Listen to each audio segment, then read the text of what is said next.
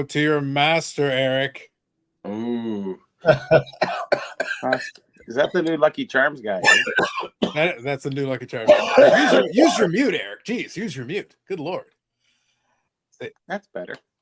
Yeah. So this is actually a play off of the last podcast episode.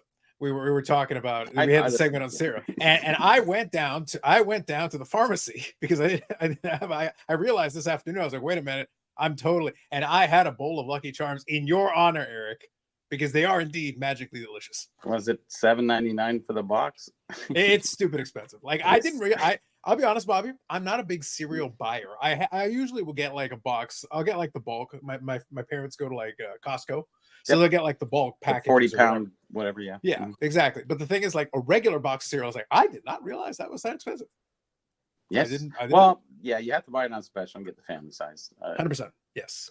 Timing with everything that you buy nowadays, so you just want to be smart about it. Yeah, you got to wait until when it's on sale is probably fine. But when it was like just regular, I went and looked. I was like, Lucky Charms is that much? Fruit Loops is that? The Fruit Loops is how much, sir? Good Lord. Good Lord. Sugar Puffs, yeah. Yeah, it was a lot, man. Yeah, well, I was in the store. I sent those pictures, so it was like, okay. I couldn't find Lucky Charms. Okay, there you go. So I was able to locate it. It was a Rexall near me. I was able to go pop in and grab it quickly and take care of that. But I was like, no Captain Crunch, unfortunately. So we were without Sans Captain.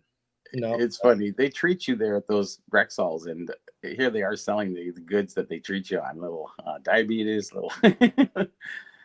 Anyways, well, I think it'll be okay. I was joked with the family, like it's been many years since I've had Captain Crunch or Lucky Charms or any of those things regularly.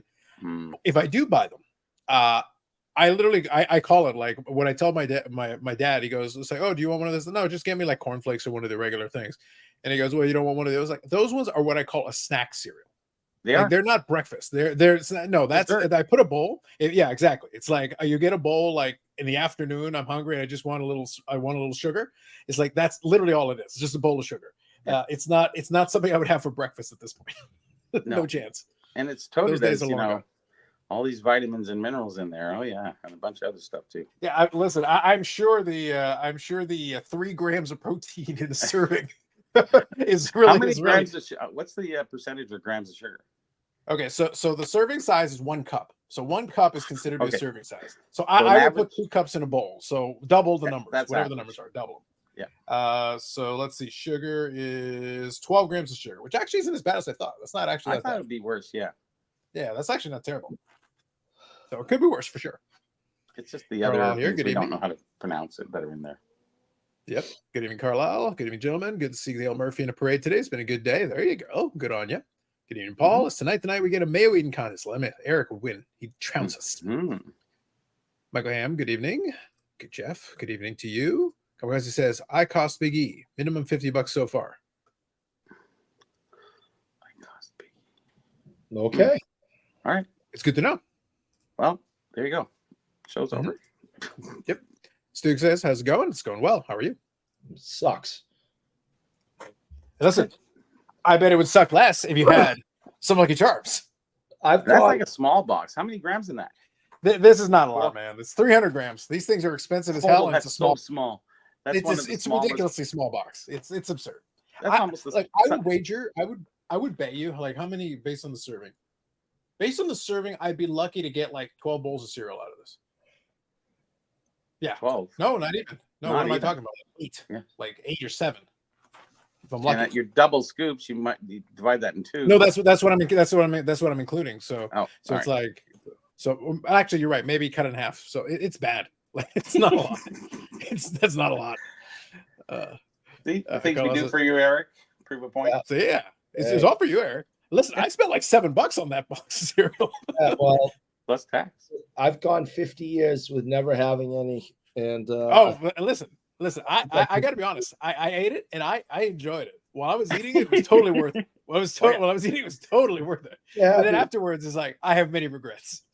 Yeah. Yes, of course. The sugar high only lasts so long. Yeah, that's right. It was good. It was good in the moment. In the moment, it was good. No interest in ever trying it. It's just was never. Oh no, you should totally try it. It's good. It like having a bowl is good, but it is literally a snack. I remember rebuying Captain Crunch one time. I don't know, but maybe 15 years ago, and it just tore the roof of my mouth apart. It was just horrible. I went, holy, really? How did I ever put this in my mouth and keep it? Oh my gosh. Crazy Never stuff. had it. Oh, Captain it's Crunch good. is awesome. It's good. It's good. Yeah. With Never had it. with the berries inside. Yeah. Carla says, as a kid, I used to go with Cocoa Pebbles. Had about a 3-minute Never had window that. before it came to slushy. Yes. So with a lot of those cereals, that's true. If you put milk in it, you've got a window before this thing basically starts disintegrating. Lucky Yes. Charms has the marshmallows. Now, it can hold up, but you've got to eat the bowl quickly. Like the marshmallows will start disintegrating. They will get soft and then basically start becoming literally. Aren't they a little dehydrated to begin with? So they want to rehydrate and then it's dissolved. They are. Yeah, but that's the thing. You've got a window. So It's to a Carla's short point, window. you have a window. Yeah. Like, so the point is, since I was having it as a snack, I was eating it pretty quick, so it's fine. But if you let it just sit for any period of time, the whole thing will become a sloggy mess. It's no good. Yep. Good read, Philly Joe. Let's see, Six says Frosted Flakes and 3D sports cars. There you go. There you go. Yeah.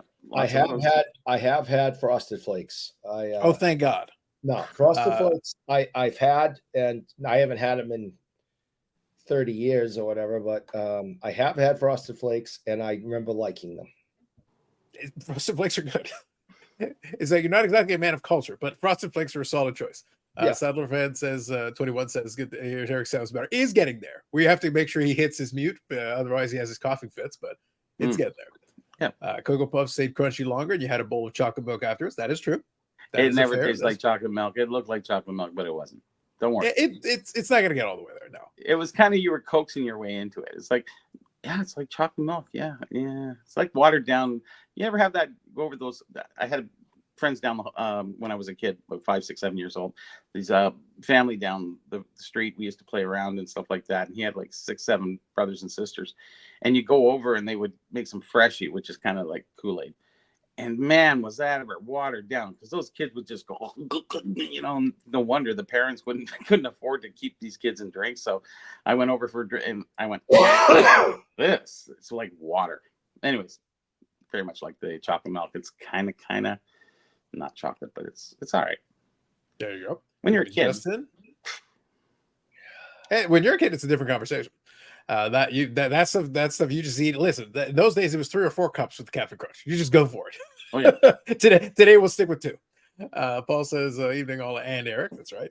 Ham says Lucky Charms is BOGO this week. Oh man, I don't know if you got any kind of discount, take it. Yes, it's a snack. The whole box. Well, you got to live dangerously, Ham. Dufek says Teenage Mutant Ninja Turtles marshmallow cereal. I think I remember that. It was. I feel like it was a short, limited run where they would have done it, but I feel like I recall that. I was out of my cereal age at that time. Yeah, it would have been, but that would have been one of those ones where they did it for a little bit, maybe after one of the movies. It would have been one of those deals, I think, or maybe the cartoon series. But it was like a short-lived. Yeah, it ran for a while. Yeah. Ham says my brother would eat all the marshmallows out of the box. I can imagine that. Yeah.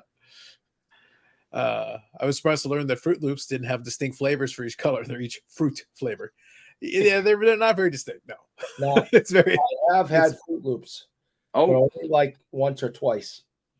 All right. But I have had Fruit Loops. Well, and what do you eat for cereal now, or do you even eat cereal? Raisin Bran. All right. Got to stay regular when you get past 50. Anyways, move on. Yeah. Ham says got to use whole milk. He's going for it. I like it. Hobby Champs, good evening. What's your fave mayo cereal? I can need my mayo expert, Eric, to talk about this. That's disgusting. I bet Will Levis would promote it. That's disgusting. They call it whole milk down there, which is 3%. We have 2%, 3%, 1%, and skim, which is really cutting it close. I use 1%. Skim is water. Skim is water. Skim. Oh, it is. It's water. Someone says, I think my mother-in-law said, she says, yeah, skim, it's just like 1%. Same thing. I said, no. It's not the same. So you remember like I think it was like the Pepsi challenge where they would have like the 1 cup with Coke and 1 cup with Pepsi. Mm-hmm. I bet you could do a taste challenge with skim milk and light beer. And it's like, so which was the skim milk, which was the light beer? They're both water. I don't know. They're both water. I don't want either one. Or light US beer. Yeah, and like it's water. It's like the meme. It's the same picture. Yeah. You can't tell me the difference. Will says, have we talked about Raygun? Will, listen, I'm going to ban you if you don't start watching the podcast. There is literally a Raygun custom card that I included as one of my cards. So have we talked about Raygun yet? Perhaps. Coffee Creamer turns it up to 11. Ham's going for it, man. Do you guys Cocoa have a Crispy. So what's Coffee Creamer? What percentage is that? I'd like to know. Is that even a percentage? Well, okay, Tim Hortons uses 18%. Coffee Actually, cream sort of in the store is considered 10%. Yeah, and then you have 5% and whatever. It depends if you're in Canada or the US. Everybody's a little different. But 18% is and 35% is your whipping cream. That's like I've got 18% here as 18% for. But the standard really is 10% because that's what they sell in the store, calling coffee cream, or half and half. They call it. It says half and half, exactly. For half and half here, or cereal cream is what it says, contains 10% coffee cream or table cream. Was that? So most places have 10%. Most coffee shops, whereas Tim Horton has 18%. Ah, fancy. Addictive. Cocoa Krispies left you with a nice shot of chocolate milk at the end. That is true. Where's Cookie Jarvis? Cookie Jarvis? What was that? Huh? Where's Cookie Jarvis? I don't know. He's in Eric's basement, probably. Nobody knows that? Okay. All right. No, I get it. You're on your own there. Maybe Will can help you. Can you guys reach out to Raygun, have her on as a guest? You think Raygun would lower herself to the standard of being on the same show as Eric? We appreciate Raygun. I don't know if Eric fully appreciates. Maybe. I think the entire thing is utterly ridiculous, and it made a mockery of the Olympics. I would argue the Olympics were always a mockery, but and if anything, it elevated the Olympics.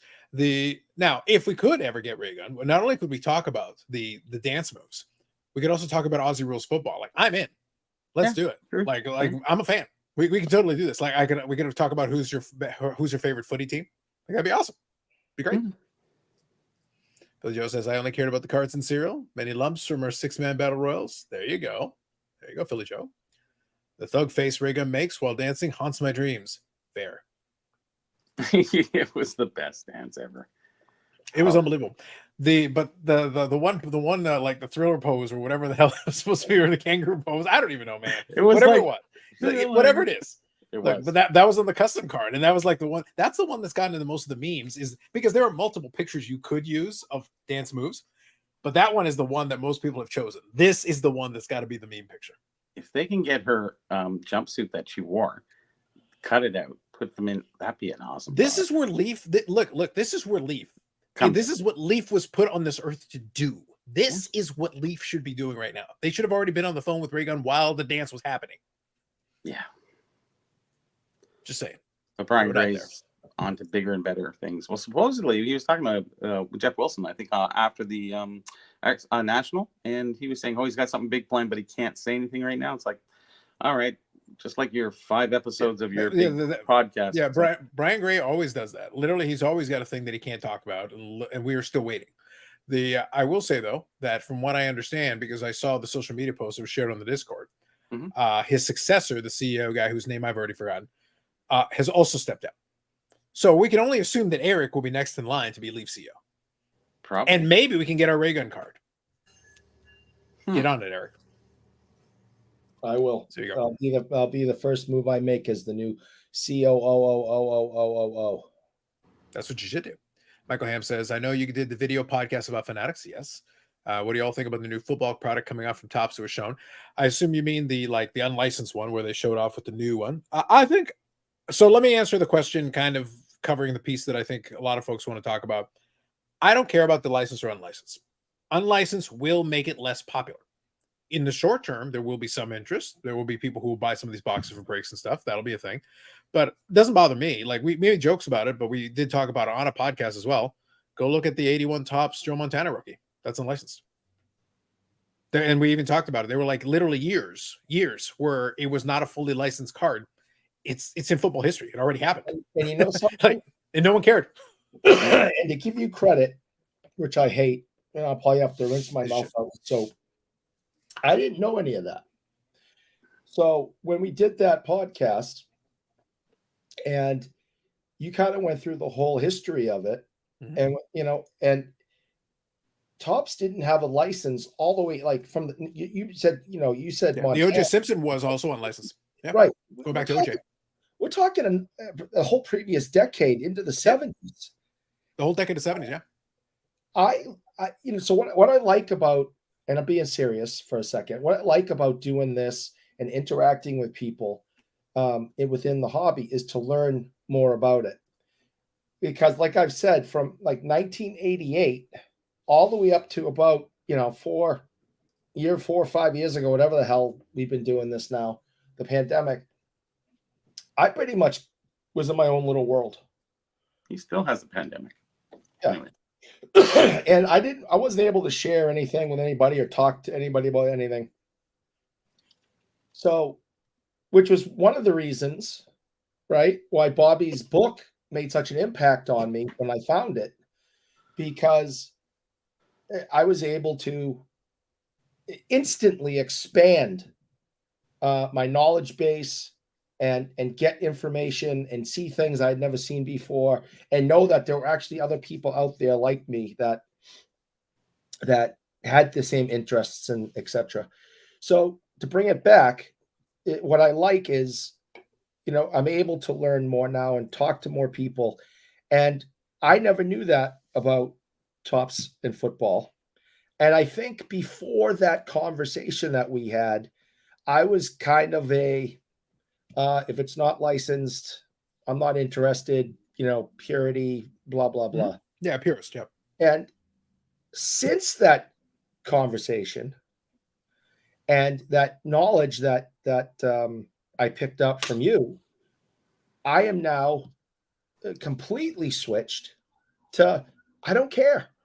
Mm-hmm. Collect what you like. Whoever puts stuff out there, buy it if you like it. Don't buy it if you don't like it.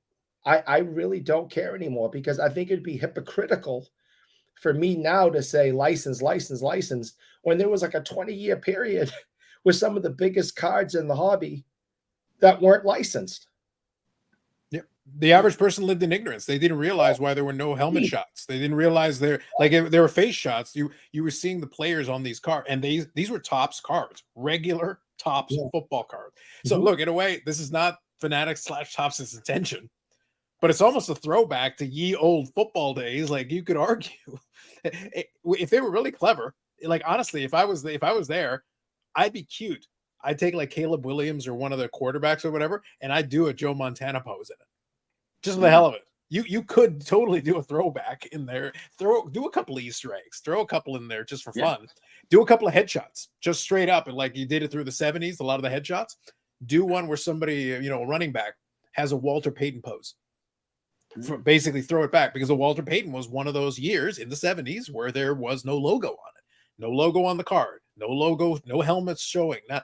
Now they were able to get away with it because in that time people lived in ignorance. Most people didn't know. People didn't know licensing, not licensing. Like, did they really care? No, they have no idea.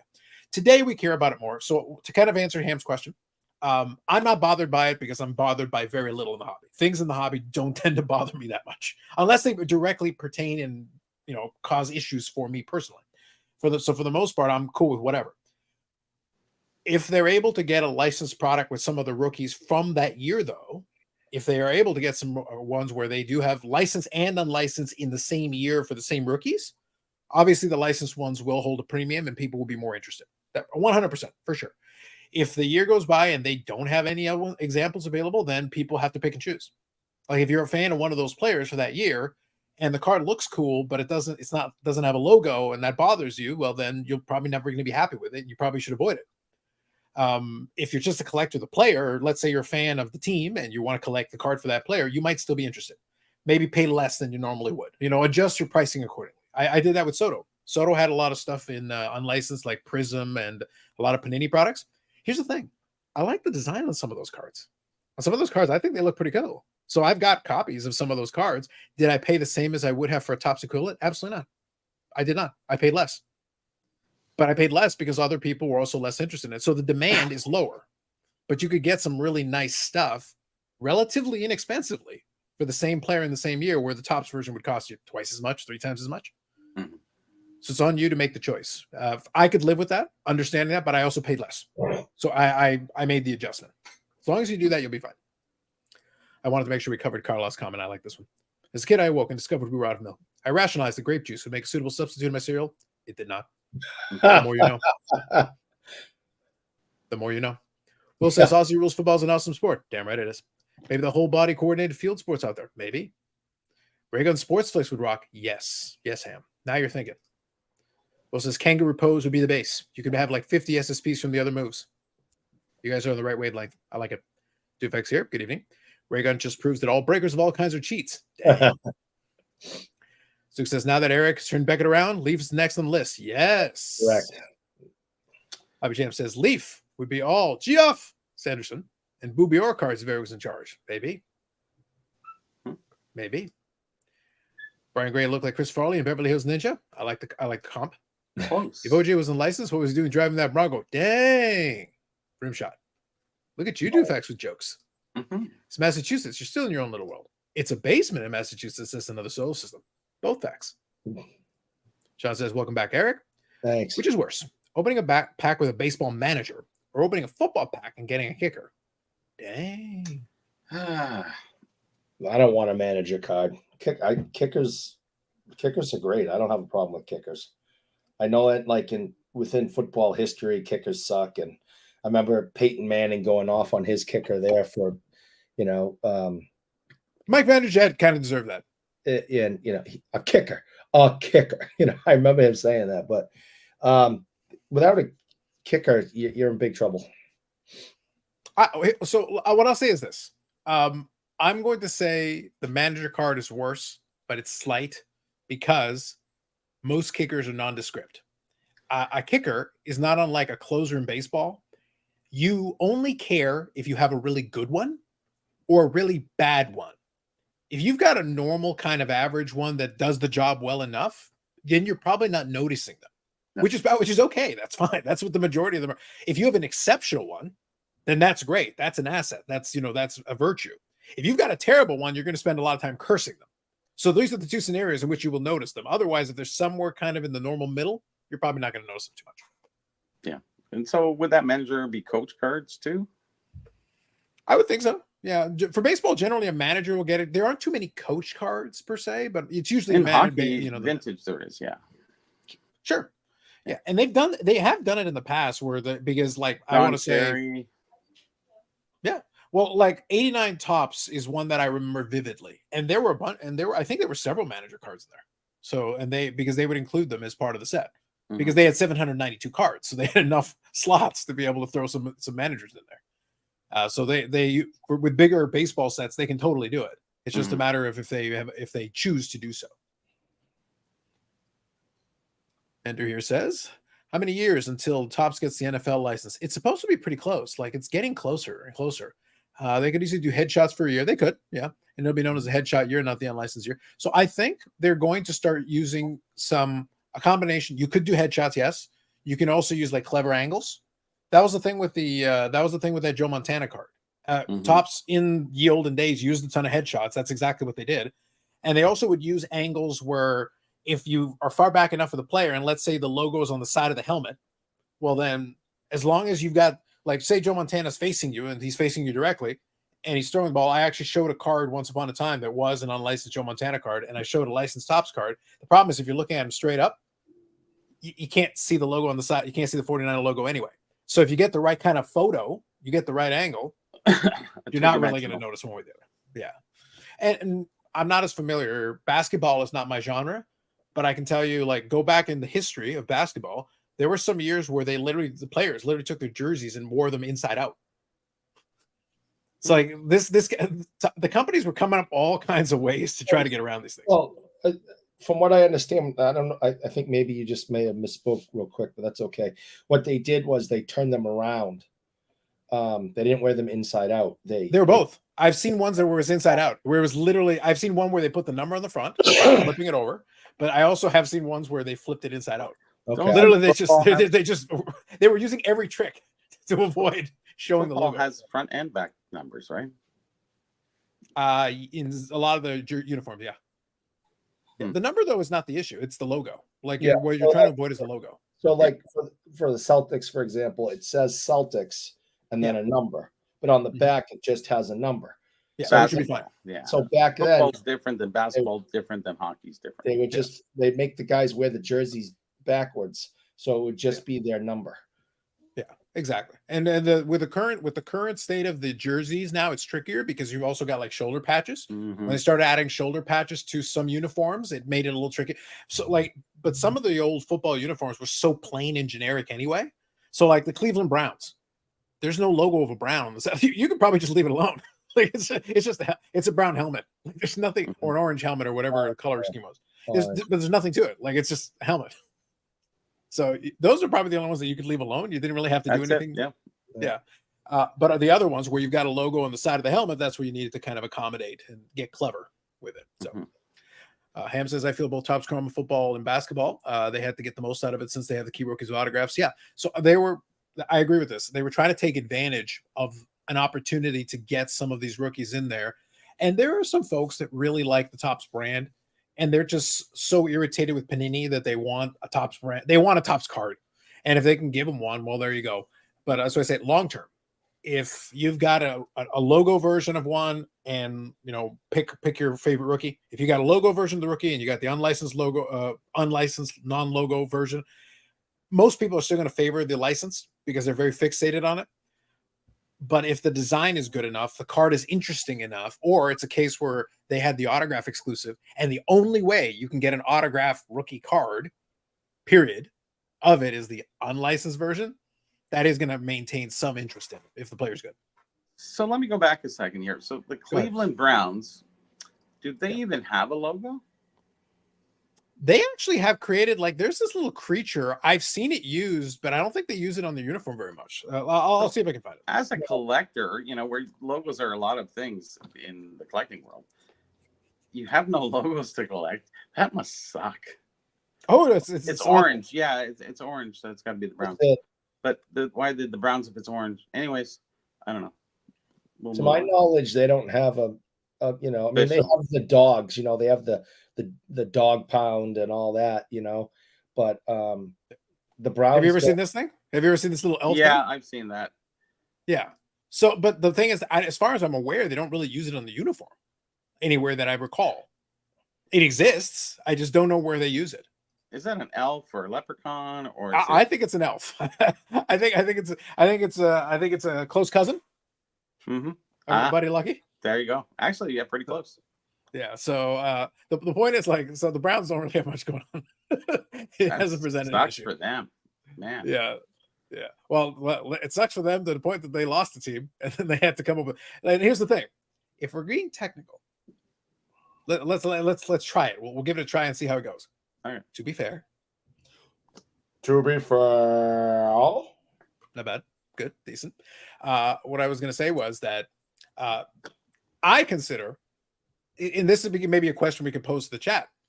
Do you consider a franchise to be the original iteration? If it goes somewhere, is that the franchise? Because the Browns have a unique situation where the Browns were moved out of Cleveland. They became the Baltimore Ravens. And then they were awarded an expansion franchise, which was the Cleveland Browns. So there's the Cleveland Browns that became the Baltimore Ravens. It was the same. They literally took the ownership and some of the players and everything, carried it over. And by the way, the Baltimore Ravens have won 2 Super Bowls. And then there's the Cleveland Browns who never won a Super Bowl. But their since franchise 1999 history kind of does in a way. So you got Medano, so he's like right in there, right? Minnesota North Stars, Dallas Stars, it's just whatever. So I just think it's I agree, but I think what makes it tricky, I think it would be different if the Minnesota Wild were also the Minnesota North Stars. Yes, because that's not what happened here. No, because it's the Cleveland Browns and the Cleveland Browns. There's your Jim Brown Cleveland Browns that technically moved to Baltimore, and then there is the Cleveland Browns that restarted in '99. So now, by the way, they weren't away long. It was like they lost the franchise and then almost immediately got it back, and they got to call it the Cleveland Browns. But it's not the same Cleveland Browns to me. There's a distinction between these two. I've always kind of felt this way about franchises. It isn't really about the owner of the team. It is about the fan base. And when in the Winnipeg Jets moved back, when the Browns moved back, when the freaking Raiders moved to 10 different spots. Yeah. It's the fan base are the Raiders. The fan base are the Jets. The fan base are the Browns. So that's what they want. And if it's the same fan base, then yeah, I think it's fine to have the franchise disappear for a minute and then come back to those fans and take up where you left off with them. That's just my opinion. Yeah, I'll talk a little bit about the Winnipeg Jets from a vintage aspect and a modern aspect. Winnipeg Jets are probably one of the least collectibles out there. Very little. Yeah. You got some great stuff and nobody cares for the most part. Because you have the Jets who are WHA, then you have the Jets who are NHL, and then they went away and they came back. So I find that the new people who like the Winnipeg Jets don't like vintage Winnipeg Jets.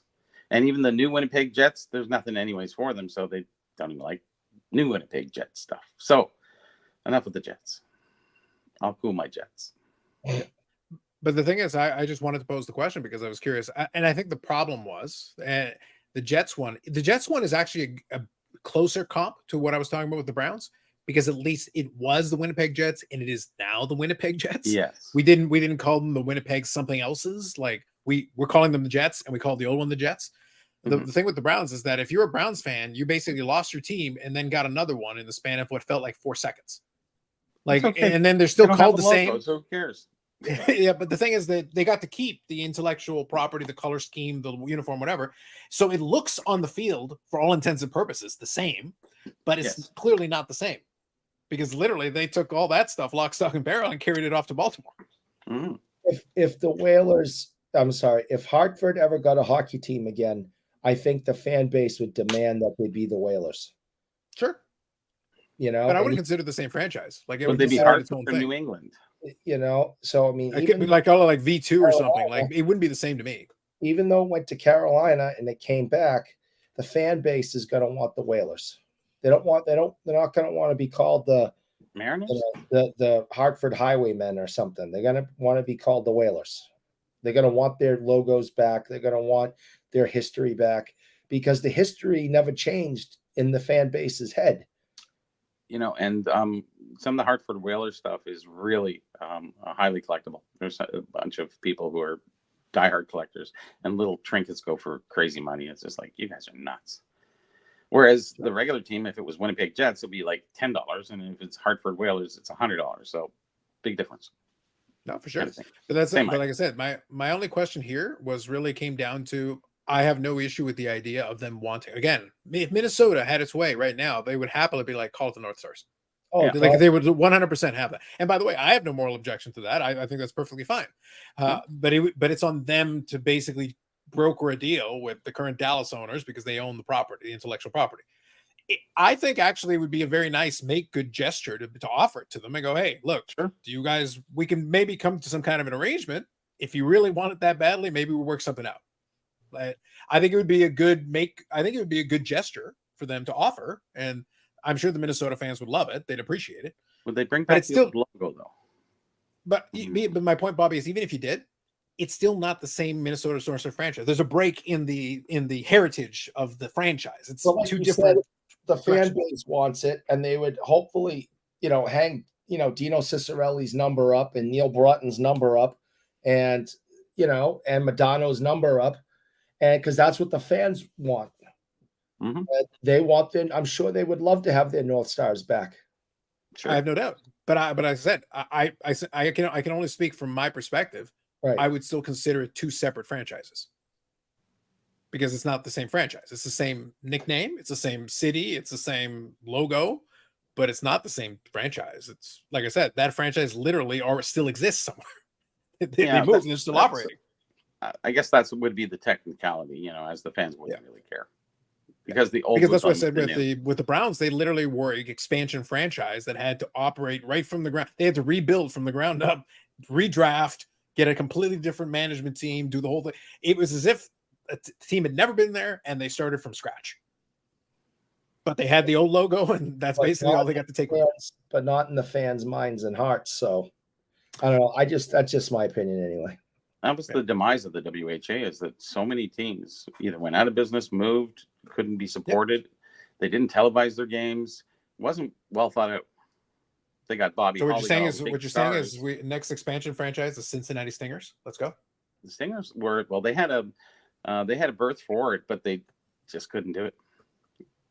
I just want an excuse. I just want there to be a Cincinnati Stingers so that they can have a Mike Gardner night. That'd be awesome. He was there. That'd be hilarious. I like Dave Inkpen. He was really good. And just like that name, Mark Messier. If you're thinking of last names, is true. You come up with Inkpen, something's up. Look, all I want, the reason, like I said, the only reason I want some of these things, Eric, is just because it would be very amusing to see this expansion franchise then try to claim, because again, it's not the same franchise, but it could be the same logo. It could be the same city. It could be the same nickname, all that. And they're like, we now commemorate Mike Gardner. It's like, didn't he play for like your team for like 20 games or something? I mean, you had Claude LaRose too. Sure. I don't think that if you pick up your toys and leave, you should be allowed to carry anything with you. And I don't like that, when Arizona moved, they still retired Bobby Hull's number 9. And when Brett went to play there for a short period of time, they unretired it so he could wear his father's number. Because his father played in the WHA in Winnipeg, they have the number retired in Arizona. Mm-hmm. That was stupid. That I am not a fan of. No. But I have no problem with Bobby Hull's number being retired in Winnipeg today. I don't even know if it is or it isn't, but I have no problem if the Jets have number 9 retired in Winnipeg, because it's for the fans anyway. It's not for the owner and the owner of the franchise. It's all about the fans. Yeah. Look at you leading the charge for the fans. Mm-hmm. Paul here is saying part of the settlement with the NFL was that the Ravens had to formally leave behind all their history and almost claim to be a new franchise, which is fair. Like my point in this discussion is not judgment. I don't care either way. It's fine. Look, the Ravens are not going to complain about this because they have 2 Super Bowls, so they don't care. You can have the Browns history. Knock yourself out. We don't care. The Browns history is not winning Super Bowls. The Baltimore history, this iteration of Baltimore, it's not the Baltimore Colts. This is the Baltimore Ravens, but the Baltimore Ravens history is they've got two Super Bowls. So everybody, all the folks in Baltimore who are Ravens fans, will take it. Thanks, bros. Cleveland had some great players though coming through their organization. That's the thing, exactly. Historic. So they were able to build a solid friend. So now the Ravens actually have a nice legacy on their own as the Ravens. So even if they had to cut it off and say, okay, well, your history starts here when you moved from Cleveland, then that doesn't count. Okay, great, fine, great. So we don't have to take any of the garbage and we'll take the good stuff. Sounds good. Mm-hmm. You guys can keep all that. Dufek says Colorado Rockers will forever be in New Jersey today. The current day Rockies in Colorado are frauds. There you go, Dufex. I like it. Washington Senators Part 1 went to Minnesota. Washington Senators Part 2 went to Texas. Yeah, it's complex. So why did they call the hockey team Rockies and the baseball team was Rockies? You know what? That screws up my eBay search so much. Mm-hmm. Yeah. Right. Damn it. For the last time, I don't want a Larry Walker hockey card. Please. It's not a hockky card. Oh, my God. Not. Different person. Yeah. Andres Galarraga. I think Andres Galarraga would have been great. Yeah. That would have been awesome. Put him in goal. He's big fatty. Philly Jones says current Browns are an expansion team, in my opinion. Yeah, that's basically what they basically were rebuilt. So that's the thing. They were treated like an expansion franchise. It's not like they're the Red Blacks. Oh, the Red Blacks. Oh my God. Eric, did we ever have this conversation? Look, in the vein of what you're talking about, let's have 5 seconds here of Canadian football history. Oh God. The Argonauts are the longest running professional football team, period, going back to the 1800s, because they haven't had interruption. They were the Toronto Argonauts then, they're the Toronto Argonauts now. It's the same franchise. So it's an unbroken lineage. So kudos to them. Good job by you. Even the Hamilton Tiger Cats, who have a lot of history, still had the thing where there was the Hamilton Wildcats and the Hamilton Tigers, and it's weird. But the Toronto Argos is straightforward. We get that. Mm-hmm. But Ottawa was one of those OG teams until they weren't. So they were an OG team that had a long history, illustrious history of a lot of successes, but they continued to run as a team. But then they were owned by, I think it was something Chen. It was this group of this family that bought it, and it basically ran it into the ground, and then they shuttered it. And then they came back, and then they were the Ottawa Renegades. Well, actually, it might be that the first one sold it to them, shuttered it, and then they gave it to the Chins again because idiots. And then they ran into the ground a second time and shuttered a second franchise in Ottawa. Good. And the third one is the Ottawa Red Blacks. Guess what the color scheme is? Blue and purple. Purple and orange. Yeah. Yep. Go figure. The Red Blacks. Rouge et Noir. Fantastic. It's so bad. I died of, but I will tell you, Eric, in the spirit of one of my buddy is from Kempville, which is outside of Ottawa. And he is actually like a hardcore fan of those teams, the Senators and the Red Blacks, and even the Renegades, and even the original, the legit Ottawa football team. It's just sad because that was the situation where the reason they became the Red Blacks really is because they were the Ottawa Rough Riders. So that's why you have the Rough Riders, and then the Rough Riders, one with a space and one without a space, because reasons. Because there's only 7 to 9, teams in the league. They couldn't listen. We can only come up with like 4 distinct names, Bobby. That's it. Well, same thing with the hockey too, because you have the Ottawa Senators back in turn of the century, right up till the 30s, and then they stopped, and then it became Ottawa Senators. What was it, 92, 3, whatever? 92 or 91, yeah. So like that's a continuation, but there isn't any collectors who are Ottawa now. So that separation between new and old teams are it's like a total division, even though it's still the same Ottawa. Oh, for sure. Senators. Look, but I will say that I did get a chance to visit the football stadium with the Red Blacks. It was nice. I liked it. It was a good experience. It was a lot of fun. It's in a good spot. It was actually a lot of fun to attend the game and participate in it. And it was a good time. But the whole history of it, being a history guy, is very strange. Very, very strange. It's one of those things you just sit there and go, really? But 3 times? And every time they were like, people don't support football. I don't know. They support good football. Now, here's the funny thing. The third iteration of the Red Blacks, there was some success in different iterations. The middle one didn't really have enough time to get off the ground, but the first version had won the Grey Cup a couple times, and then the latter version won the Grey Cup.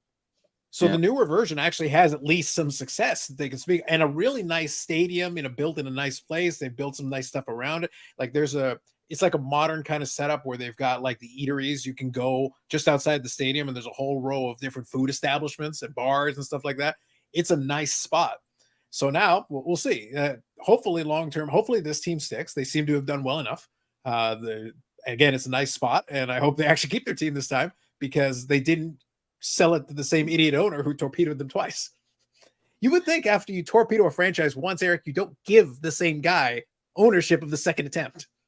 No, I don't think the former owner of the Islanders should ever get another franchise after what they did to the Islanders years ago. So they destroyed that franchise, and I would hate to see those people come back and get another opportunity. So, but the Renegades changed their name because of was it a Native Indian thing that was bad or something? So they had to change to something. Was something like that? Was it like a position of somebody saying that Renegades shouldn't be used or something? Wasn't it? You're talking about the middle one? Yes. The middle one just folded. Oh, really? Yeah, it's straight up. They just folded. Yeah, that's the reason. That's the reason So this third one is literally a completely different ownership, completely different everything. So they just wanted to separate themselves. Creative as hell. Yeah. Well, the thing was they couldn't use the Rough Riders. So it was, and again, Ottawa's interesting because they're like Pittsburgh in this way, where all the teams follow a similar color scheme, which is actually not bad for branding. It's actually very handy. Pittsburgh Penguins, the Pittsburgh Pirates were the hockey team back in the 20s. Sure, exactly. So you got the Pirates. The Pirates follow the color scheme. The Steelers follow a similar color scheme, and the Penguins follow a similar color scheme. Yeah, Ottawa has that. The Senators, black and red, black, red, and white. The Red Blacks, it's in their name. Toronto, Marlies, blue and white. Very simple. So at least they've got a thing. But just to put it in perspective, Eric, the Ottawa Rough Riders, the OG version, were founded in 1876. They folded in 1996. 120 years torpedoed because they got an idiot owner. 120. Imagine 120 years of franchise history. Yeah, just cancel it. Never mind. Yep. And then you have to restart it twice in order to get it so it's functional. And by the way, the original team won 9 Grey Cups. They won 9 championships. So it's not like they had no legacy. They had some history. Did the ownership group that screwed up, did they say sorry? They did not. No. Out. Yeah. Yep. It was very offensive. Very offensive, I must say. So the new one has been around since 2014, and they have a Grey Cup championship. Now, here's a question kind of playing into our discussion. Does that mean they've won 10 championships or 1? Because the current iteration of the team was founded in 2014. I would have to say for the city, maybe. It sort of goes back to, when Toronto Maple Leafs, before they were the Leafs in 1927, they were the St. Patrick's, Toronto St. Patrick's. And before that, they were Toronto Arenas. So we go back and do that history. How many Stanley Cups did the Toronto Maple Leafs win? Well, 11. But if you add the other 2 teams, that they won the very first one, and then St. Pat's won one, and then the Leafs won the other, 11. So it's 13 in total. And then they did the celebration for 100-year anniversary, which was not really 100 years because they included the other 2 teams. They were Toronto teams, but they weren't the Maple Leafs. So they said Toronto Maple Leafs 100th anniversary. It's like, no. So there is that separation, but it is a Toronto professional team. I get it. So that's the thing. I think it's very strange. I think it's very bizarre to try to come up to figure out how to play this. That's why I use the example of a team where the team nickname stayed the same. That's the reason why I like, if it's in this case, I said it kind of partially tongue in cheek and jest, because when the first team folded, there was a 6-year gap between them getting the second team. And then when the second team folded, there was a 6-year gap with them getting the third team. So they had 120 uninterrupted years, Eric, a legacy of championships and all kinds of things, history for an entire generations there in that city. And then they got it torpedoed, and it took 6 years to wash off the stench, get another chance.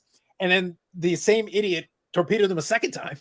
And then they had to spend another 6 years power washing the stench off a second time to give him another chance. And they go, we are not bringing the same dude back. Twice is enough. That's enough. We learned a lot. Sorry. But that's why I say, like, I would wonder, and maybe this would answer your question. Maybe this would also, we could use the analogy here, Eric. What if it finally happened and 540 Flips bought the Boston Bruins and immediately folded them? And then you got an expansion Boston Bruins franchise that 540 Flips sold to them for a tremendous profit. But it is not the same Boston Bruins. It is called the Boston Bruins. They have a Boston Bruins uniform. Is it the same or not? Another point of fact for the Toronto because 540 Flips owns Bobby Orr. But the new Boston Bruins can't have Bobby Orr.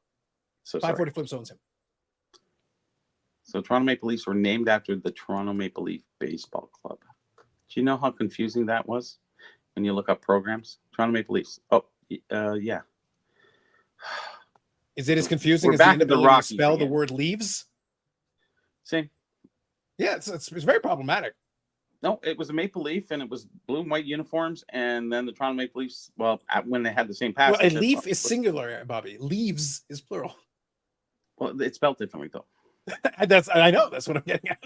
It's like, so we have a spelling problem. It's very confusing. Well, because it's a name of something. It's you can create it whatever way you want. Clearly. So it is. Maybe we should have add a Z to the end of it and make it edgy. Oh, that would be nice. The Maple Leaves. How about 2 Z's extra? Listen, Bobby, what happens if we need name the Toronto Maple Leaves with 2 Z's and then suddenly they go and reel off 5 cup wins? And you're like, really? This is what we're doing? This is what we're doing? We're just having fun. Damn.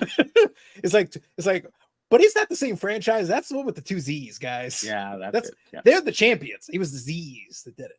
He's the Z guy. Yep. Speaking of Z's, here's Zach. Good evening.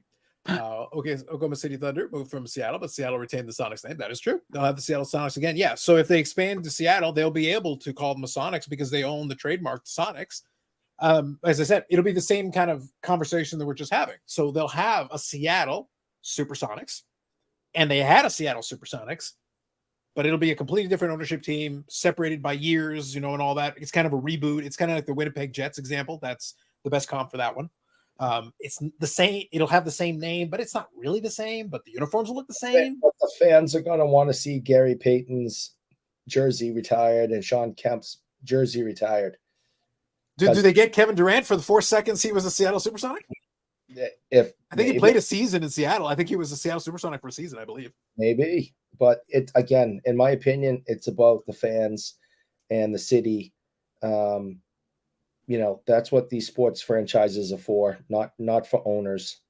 For owners, it's mostly just a tax write-off. So, this doesn't kind of happen in the UK. Like Manchester U has always been Manchester U, and so all these teams they have storied histories. Here in North America, we just change it or change our underwear. It's just like, oh, yep, okay, new team. If they tried to move Man U, people would die. Oh, riot. Oh yeah. I mean, they'd riot all the way to Vancouver. They riot anyways. Yeah, that's what I mean. When they're happy. Yeah. So I mean, they riot because it's a Wednesday. Yes. It's like don't threaten them with a good riot. Mm-hmm. No. 3D80s kid, good evening. I'm going to get caught up on the comments here. We're about 15 minutes behind. So let me get caught up. All right, 3D80 kid here says the Browns actually have some kind of legacy to hold on to with Jim Brown and autogram. Yes, they do. Yeah. I'm talking about Super Bowl era, but no, Jim Brown and autogram. Yes, they definitely have a legacy of NFL championships. For NFL championships, they definitely have a legacy, no doubt. Dufek says, how do Canadians feel about the beloved Expos being exported and rebranded as Americans can get the Nationals in the U.S. Capitol? Great question.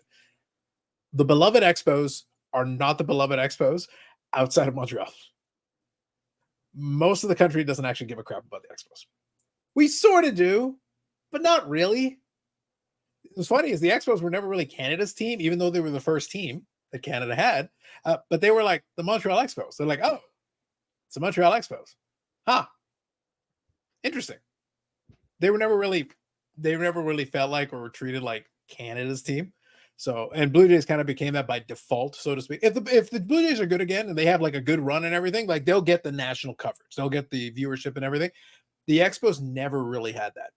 But they never really had the full chance to realize their potential. So that was the thing. So Canadians feel about the love Expo, don't really give a crap. In Montreal, they give a crap quite a bit, actually. But that's a different thing. So Yannick cares much. Carlos, less so. Bobby, meh. So that's the answer. That'd be the answer to your question. If a actually stayed in the park, do you think it would warm up its doubles or triples? I'm wondering if they should award 3 bases rather than 2. Fancy. I think they should make more fields like the Polo Grounds and just have like a big foul pole in the middle plate that people can run into. Be awesome. It'd be amazing. Got to start buying the Sotos. Oh, sorry. This was the Aaron Judge conversation. My bad. Carlos says, I like that the Braves only kept their name mostly from Boston to Milwaukee to Atlanta, but of course from all 3 areas they're wearing similar uniforms. So that is an interesting one. That is a good example because they've been Braves, but they were the Braves in 3 different locations. Now, what's interesting, the A's are about to do this because they were the Philadelphia A's for a long time. Then they went to Kansas City because randomness. And it wasn't long. Like, it actually didn't last very long. They went to Kansas City, and then they went to Oakland. And now, theoretically, I'm putting this in quotation marks, they're going to go to Las Vegas. So they actually will go to a 4th place where they may or may not be the Athletics. But it is the same franchise that is physically moved from Philadelphia to Kansas City to Oakland, and now, I guess, to Las Vegas? Question mark. I don't know if they'll still be Athletics, but if they are, then that's a long-standing A's franchise that has continued uninterrupted, but it'll be the 4th different location they will have been in, which is weird. Very strange. Well, it's like, the Dodgers did that. They had multiple locations. The Los Angeles Lakers did that. They had multiple locations. Braves, it's so that's fine if you're keeping the name. I just think, though, it's different saying 2. Like in the examples you're giving, it's 2. With the A's, we're talking 4. Right. 4 distinct cities. Like, these are 4 completely distinct places. Like the Jazz, right? Now, I don't know if this is a fact, but the Jazz, Utah Jazz, I would hope they have Pete Maravich's number, retired. Even though he kind of played in New Orleans. But I don't know if the Jazz does or they don't. But the history of the Jazz goes back to New Orleans.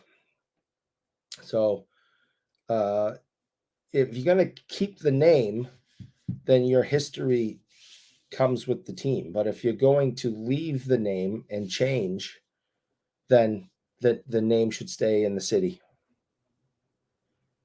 We'll have to see. The owners don't necessarily have to do it. We'll have to see what it looks like.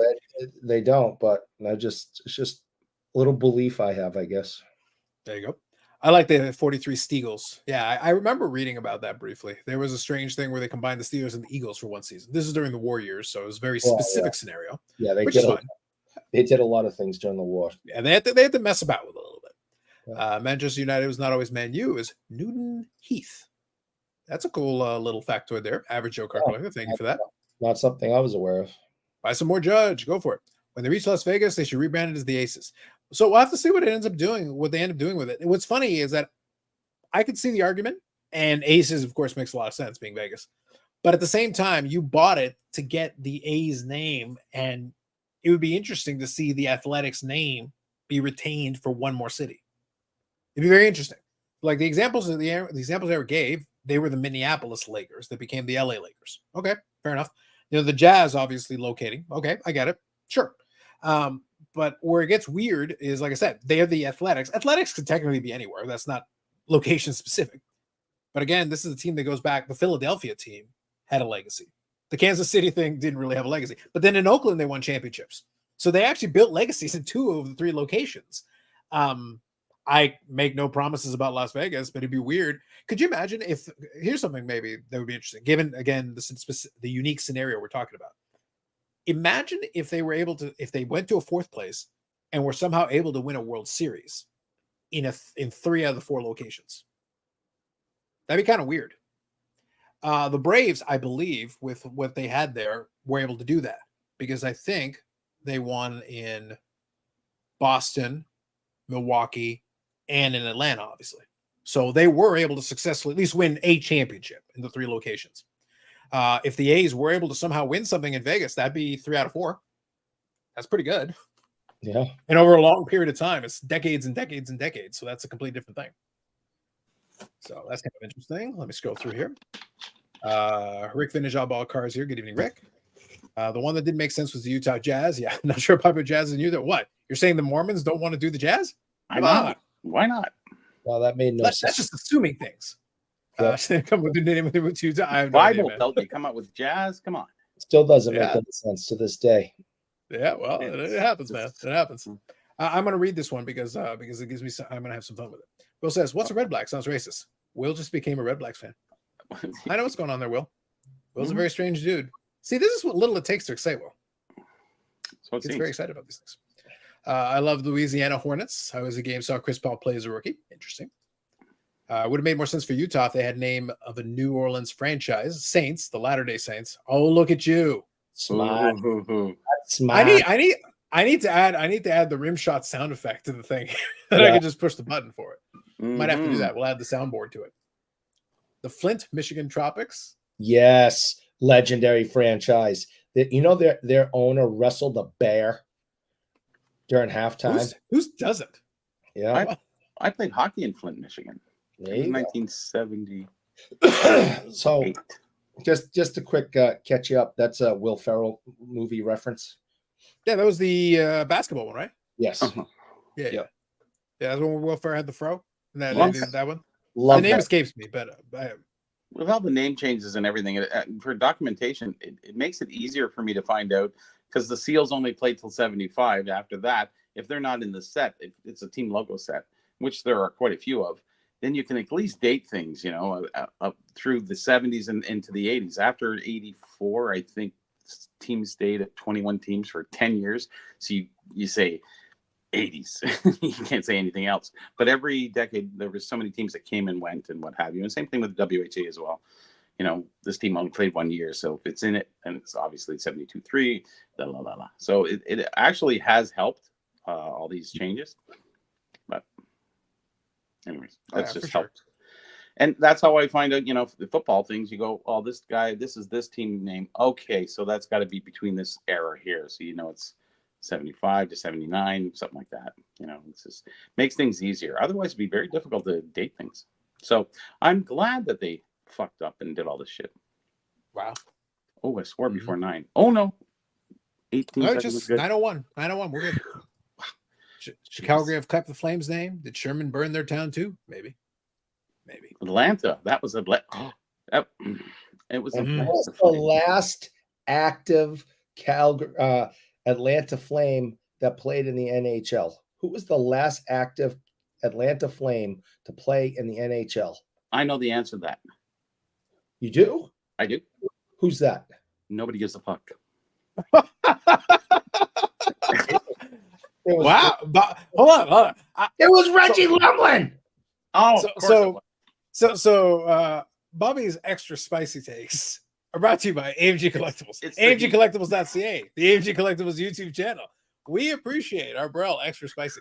We got a little bit of that. Eric, we appreciate our Burrell extra spicy. And if yeah, and if you want to purchase a card of redacted, who shall not be named, you can potentially do that at AMGcollectibles.ca. You can check it out. And we will have another episode next week where Steve, the collector scalps, collector of the people, will share some cards that came in the shop, some new products, some new items. And we had a lot of fun in the last episode where Sherry gave us her take on Fanatics Fest from boots on the ground. Presently was able to share it. And if you check out the last episode, I normally don't go necessarily telling you to go back to the last episode. However, Eric, you're backing me up on this. I recommend you check out the last episode. Not only do you get boots on the ground report from Fanatics Fest, get the take of somebody who attended, you are able to see Chariots of Fire. No way. That's all I'm going to say. There was a 40-yard dash with Chariots of Fire background. It was majestic. Eric, majestic is the word I'm using. Like a cheetah. I got to see that. Oh, yeah. I forgot. Yes, it was fantastic. It was magnificent. It was on there. Go there. Watch the episode. It was maleficent. Oh, it was awesome. We thank AMG Collectibles for supporting the live stream, the podcast, and the channel. Moving on. So let's go here. And I just want to make sure, where was the last one I was at? Love the Seals. Those white skates were the bomb. There you go, Philly Joe. Hayes have a grand total of 0 funding in place for Vegas. So you're saying the like button is not going to cover it? The white skates, yeah. They only used them for like 1 year. Bauer came in and became the official skate of the NHL in 1970. 71, and they made an agreement to wear the white skates, them, St. Louis, and one other team. But then it was decided after that year that they all the teams had to go with the skates unanimously, or they couldn't use the skates. So that didn't get passed, so they just went with whatever. So do you know why the Seals wore white skates? The reason that they wore white skates. Every answer I have for you is nobody gives a fuck today. So in that vein, I'm going to read a couple of comments related to it. I like pre 9 o'clock, Bobby. Okay. Bobby with the winning answer. Carl, Bobby so many that hates Atlanta hockey too. I didn't. Bobby's killing it at the last minute. Toronto and Atlanta fought a lot in their history. 1979, big fight. Anyways. Yep. All right, there you go. There's also the second iteration of Baltimore Orioles and Milwaukee Brewers, both original American League teams in 1901. That is true. Brewers moved to St. Louis Browns and later moved to Baltimore Orioles. Yeah. So there is back in the day, there was a lot more movement and renamings and teams and all that. Yeah. I would say in the current era, we've been a lot more stable overall. There's still movement, like stuff still happens, but it's not like in the 70s, like the entire WHA got flipped like 3 times. I'm sure Eric's house had a team for like 5 seconds in WHA. It was weird. Well, they're all billionaires now, so they're not really going to be struggling for, ratings. And even if you're a bad team and nobody goes, the other franchises support those teams because I think someone who runs the NHL says we don't give up on cities. It's like, yeah, well, maybe you should. Yeah, well, they finally did give up on Atlanta. They finally moved on with a couple of them, but they're stubborn. Phoenix / Arizona. They let that one drag out for a while. Wow. They're hoping that they can figure something out, but like they wanted Arizona so badly. They wanted to give up on cities. He won't. Yeah. Well, it's because they had access to a big TV market, but that team was always bad. Problem is that team was never good. So it's like they never had a chance. What helped when Minnesota moved, remember, Minnesota, it is a hockey hotbed in the States. Minnesota loves their hockey.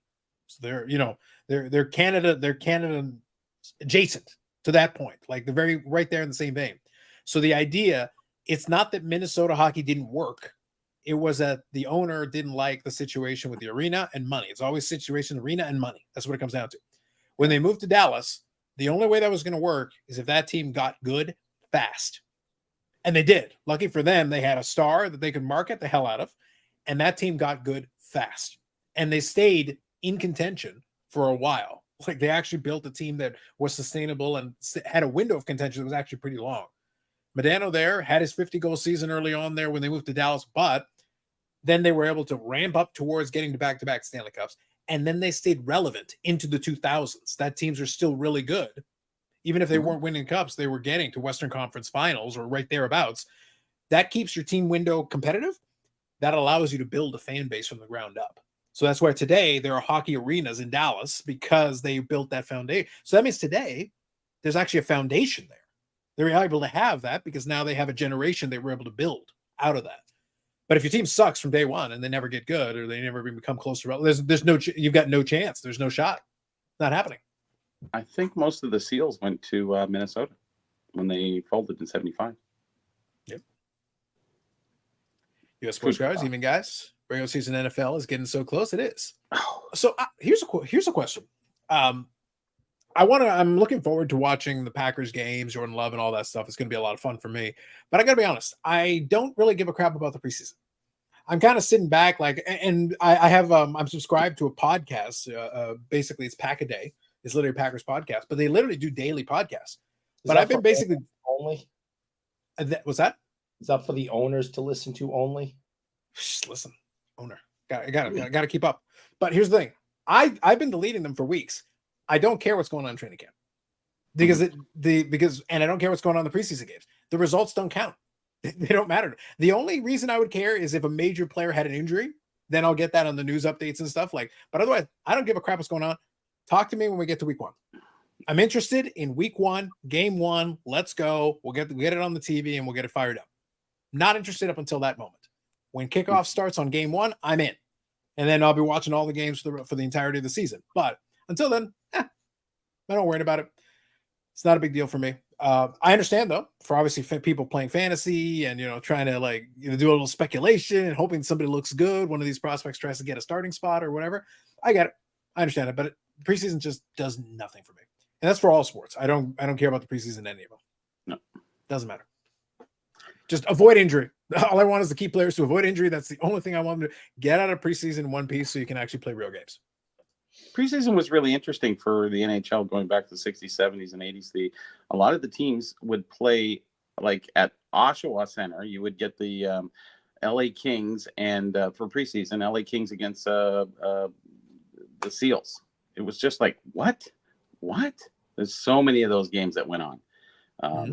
Junior leagues, junior teams. Peterborough was a big training ground for Toronto's preseason games, and they would play even minor teams. It was just WHA teams. There was a lot of crazy stuff going on through that time period, especially 70s. Mm-hmm. Carlos says, elephant in the room, there should not be a major league team in Florida unless it's spring training. Ham will fight you. Ham will stop hitting on Eric's wife long enough to fight you. Oh, wow. That's how serious it is. Listen, Florida man, bro. Florida man. Just saying. Think about it. Will says preseason is 20,000% useless. Now with 17 games, there's zero incentive to play any stars. Yeah. It doesn't matter. It just doesn't matter. If the teams are smart, they do enough to get their players a couple of reps just to get them warmed up. That's what the training camps and all that are for. They're not risking any starters and playing serious playing time in preseason game. They do not count. You cannot accumulate a single stat. None of the wins matter. It makes no difference. They're glorified scrimmages. They're fun if you have no other way to watch your team and you can watch those games inexpensively and you can see at least a little bit of an NFL game. An NFL game live is fun. I've enjoyed it. I've had some fun going to some games over time. But preseason does nothing for me. It's just not a thing. Just says, do you think Green Bay wins the division? I like their chances. You never know with one of these things. The division has gotten better in a certain way. I think Detroit has performed extremely well. It's one of those things where they've figured something out. Good for them. I'll be rooting for Green Bay. I'll just need to see if they can replicate what they did in the second half of last year for an entire season. If they can, I like their chances. Either way, I'm crossing my fingers and hoping for some good stuff. I think it'll be fun. Dom here. Good evening. The fact that there was a Connecticut major pro sports team still boggles my mind. There still is. It's a WNBA team. Oh, what's the nickname? Connecticut Suns. Oh, is it the Connecticut Suns? Suns, SONS? No. Wow. Bro's going to the spin. Like, Bobby, Bobby, are you having some skim milk tonight? No. I made 2 peach pies today, so. Oh, there you go. I'm grooving. All right. In the U.S., does the NHL count as a major sport? So a lot of folks know. Like we said, like I'll speak it. I'll say whatever I want. In most of the United States, I'm pretty sure you got football, you got baseball, you got basketball. I think tiddlywinks, competitive eating. I think let's see, power slap. You got power slap. You got UFC, WWE, AEW, Eric's local bridge club. They televise those. That's the thing. I think they televise. You know what? I lie. I'm gonna say it. Eric's fucking mountain biking is ahead of the NHL on the pecking order. Boy, this after 9 thing's really kicking in. Woo! The number one sport in the United States is NASCAR. NASCAR. There more fans turn out to see NASCAR than any other sport. I don't know. It's a fact. Who's counting? The gate people, the ticket sellers. I don't know.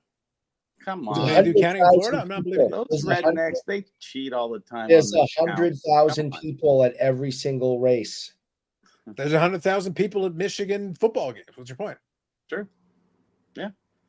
Michigan Spartans, even, right? They got Michigan State Spartans, and then there's the Michigan. Yes.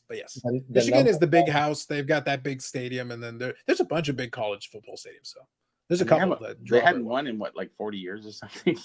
it was a lot, yeah. Well, when they did, look, people got so excited in Michigan there that they were still riding in Vancouver to this very day. Pretty much. Like this is serious. It moved to Vancouver. It was so much of a riot. What I'm saying. Carlos says, I'm a Braves fan, obviously, but the Nationals just got screwed on replay. Obviously safe. MLB refs are astonishing sometimes. There you go. MLB refs. Reviews, I should say.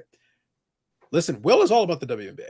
I don't know what Will's talking about. Listen, if you guys read the comments and you see Will's comments, he is overcompensating. Will literally will not shut up on the Discord about WNBA 24/7. We're literally like, shut up, bro. Wow. I don't care. And he's bringing Will's like, but guys, you got to. We don't care, Will. We don't care. Caitlin Clark. Yeah. We don't care, Will. Stop it. Awesome, man. He's got the Caitlin Clark Super Collection, man. He spent like $12 million. $12 million. Huh? It's like Eric Lakeman money, man. It's crazy. It's nuts.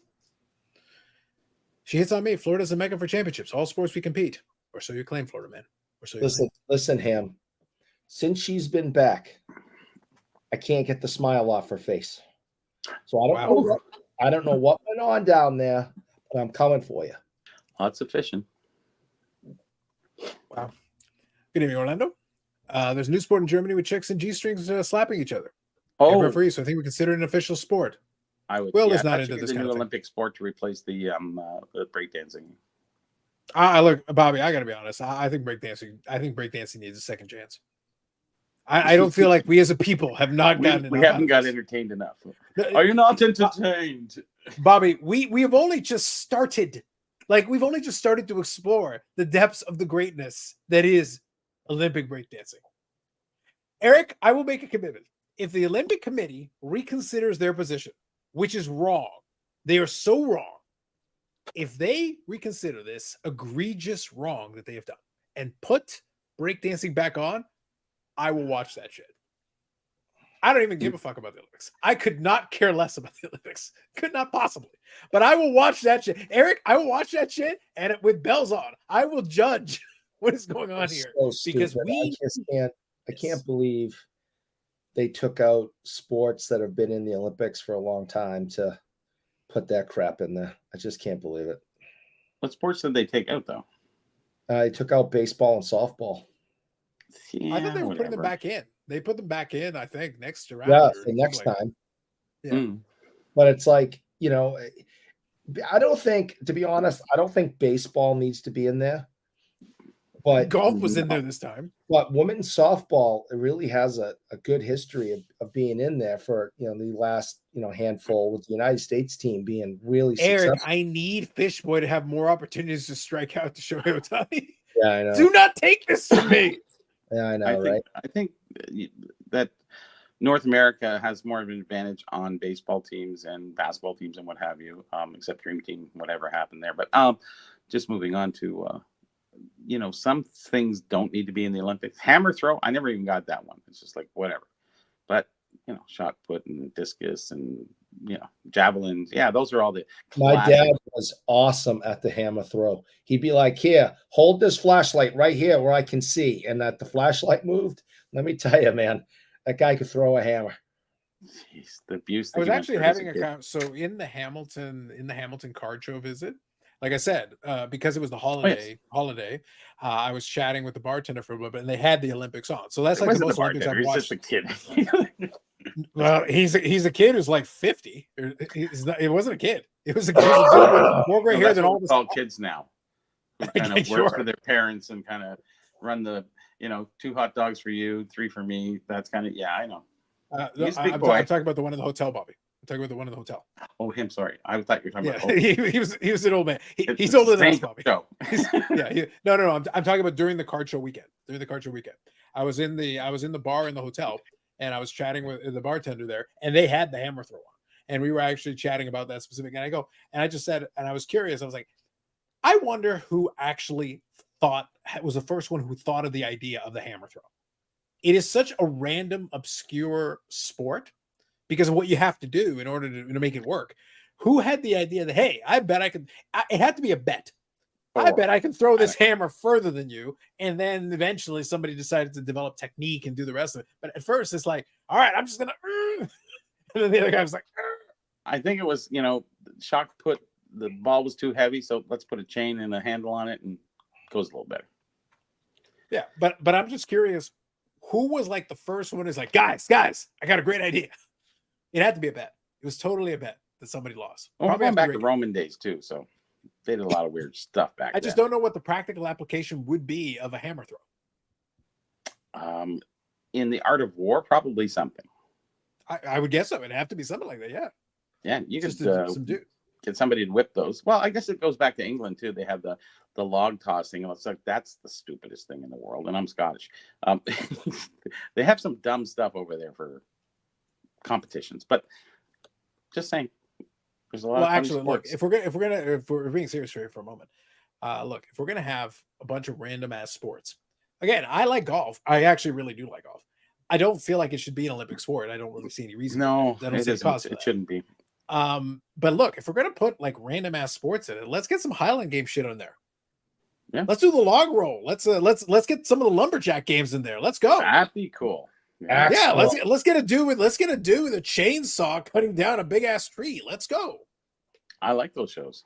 You can do Highland Games, and you can borrow from the lumberjack. I think it's like the Steel Championships or whatever. Yeah, do some of those. Yeah, but look, put some of that. Look, that shit would be fun to watch. And it puts everybody at an equal keel too. On top of that, which is fair across the world. Whereas hockey, other than the Russians, I mean, Europe, the other countries don't really do much. They can't compete, right? It's almost not even fair. No, I agree.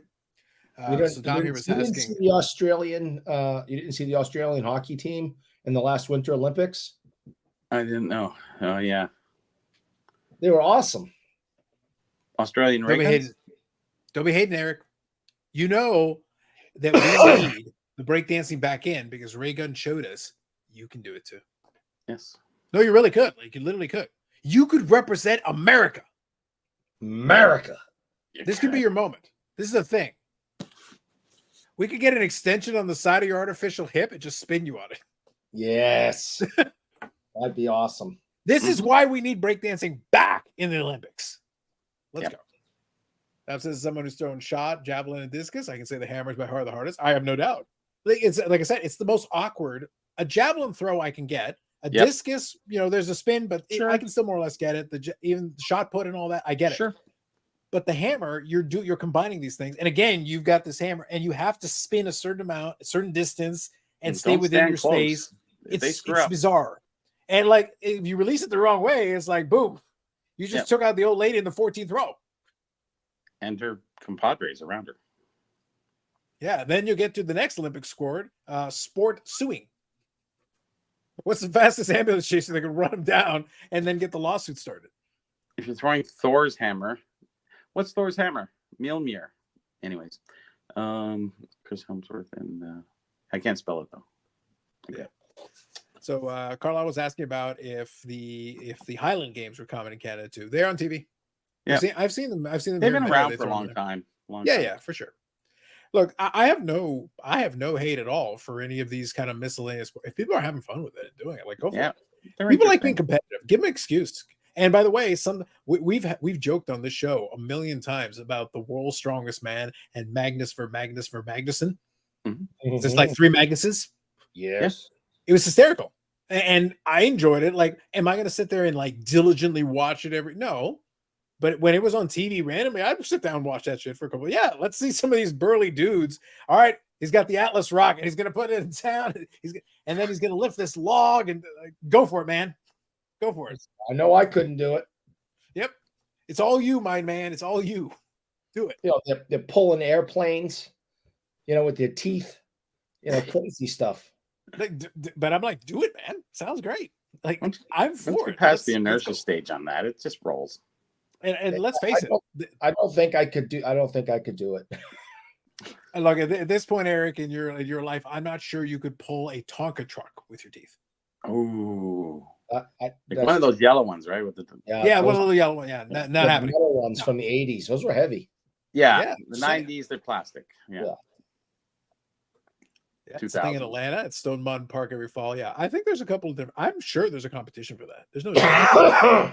Paul should get his Aussie citizenship and go golf for them in LA. Listen, if Paul gets his Aussie citizenship, he could go golf and break dance in the same Olympics. And break dance. Unfortunately, he might get confused about which one he's at a certain time. So he tries to break dance with the golf club and tries to break and basically ends up whacking somebody. And then he goes over to the golf course and just shows off all his moves. Yeah, they're impressed, but it's not going to help you hit the ball. You're going to have to get on with it, man. True. Timing on the hammer looks like there's not much for it. That's what I mean. Like, here's the thing. I can think it's bizarre as a sport. There is a ton of skill involved in doing that hammer throw and actually releasing it at the optimal time to actually get it out. And again, you got to remain within your space. I think it's a little circle they've got there. That's actually really hard. You're spinning around, so you got a chance to get dizzy. You've got a heavy hammer that you're trying to do, and you're trying to release it at the optimal time to actually send it distance. It's not just releasing it, it's releasing it in a way that'll actually get it where you want it to go and keep it within the space that you're allowed to throw it in. That sounds kind of hard. Well, once you've done it 100 times, it's probably natural. Yeah. You know? But it's not like a normal movement for a regular person coming off the street. Like, it's not something that somebody's just going to randomly take up. Hey, we're going to give it a go. No, we're not going to do that. Rick says, how about a quarter box competition? First one to find a Mario Mendoza card wins. Live the dream, Rick. Live the dream. I can see cornhole and axe throwing coming in the near future. Axe throwing would be awesome. Good drinking sports like curling. Curling is super popular here. It is. That's the Scots Tournament of Hearts. Right. It's kind of boring to me, but I mean, that's already in the Winter Olympics. But I honestly think I'll see cornhole in the Olympics before. They can't call it cornhole. They have to call it something else. It's just well, they already have professional leagues. You can watch it on the Ocho. It's on all the time. It's all about the Ocho. They have the NCAA cornhole where the colleges compete against. We need collegiate cornhole. We can take collegiate rivalries. It's like, oh my God, we have to, Eric. Who is going to be? Which is the first school that has done the biggest pep rally for a national championship in cornhole? Let's go. The tailgating involved in that must be somewhere down south, Tennessee or something, you know. But I honestly think we'll see it at some point. It's getting more and more popular, and so is horseshoes and lawn darts. Well, that's what cornhole is, but nobody gets hurt. Who got hurt? You know anybody who got hurt with a lawn dart? when you actually play by the rules, no. When you come out and just chucked them at each other, yes. Same thing with hammer throw. Hey, let's try this in the backyard, Tommy. Yeah. I feel like lawn darts would be more practical for trying to hurt somebody than trying to time a good hammer throw. But actually, trying to get. It's like at that point, you almost appreciate the person should almost stand there and take the hammer that they're about to get killed with. It's like, do you have any how hard it is to throw with accuracy? That's not easy. You have to work hard, man. Olympic dodgeball, yes. Oh, that'd be awesome. Yeah, that would be good. So I'm saying, I can go for that. Eric, we've already improved the Olympics and made it watchable. If you can dodge a wrench, you can dodge a ball. True. I would also air the training if it involves a wrench. Mm-hmm. I'm just saying, like, all of a sudden it's like, what happens? Like, the dodgeball training got like 40 million viewers. I know they're throwing wrenches at people. Why is Carlos there? Why is he commentating while throwing a wrench? I can do two for one. Yep. Yeah. Representing Average Joe's gym. we fixed the Olympics. We've made it so much better. Yeah. It was so lame before. I don't care about any of the nationalism crap, but you give me throwing wrenches at people, I'm in. Oh, that's funny. That's funny. Bold strategy, Cotton.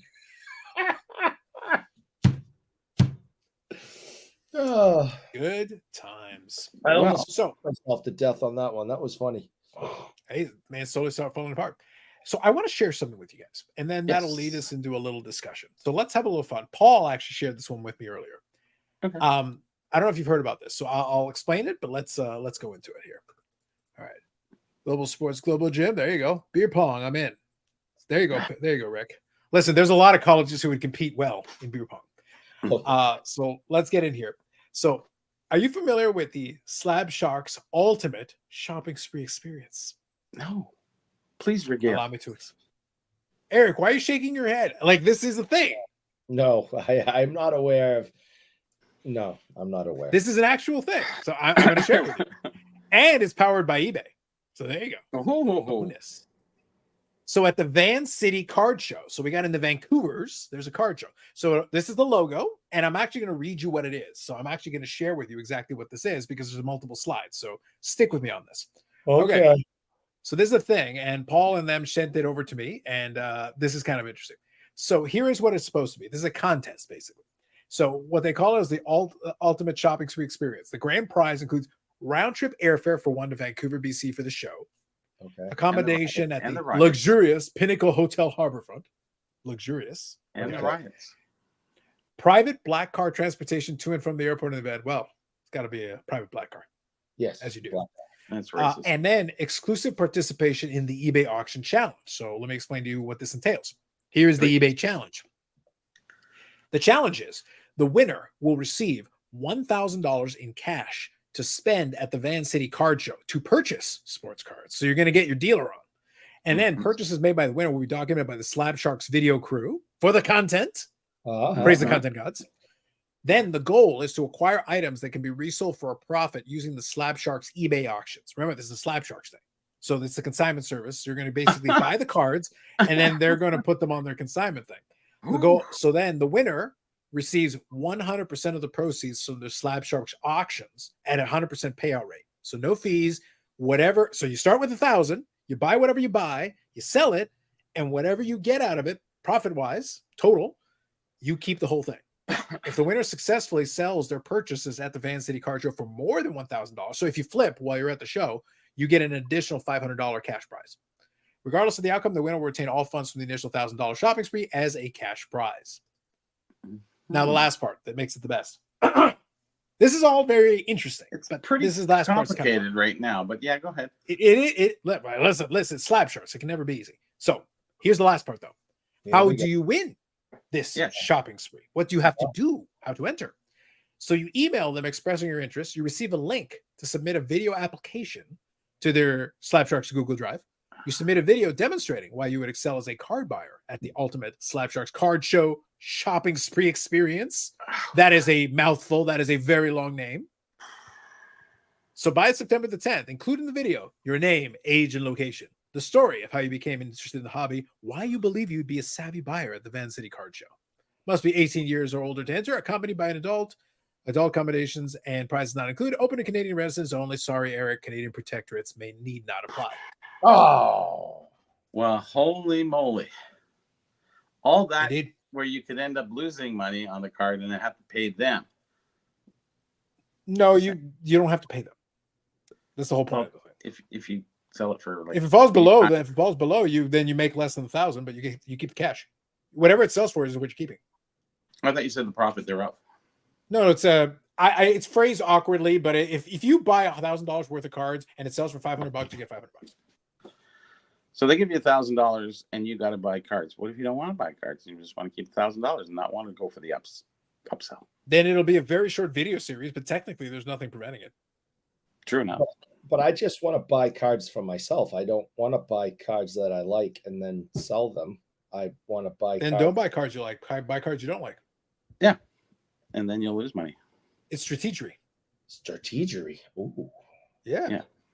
It's like $1,000 worth of Reggie Lemon might not make you much money anyway. So, no. or you could put it in the Slabsharks auctions and you win all the auctions. There you go. You spend the money to buy your own cards that you bought. Yep. And you at least get the $1,000. There you go. Mm-hmm. Minus fees. That's right. No, there's no fees. You get the whole payout. Oh yeah, part of the deal is you don't get fees. That's a complicated little freaking. It's very deal. complicated. Look. You got to do a video to do a thing to do this, and then I'm like, dude, this is a lot. Literally, but so look. I like the fact that it was so complex. The levels of complexity. I kind of do. In a way. Can I make a suggestion, Slabsharkians? Can I make a suggestion, Karn Rai and the people? You got a fucking YouTube channel. You could literally just be like, okay, look, just send us the video saying you want in, explain to us why. We'll fly you down, do the thing. We'll literally do the YouTube video. I'm going to hand you $1,000. Go buy some shit, and then we'll sell it, and whatever comes out of it, you get paid up. That's the entire explanation. That's all you needed to say. I read everything that was on there because that's what was on there, but like, it's literally a buy and sell challenge, which, by the way, has been done on YouTube. Yeah. There's nothing wrong with it. It's okay because they're trying to promote the Slabsharks thing. So I get that part. And Slabsharks is a consignor on eBay, so I get eBay. Just put a bounty on a card like everybody else does. I don't know what to tell you. I'm usually all for house money, but the house is on fire. Maybe. Come on, Carlos. We all know there are $1,000 worth of Reggie Lemon cards that exist anyways. No. I bet you could buy Reggie for part of $1,000. Maybe, yeah. He'll do just about anything for money. What if you buy Reggie with your $1,000 and then get him to work at a Tim Hortons for a couple of weeks, and you get your $1,000 plus, and then some. Mm-hmm. But you'd have to make a big sign. This is Reggie Lemon, and he played for la la la. And well, unfortunately, $999 I had to spend on spelling his name in full. I needed a lot of space to fill in all the syllables. Yes. Most people will never read past Reggie Lemon. Okay, that's enough. I'm done. That's it. No, it's over. He has his own hockey rink named after him in Quebec, right down the street from Yannick. He's big. Yeah. But that arena cost $387 million to build. $386 million of which was getting his name on the sign. Pretty much. The rest of the arena was built on the cheap. It was misspelled so many times, just gave up. Indeed. So that is a very, very complex breakdown. But if any of you in Canada want to be flown to Vancouver and want private black car transportation to and from the event at the airport, wow. They had to put black car in there. I don't know. I don't. Is this I think that's a brand. I think that's actually a brand. You could have just said limousine service or like rental service or whatever. Sounds it's like a private. It's a kind of thing, you know. You could have just got some Uber credit. You just credit for Uber. That's the black car that's picking you up. Yeah, pretty much. It's an Uber. Somebody will order your fucking Uber. It just doesn't sound as sexy, but somebody will order your fucking black Uber. car. Yes. Okay. Yeah. The Uber driver's car just happens to be black. It's, you know. Yep. And then he'll reach in the glove box and want some Canadian chocolates. No. You missed that one? Hey, I don't know what to tell you. I have no idea. Okay, that's from a movie. Anyways, give him a go. Give him a go. Let's see what happens. Whatever. I look forward to the see content. who wins this. I look forward to the content. Yeah, I look forward to the content. That's the part I'm excited about. The rest of it, whatever. I can take it or leave it, but I look forward to the content. That'll be fun. So we've got that one. That's in the Van City Card Show. This week we've also got the Burbank Show. So that's happening this weekend. So we've got that show happening right now as we speak. Mm-hmm. And then the expo has started adding a couple of other names. Nothing too crazy. We were chatting briefly about it. They added Jack Morris to it. They got 1,018 hockey players. Congratulations, they got Jeremy Roenick, 2 Stats Needs. You got Paul and Peter. So get excited. Where's Mary? I don't know. Somewhere. She's probably out. She's probably right now making her video to try to get into the Van City show. I said Marion. Whatever. He's also trying to get in the video, trying to get the Slabsharks show. Everybody wants in, man. I think so. I might even go. Yeah. I think you should. You just be like, I will buy some fucking trinkets and make all the monies. And all the monies. Yeah, that can be your video. I will buy some trinkets and make all the fucking monies. 1,000 times. Yes. Yeah, see? Easy. Done. There's the video. We can clip it. And that's the video. Just send the video. I probably watch that enough people don't understand the instructions. And we send a clip from this podcast, and Bobby wins by default.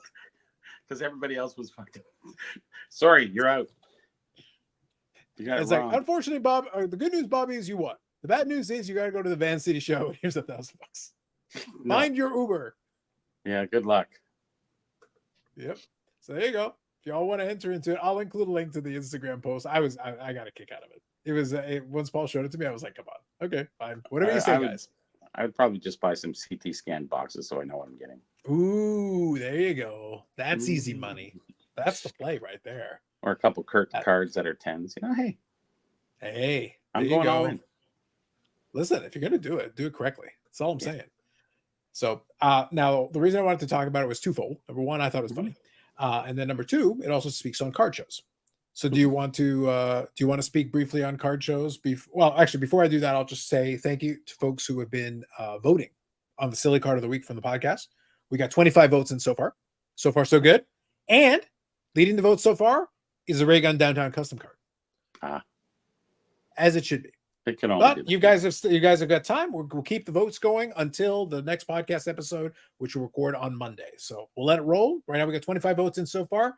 Perfect. Feel free to keep voting. You got images of all the cards, so you can check out what's being in there. Very good. The 2 Swedish words in the English language, damn right, Defects. Damn right. 100%.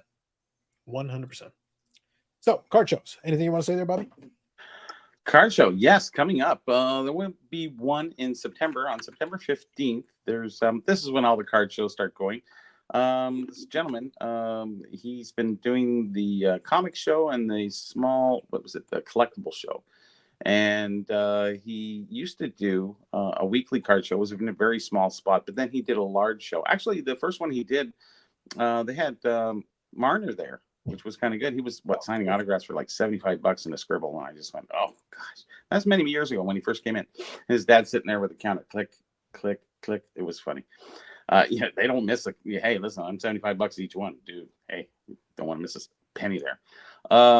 So, anyways, a great venue at the Monte Casino Hotel. It's in the where is it? I guess uptown Toronto, and or kind of more towards the west end. And it's going to be a hockey show. There's 80 tables, so it's going to be great. And looking forward to go. I'll be sitting up with our friend Carlos, and we're going to have some fun selling stuff and maybe buying stuff. Ooh. We might buy more than we sell. Who knows? This is a good chance. Probably. This is a good chance. So there you go. So there it is. I'll include the information. Austin Matthews card, like, and it's not complicated. You're saying it should have been a video essay? Like, come on, it could have been a video essay. That could have done a bunch of things. So free price ticket with admission there. September 15th is where it is. It's in what's considered North York. Yeah. So that's the area that is considered. So yeah, Bobby was chatting with me about it. So I've got a little segment of the table that I will actually have some space more than the cards do. So they do. So you'll be selling wrestling cards and trinkets. Hey, indeed. Yes. Awesome. Yeah. So there's going to be that.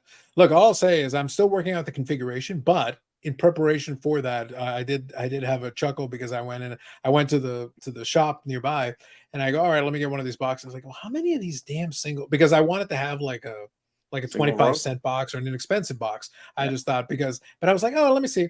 So I started filling it up and I got one of those like 5,000 count boxes. What? And I filled most of it up. I was sitting there and I was like, I just started. I died of laughter because I was like, okay, well, turns out I had more of those because they were separated out into different boxes. And as I started going through it, I was like, oh. Now you realize your collection is kind of big. Oh, yes.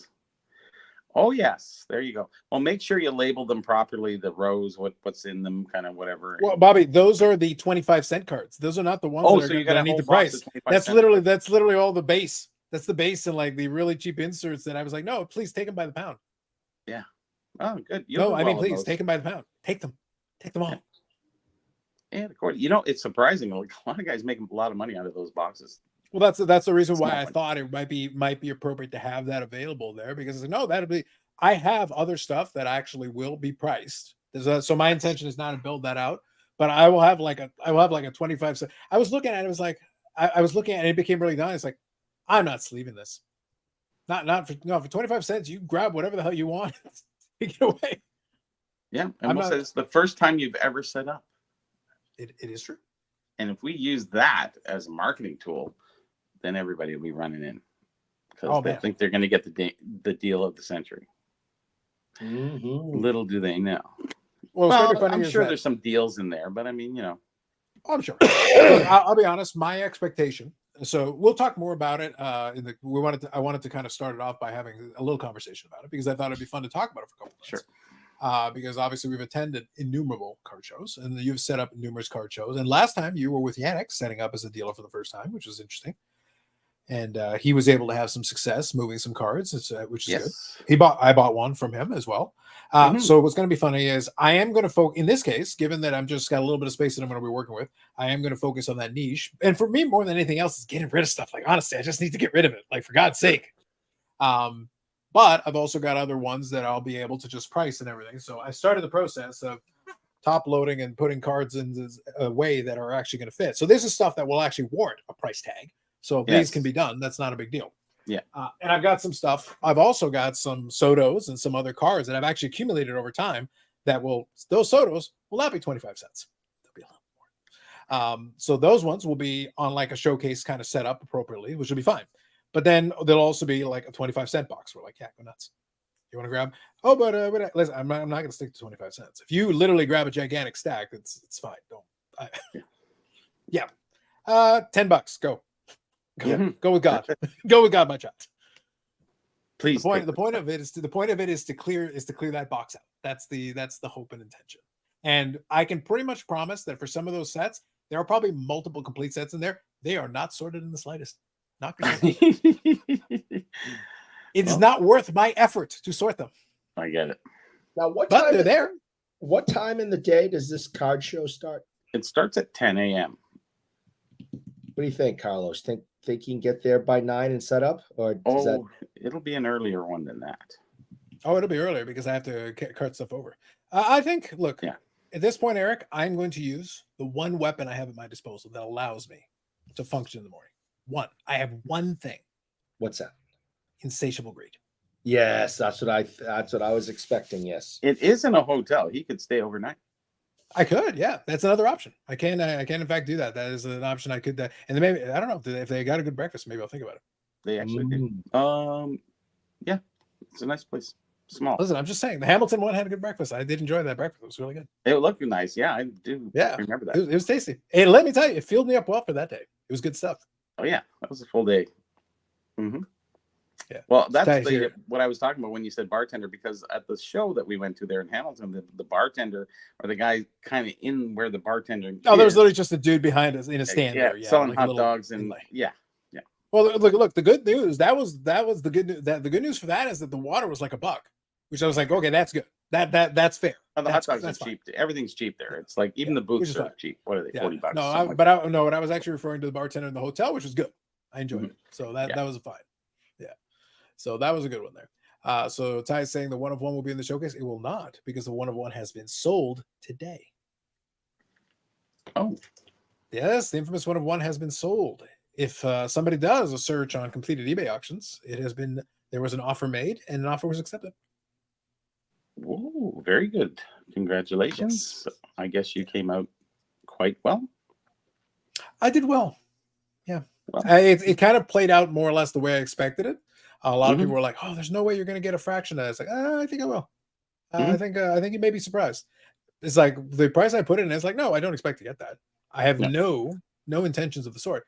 But I got more than double the base version, which is what I thought would be about right. But I left it open ended. Yeah, it was just it works out after fees, just a little over $600.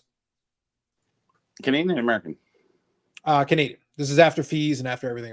And you paid $300 for those boxes. For those boxes, yeah. And you're not even finished selling everything from. Nope, not even close. Nope, a lot of the other stuff's still available. Yeah, so it's like, so we're good. Oh, Eric's back.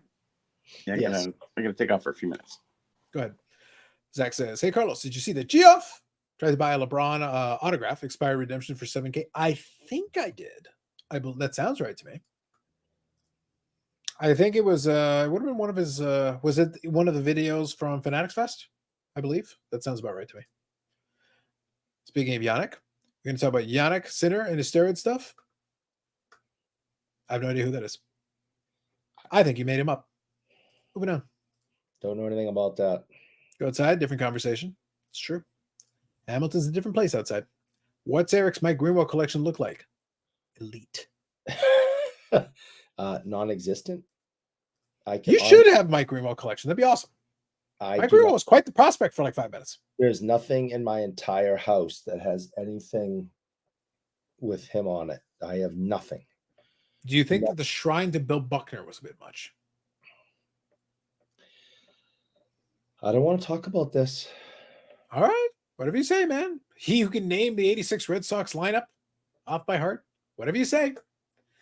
Thou doth protest too much. That's all I'm saying. But if it makes you happy, go for it. Anyway, bottom line, I was able to sell the 1 of 1. Made good money on it. Literally more than double the money that I had spent on the boxes, just on the one card.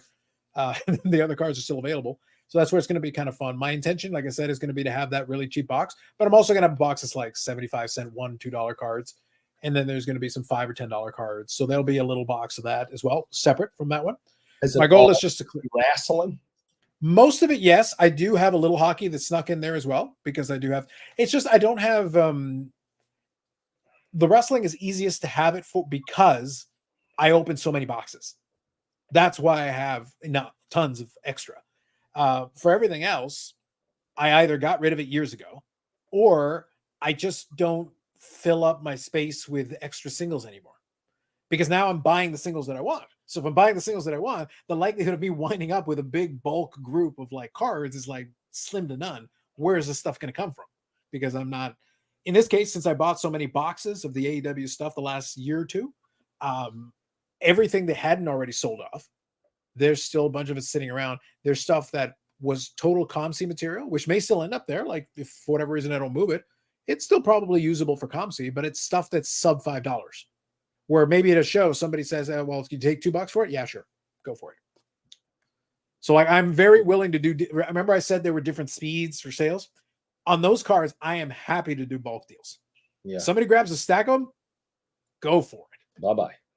Yeah, so I'm more than happy to do that, because I bought a little piece of the, so the Barella's got the majority of the table with his trinkets and everything. I literally am in, I'm in for like $35 on my end of the table. So really, I don't need to do much to be successful in this endeavor, and just get my money back and move the car, and mostly get them out of my house.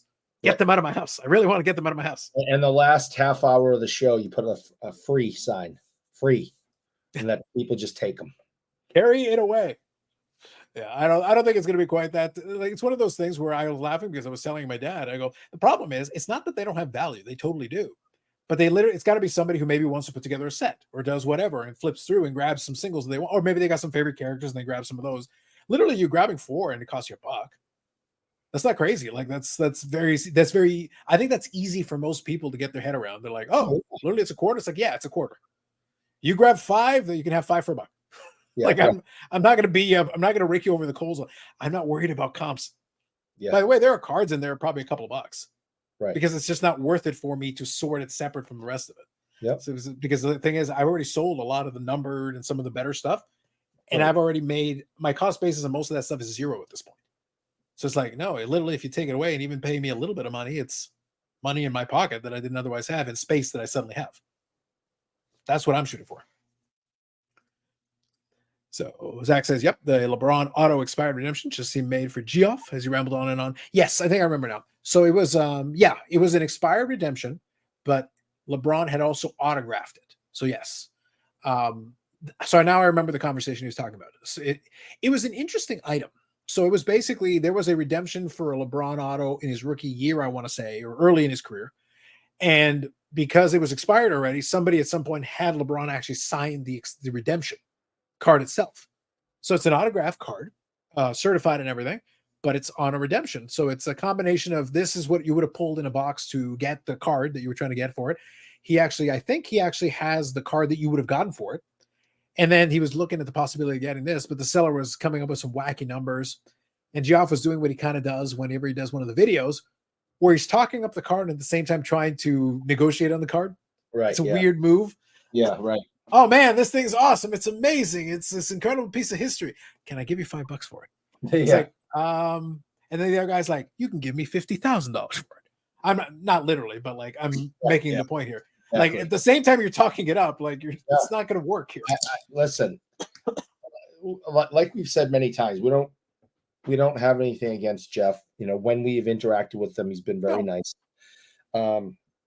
It doesn't mean I have to agree with everything he does or says, but I don't have a problem. I tend to disagree with most of what he says, but he doesn't offend me because he doesn't bother me one way or the other. No, he doesn't bother me, and he's been nice when I've talked to him. So anyway, what was I going to say? I lost track. Never mind. All we were talking about was that he makes very strange decisions, even when he decides to show. When I have noticed the same thing in watching his videos. Yeah, that he's negotiating against himself.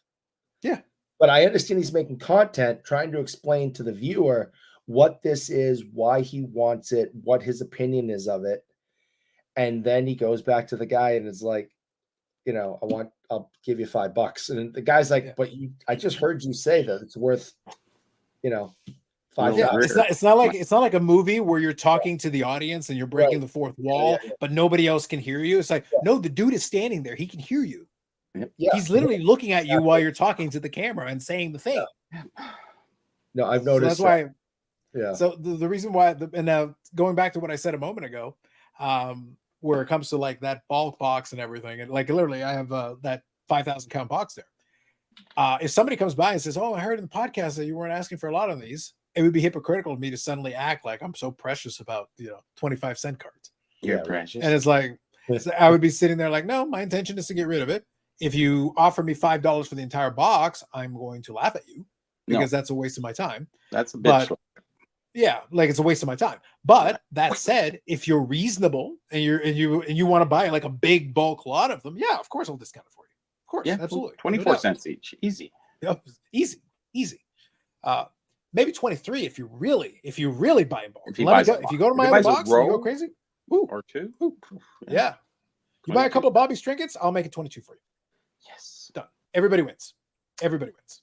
So it seems. But that's the thing, is that but that also means that I'm not going to spend an inordinate amount of time concerning myself with or talking it up or talking it down.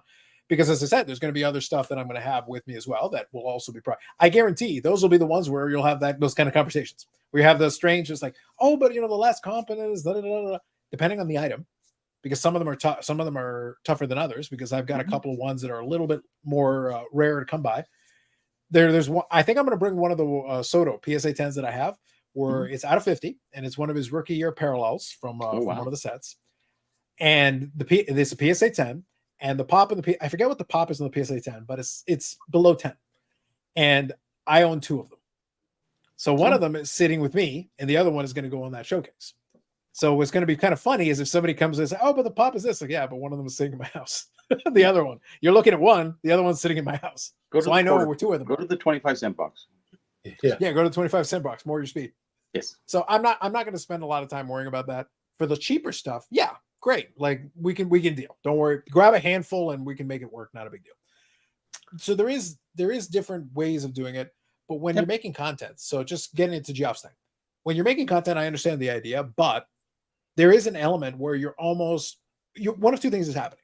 You're either dramatizing it for effect, where you're playing dumb in this thing, and you already figured out what the price was going to be before you went through this whole rigmarole, this whole song and dance, or you just have no idea how a negotiation actually works, and you decided to share this for people to see, which would be very weird. Which would be very weird.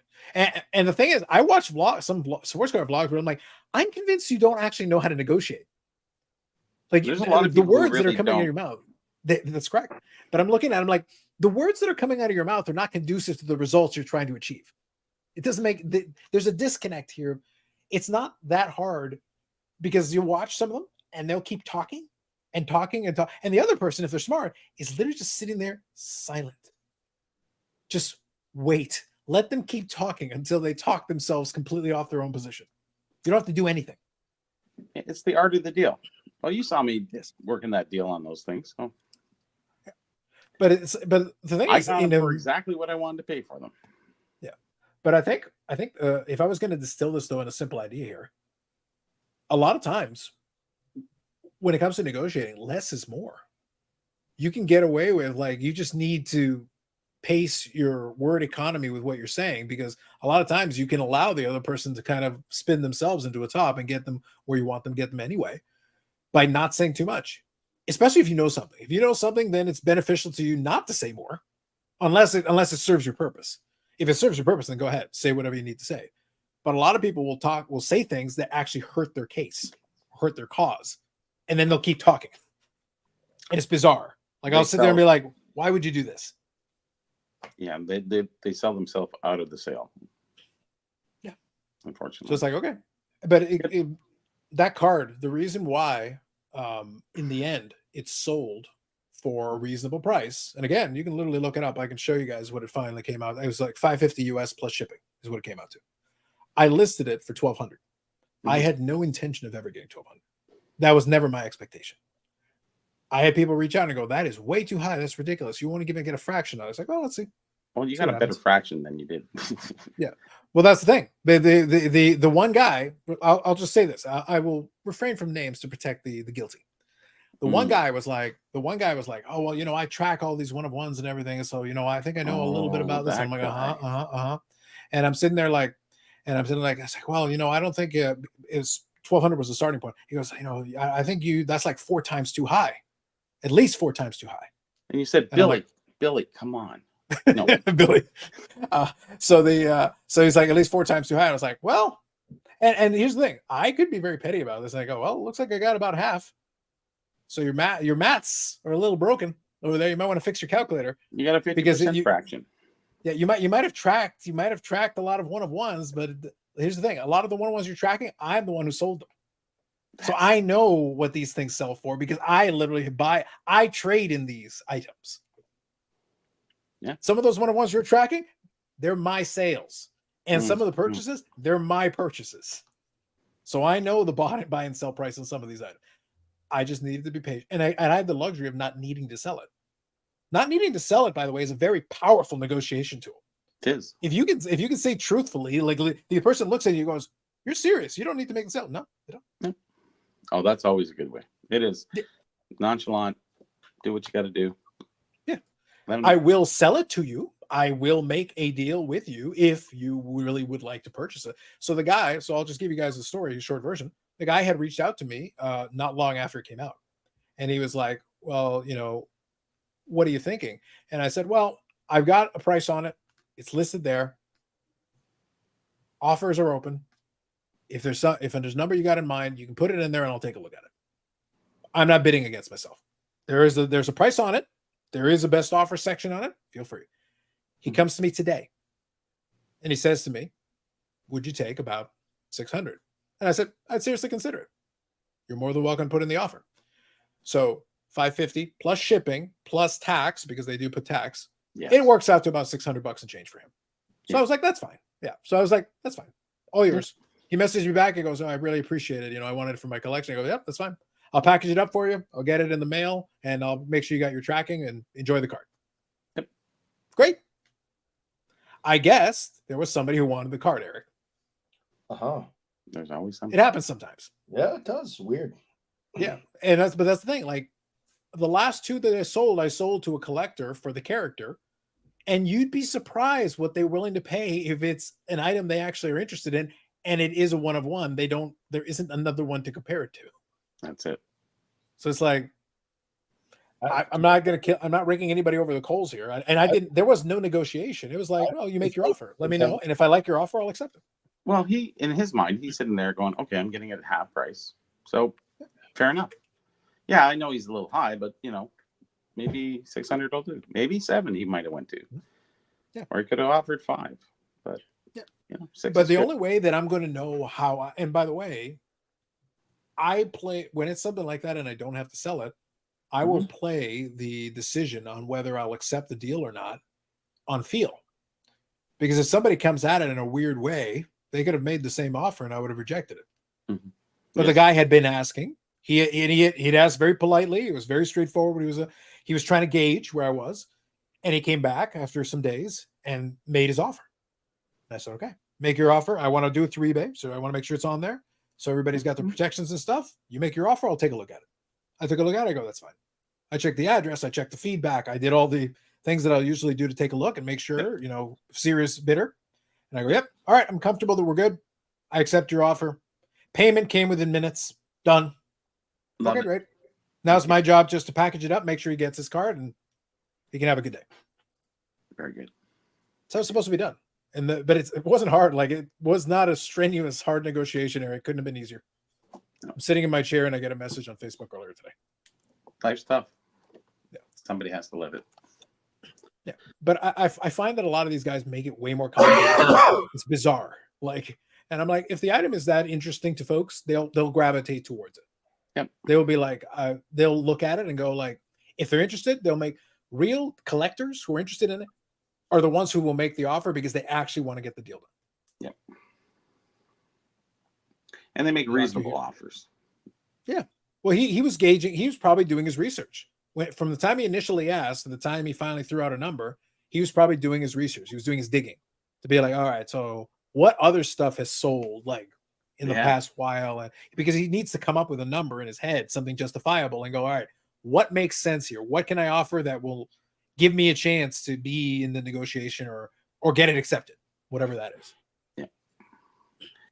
So you have to check in a few weeks to see if it's back up on eBay for $1,500. Well, I had that with the Adam Cole PMG. The guy bought it from me for $700. Again, that's why I laughed with the one guy who was talking about it. It's like, dude, I've sold a bunch. I've sold like a half dozen one-of-ones from these products already myself. So I know a thing. Like I'm literally transacting in them. But then he relisted it for $3,500. Oh, okay. Yeah. Yeah. It's like he's still waiting. Oh, maybe one day Eric will buy from him. Maybe one day. I find that a lot of people do that. I sold something to a guy for $450 and he puts it up for $3,200. And I sit there and go, what are you thinking? Really? Like, honestly. Like there's no chance. But they have this mentality that if I put it out for that high price, if someone comes at half, which they think it might be reasonable. Well, I literally did that. In fairness, I did that. I did get half. So yes, I understand. But that's, we're talking about something that isn't really worth $3,200. Yeah. It was actually it was probably worth what I sold it for $450 US. So sure, $3,200 is just like, okay. So if he makes $700, even if he gets $700, like, was it even worth the transaction to sit on it and maybe not have it sell? I don't know. I just, it's in, it's out. Take your profits and move on. That's all. Have fun. Yeah. I think it's going to be interesting. I'd be curious if he ever does eventually sell it, what it actually sells for, because it isn't getting stronger. Part of the reason why I ended up at the price that I ended up at, and I was comfortable taking what I took, is that the character itself is been off TV for a while. It's not looking like he's going to be back anytime soon. Everybody's been waiting, and right now he's stuck in purgatory. So it's not a strong seller's market for that. Got it. Yeah. And then you're trying to go super high, which doesn't make any sense. Wrestling card collectors do not have the pockets of the sports card collect. So you're basically, it's like the Hamilton thing we talked about, the story for the Hamilton thing. Yep. You can't be putting $10,000 cards at that show. It makes no sense. Who's your buyer? Who's walking in with 10 grand who's going to drop it on your table? Like, it doesn't make any sense. That doesn't buy on eBay or Facebook or somewhere else. So the likelihood is you're going to have a better chance of actually selling it in one of these other markets than you are. So know where you are. In this case, know where your current market is. And the current market says, hey, look, is it possible to sell one of these items for a lot of money? Sure. I'm one of the strongest buyers for the dentist PC. I'm one of the strongest buyers out there. But there are limits, man. There are people that are still blown well past those numbers. And I'm like, the reason I haven't even made an offer to it is that you're so far out of whack. Like, we're not even in this guy. You're over here. You're up in here in the moon, and there's no chance. Like, I can't even get there. Well, that's sports cards, right? It's the mentality is that, buy it and put it out for sucker money. Do that. Well, the problem is, unfortunately, even if you have a sucker, the sucker doesn't have deep enough pockets to play. You price them out of even the ability to try. It's like Hamilton. Yeah, you bring small, cheap junk stuff, and you'll do well. And put a nice piece out here or there. Yeah, you might get one guy on that, but if it's unique and different, sure. But guys have only so much money to spend on certain things, especially in Hamilton. Now, Toronto, this will be a different show, but I think it should do well. We'll see. I'll have to see. We'll find out. We'll report back once we get a chance to check that up. So Doctor's saying here, Carlos, you have an 82 Wrestling All-Star Series. I do not. I think the cards are interesting, but there's only a handful of characters that would appeal to me. There is a Ted DiBiase in there, though. That'd be kind of fun. I wouldn't mind getting the Ted DiBiase because that's early Ted DiBiase. That's pre-$1 million man Ted DiBiase when he was just Ted DiBiase.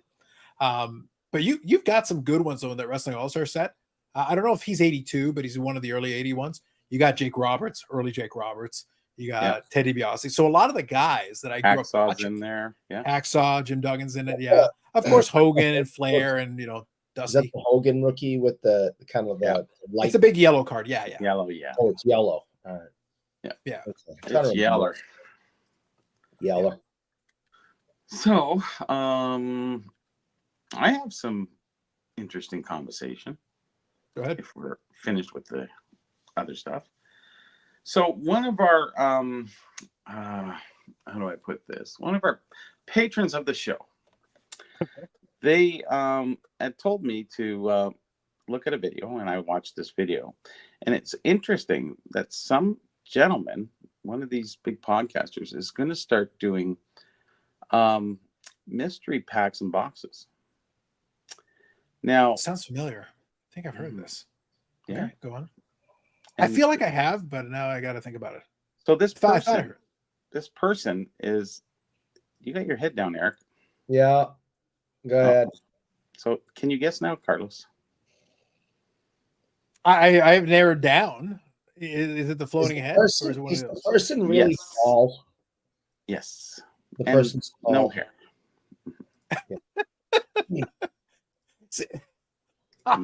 Mystery packs and boxes.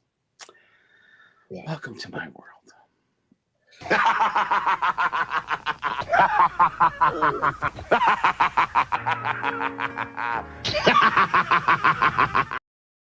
You are lucky. You are. You really are. I happened to be watching his show the night that he had this brainstorm and was bouncing it off the chat and all that, and did you type in no? I recommended that he not do it. I forget my reasoning at the time, but I do remember saying this might be something you want to stay away from, basically because people suck and you don't want to deal with sucky people. sucky people and not happy with what they get. Something like that. I don't know. I forget how I put it, but you could see him getting more and more excited about the idea. And there was a lot of, rah people in the chat. Uh-huh. So Eric, can I ask a question that is semi-serious and also semi-I am Carlos? Yes. Semi-serious and semi-I am Carlos. I have a question. Go ahead. So when you say he's getting excited, I want to make sure I want to level set. I want to make sure we're in the right place here. Uh-huh. Are we talking like coaster maker excited, or are we talking about safe trade safe excited, or are we talking about going full time podcasting excited? He's got a lot of excitement levels, is my point. Like there's different levels of like excitement. I am just gonna say that he was getting excited about the idea, like a hobby excitement. It seems it didn't come across immediately as a business excitement.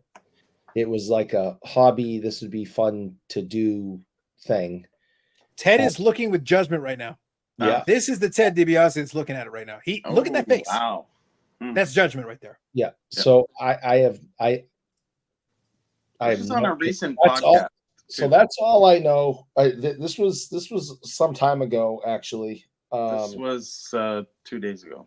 No, but when he initially came up with this idea live on his show, it was quite some time ago now, and I was wondering if he was ever going to follow up on it, or was it just might be happening, yeah, or was it just a whim? Yeah, it was just a fun thing to talk about and testing the waters in the chat. Yeah, you could do that. That's actually a good way to get feedback from a bunch of sis boom bop people. Yes.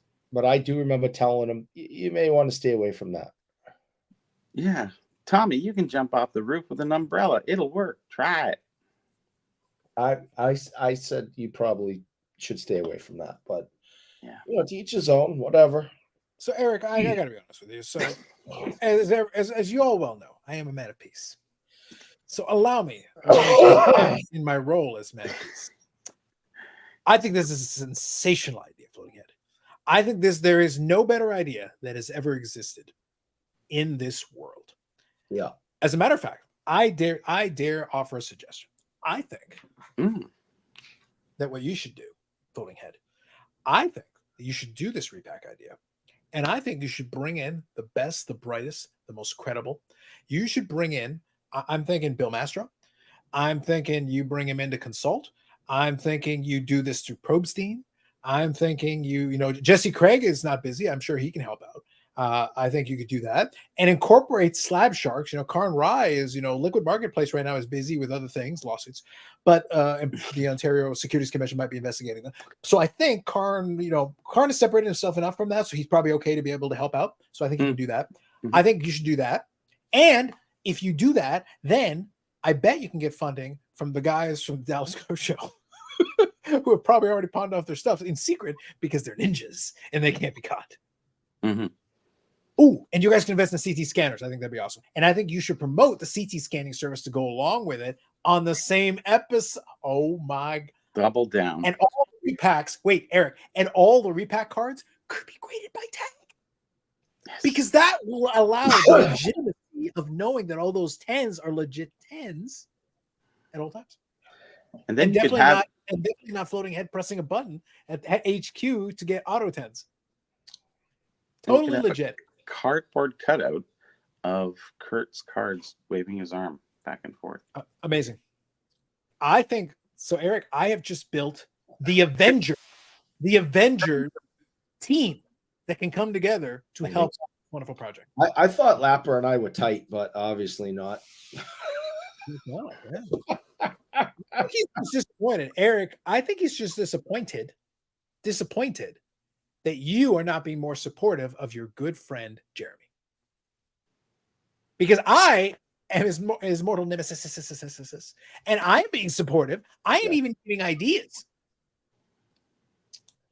I recommended to my hobby friend that he should maybe not get involved in that.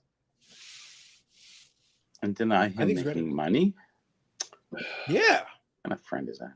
Listen, it can't just be inventory control numbers at all times, Eric. At a certain point, you got to find other ways. Hey, I hope it works out well for him and he makes tons of money and it all goes smooth as ice. I think that's wonderful. I'm not a fan of the repack. I'm not a fan of that type of thing, but it's an interesting angle. Like either you keep doing it or you don't do it, and then you stop and you were the guy who did it and didn't do it. It's a very tough area of the hobby to get in and get out of. Like, I don't know if you can keep going on with it or how long this is going to even go on in the hobby anyhow. With all the stuff going on, there's so much shenanigans with all that stuff, and if you have a good reputation, that helps. But who's the sports guy? He was the therapist. Yeah, where's he? Yeah, Getting therapy, probably. Yeah. So let me ask the question. I'll answer Lapper's question here in a second, but let me ask a question. No, we're not talking to Lapper anymore. He can go screw. Listen, I don't know what to say, man. So did he officially commit to it? Is he going for it or what? Or because I know because from what Eric's saying, I had heard vaguely something about it, but as Eric was saying, I remember him pitching the idea. Has he actually advanced past the speaking it into existence portion of our program? Yeah, it was on. He was interviewed on the Hobby Hustle, and he went through his whole life story kind of thing, which was kind of interesting because I found out a few things I didn't even know, and he included that in one of his while he was talking about what he plans to do going forward, what he's doing now, how he's full time in the hobby, doesn't have to go to work, for a regular job, which is I think an idealistic thing, and I guess you have to keep all avenues open. When you are doing that stuff, and you have to look at where there is money to be made in this hobby, and it's not from likes and clicks for the most part, especially for hockey related things. So I guess you just keep pitching and doing what you got to do to keep yourself from having a full-time job. Some people will do whatever they have to do, and that's fine. Because you do run into avenues like this isn't 2021, it's 22 when everything was happening and companies were starting and everybody was buying everything. It's sort of a different world. So I don't know how this repack thing will work going forward for much longer. I think there's been a lot of scandals within it, and I think a lot of people get distrustful after that point, but maybe going forward, it might straighten out if you get the right people involved. I don't know. I don't know if repack is really even a thing you want. I don't even get it, but I get it, but I just don't understand why. So I'll touch on this here in a second. So Lapper was saying first. So I wanted to kind of clarify first. So we're basically discussing everybody's favorite hobby goat, Jay Lee. Everyone's favorite. Again, that we speak of with nothing but affection here, man of peace. Nothing but love and affection, no doubt. He is a hobby friend. Yeah, he's a friend. It's always been a friend. He is Eric's hobby friend. Mm-hmm. On this point, we agree. Good evening, Steve. And as he's saying, the same thing as mystery packs back in the day, but a larger scale. Yeah. And also, I also remember like at Walmart and like those things, they would have those repack products where they would put packs and cards and stuff like that. That's a repack. By definition, that is a repack. Mickey Mantle. Yeah, exactly. But that is literally what a repack is. It's just a different variation on it, but it's the same idea. So Steve says Super Break, for example, prime example. Yes. So Steve is 100% bang on, by the way. Good evening, Steve. Let me know if you're around and you want to come in and say hello. But again, no pressure. Don't worry about it. But I thank you for popping in. Throw a hey there, Steve. Also, absolutely, absolutely. We appreciate you. So what I was saying is, I think what was interesting about it is, again, it'll be very funny. It's very amusing to me because, again, do you have any idea? Seriously, listen, Jay Lee, floating head, worth a sack of shit. Again, with love and affection. Do it. Don't do it for you. Do it for me. Do it for the content that I will get out of this shit. Praise the content gods. Go for it, my man. Let's do this. Me help you. Yes, please. I will indirectly do endless mockery. It'll be glorious. Let's do this thing. So I'm in favor of it. It's interesting following people like we follow Jeff Wilson, John Jeremy, obviously, and a bunch of other people. Sure. It is hobby news, and we like to see what happens with everything that's going on. Listen, jokes aside, it will. Let's be clear about this. So, all right, let me take this down a notch here. I will be a more serious man of peace. I will get so much entertainment from it. I really will. I know you will. There's no doubt. There's no question. I will get a ton of material out of it. I thought it would. And honestly, it would make a lot of fun. Look, I don't really care at the end of the day what people do. Hobby wise, they can do whatever they want. And I also have no issue with repacks because, again, if you go to some of these big card shows, some of the repack companies that do a lot of these, the name escapes me right now, but there is the one that we've got that comes up to the expo a lot. And they buy a ton of stuff. The name is escaping me totally right now.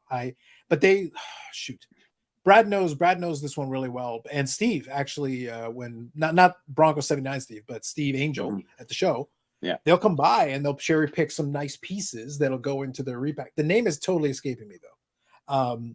But they've got basically a booth they set up there to buy stuff directly from people. But also they'll go around the different showcases and find, and there's nice stuff that winds up in these. So the reason why I say I have no real issue with the repack concept is there are some that are actually done pretty well. Yeah. They do a pretty good job of actually making sure there's stuff that somebody might actually be interested in, which is great. But the problem is always, are you transparent enough about what the hits are, what the floor is, what versus the cost? And that's always the thing. So Steve, if you're good, just give me a thumbs up. That's always a concern, sure. But that's the thing. It's just, do you give people enough information? Again, you're never going to know everything, but do you give them enough information so that for whatever they're paying or whatever they bought it for, they know that they've at least got a shot at one of the good hits, whatever that is. Sure. As long as you've done a decent job of that, and by the way, if the big hit is pulled and people know it's gone and whatever, and they know what this is, the rest of what's there. If you give a full checklist and stuff gets scratched off as it gets pulled, then at least they know what they've got a shot at. Okay, at least you give them the chance. But if you're just restocking repacks all the time and cycling cards in and out, we don't know what you can pull. Steve, you're all good? Hey, Steve. What's going on, everybody? How's things going on your end neck of the woods? Living the dream, so to speak. There you go. Nice. I thought I was the only one. Wow. What was that, Eric? I said it. I thought I was the only one. I only stated it as that's the normal response these days. Trying to stay positive. There you go. Well, I will check, as you well know, I kind of pop in and out of the IRP chat from here and there. I'll throw the odd comment in there. I'll listen for a little bit, throw in a couple of comments, and have some fun. But it has been kind of fun for me. I should say interesting to me to kind of see. I know you guys are kind of a little bit of a lull, as you describe. You're a little bit of I would call it kind of a funk. Is that a kind of an accurate representation of what we're talking about? It's summertime, though. Summer. It's not honestly though, Bobby, it's not a summer thing. It just I can't speak for everybody because, when they say that. Like, well, no, Vinny's still very active, from a pickups perspective. Well, on the IRP, he won't shut up. Like literally the man, like it's hours and hours of just endless blabbering. It's unbelievable. He goes through phases though. For anybody who's watched for an extended period of time, Vinny goes in stages when it comes to, what he wants to talk about. Yeah. But it just, there is availability, but and I'm speaking specifically for me. Yeah. All the new shit that's coming out, I have no interest. Yeah. I don't care. So you stopped your collecting then, Steve? Or you stopped collecting? I've paused it. I'm a lot more selective. I'm more focusing on my main realm, which is 95 to 2015, and there's not a lot that becomes available. So it's one of those of which I've spent more time getting stuff organized. I audit my collection every year. It's a task. I go through, I pull it all out. I integrate stuff. I make sure my checklist is up to date.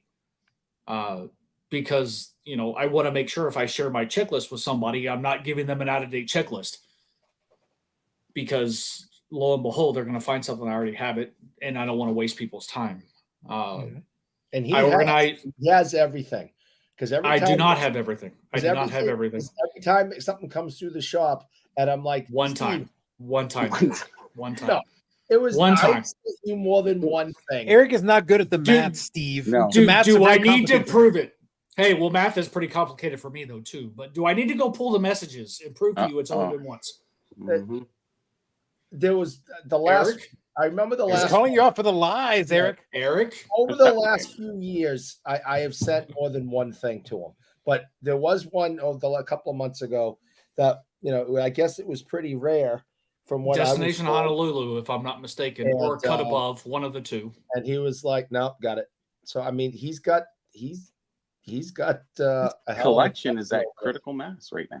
Yeah, he's got now he's being selective. It's almost 2,600 unique cards.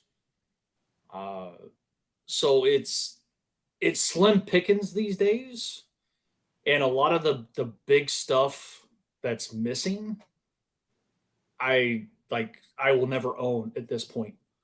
Somebody just listed a PMG green. Starting bid is like $25,000. Oh, good God.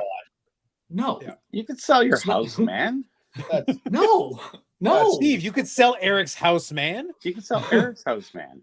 That I'm willing to do. It's Steve. The problem is you're not being creative enough. In a pinch, this is true. I have always remembered that in a pinch, Eric has kidneys. Plural. Well, kidneys. Yeah. Yep. I like kidneys. As you well know. So we make sure. Look, I know you guys in the IRP are very, very keen on correct attribution. I brought the kidneys into the regular parlance, and it is an option. It is an option on the table, Steve. It is an option. You did. And they don't have to be yours. That's the problem. Is people are not being creative enough. Well, I never said anything about my kidneys. That is very true. That is very true. But it's been slim pickings. I've watched some stuff. There's still some newer stuff that I wouldn't mind. Price is reasonable, but I really want to focus on trying to put myself and my wife in a better financial situation. So I've almost cut the card budget, my personal card budget, to almost nothing. So that's the Terrell Davis stuff. That's the Broncos auto collection sets, that type of stuff. Am I still picking up sealed retail wax? Yes. So that continues to grow, and for good reason. I'm very selective in what I get, what I set aside. I'm very keen on all new basketball stuff. You know, Wemby he's a superstar in the making. And although the retail stuff is not as well sought after nowadays, because they've kind of taken some of the oomph from the product, so to speak. You can't get as big as hits in retail as what you could a few years ago. There's still a market because everybody's opening it. And at some point it's one of those, it's no different than TCGs. It's the same idea, same concept. Sealed product typically does appreciate over time, but it's the long hold. It's not short term. Right. Well, you don't have to worry about CT scanning because I don't think you're buying any boxes that are that big, right? No. So you're good. It's all retail stuff anyways. So yeah. And also right now, based on the current, even the CT guys that were promoting that product, they talked about Magic cards as one example of something they don't have good ability to see stuff in, just because of the flat nature of the cards. It doesn't have the discernible elements necessarily. Although some of the Magic cards, some of them have started to incorporate some numbered cards. So I would bet you would be able to potentially see a numbering if you etched it in there, but that's about all you'd be able to make out. Yeah. We'll see, and that depends. I've seen a few things in which you've seen certain images of cards through a CT scanner, and somebody's been able to figure out what the card is. But how deep does it go in the pack in order to be able to actually truly discern what it is? The whole pack. Every card. Because, Yeah. you know, serial numbered cards are going to be probably in the rare and mythic slot, which is at the very end of the pack anyways. Yeah. You can scan the machine that in the demo they ran, you can scan pretty much all the way through down to microns. The issue is really not about depth. It was that it had to have the distinguishable elements. So in the example they use with the Dynasty, the fact that there's a patch cutout, you can make out a cutout. The fact that in the example they gave, Max Verstappen, the stamping on Max Verstappen is an indentation, which is distinguishable. And the serial numbering is a stamping, which is distinguishable. Right. So even though you can't see Max Verstappen's face, you can see that it is a patch card and a Dynasty card. You can see it's Max Verstappen, and you can see it's out of 10. So that's enough to tell you what you need to know in order to make with that type of product. But you give me something that's flat, it's straight image, just flat all the way through. You're going to see a square rectangle. That doesn't. Well, and I had right, and I see, like, for me, I haven't seen any serial numbered Magic cards yet to know if they use the same stamping like for sports cards. Because for sports cards, they are indented with the serial numbering. Yep.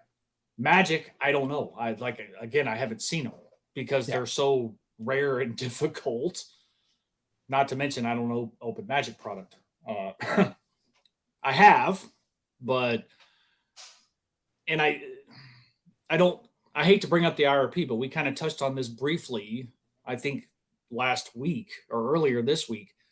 You know, CT scanning, yeah, okay, I get it. But most people aren't going to be able to afford it. So is it really going to be an issue? For the high end. For most people, my statement was, for most people, no. We did our podcast episode talking specifically about that for an episode. And it was that no, 99% of the hobby folks, they like getting worked up about it. But I just made the challenge. I go, the majority of people yelling the loudest, I was like, okay, when's the last time you bought a box? And if the answer is not in a long time, so I'm like, why do you care? Like, true. What possible? And I said, and as a collector of predominantly singles, I don't care who pulls it, and I don't care how you pulled it. The only question 100%. I have is, can I get the item? Is it available? And can I get it at a price that is reasonable to me? Then, dude, CT scan away, my dude. Go find some of the grails that I'm looking for. Go scan it. Go find them for me, and then we'll make a deal. I don't care. Yep. Well, if you have 100%. Yeah, if you have people who are buying big end high-end boxes, 20, 30, 15,000, I don't know, 5,000 even, and they're getting it scanned, that's going to drop the market value because people will be worried at that point. And that will kind of drop the lower end of the wax too on that end of it, the medium price. The low price won't matter, but I mean, the medium edge will definitely matter. If people aren't buying the big boxes, then they're not. Where's the potential thereof if you already know what's in there? And I think that's where that factor will come in. It will drop it down. There's no way there's a $50,000 box that you're not going to send in scanning that somebody has. I'm pretty sure any dealer is going to go for the scan. And then just try to sell it then, because if there's nothing in there, then it's bye-bye on the marketplace. And it won't be sold as fast as it once was. And we are dropping off anyways with those sales regardless. So this will just actually increase that a fair bit on the high-end market. But it will affect the medium end market, I do believe. Well, it'll be interesting to see, higher end boxes, national treasures. Oh, shoot, yeah. If you can see what's in your national treasures, oh my God. Exquisite is no longer a thing, but, eminence, transcendent, that type of stuff. Transcendent would be interesting to see because the way that the box is packaged, you'll see like the cut autograph because it's a box topper. But the other cards are in a case, so you'd have to do it from the side. They do it, and that could be a little bit interesting to see how well it actually works. But you'll start I see it now. We have photo match jerseys, bats, shoes, all this other kind of stuff. You're going to start seeing listings. Guaranteed so and so. Does that in your eBay listings for the high end? Yes. 100%. Even for the lower end stuff, though, Bobby, if you think about it, if you can discern like a black finite, for instance, in Prism, and it's one of the top tier guys, and it's an autograph, You post that on eBay as CT scanned, guaranteed Victor Wembanyama freaking Black Finite Prism 101 autograph. That shit's going to sell through the roof. Probably it would sell the same probably for the individual card itself, unless it was graded, of course. But it's a whole different dynamic. You're also selling it at that point. You might be. So just taking your scenario, you could almost sell that to somebody like a Shine because you're giving him the card one, but you're also giving him the chance to take it out of the pack himself, put it in the penny sleeve himself. So a guy like that might almost be willing to pay the premium. It's literally, dude, you literally could have just bought the card after the guy took it out of the pack. He goes, but I get to open the pack. Yes, I get to pull out the card. And then I will then take it over and get it graded and do whatever. I get the full experience, and it's baked in. It's like literally shooting fish in a barrel. You made this easy for me. But I still get the fish. And I get to say that I caught the fish. So, but for me, as somebody who used to open a lot of stuff, that takes that completely ruins it. It does, yeah. Because for those who do it for enjoyment, for what it actually is meant to be, enjoyment, the thrill of the hunt, it completely ruins it. Mm-hmm. It's gone. Because even for me, although I refuse to pay hobby prices because they're still stupid, the few shits and giggles that I get from opening a retail product from time to time, I like to not know what I'm getting because it's still the real. It's the thrill of the hunt. Mm-hmm. Yep. I mean, I'm still pissed off.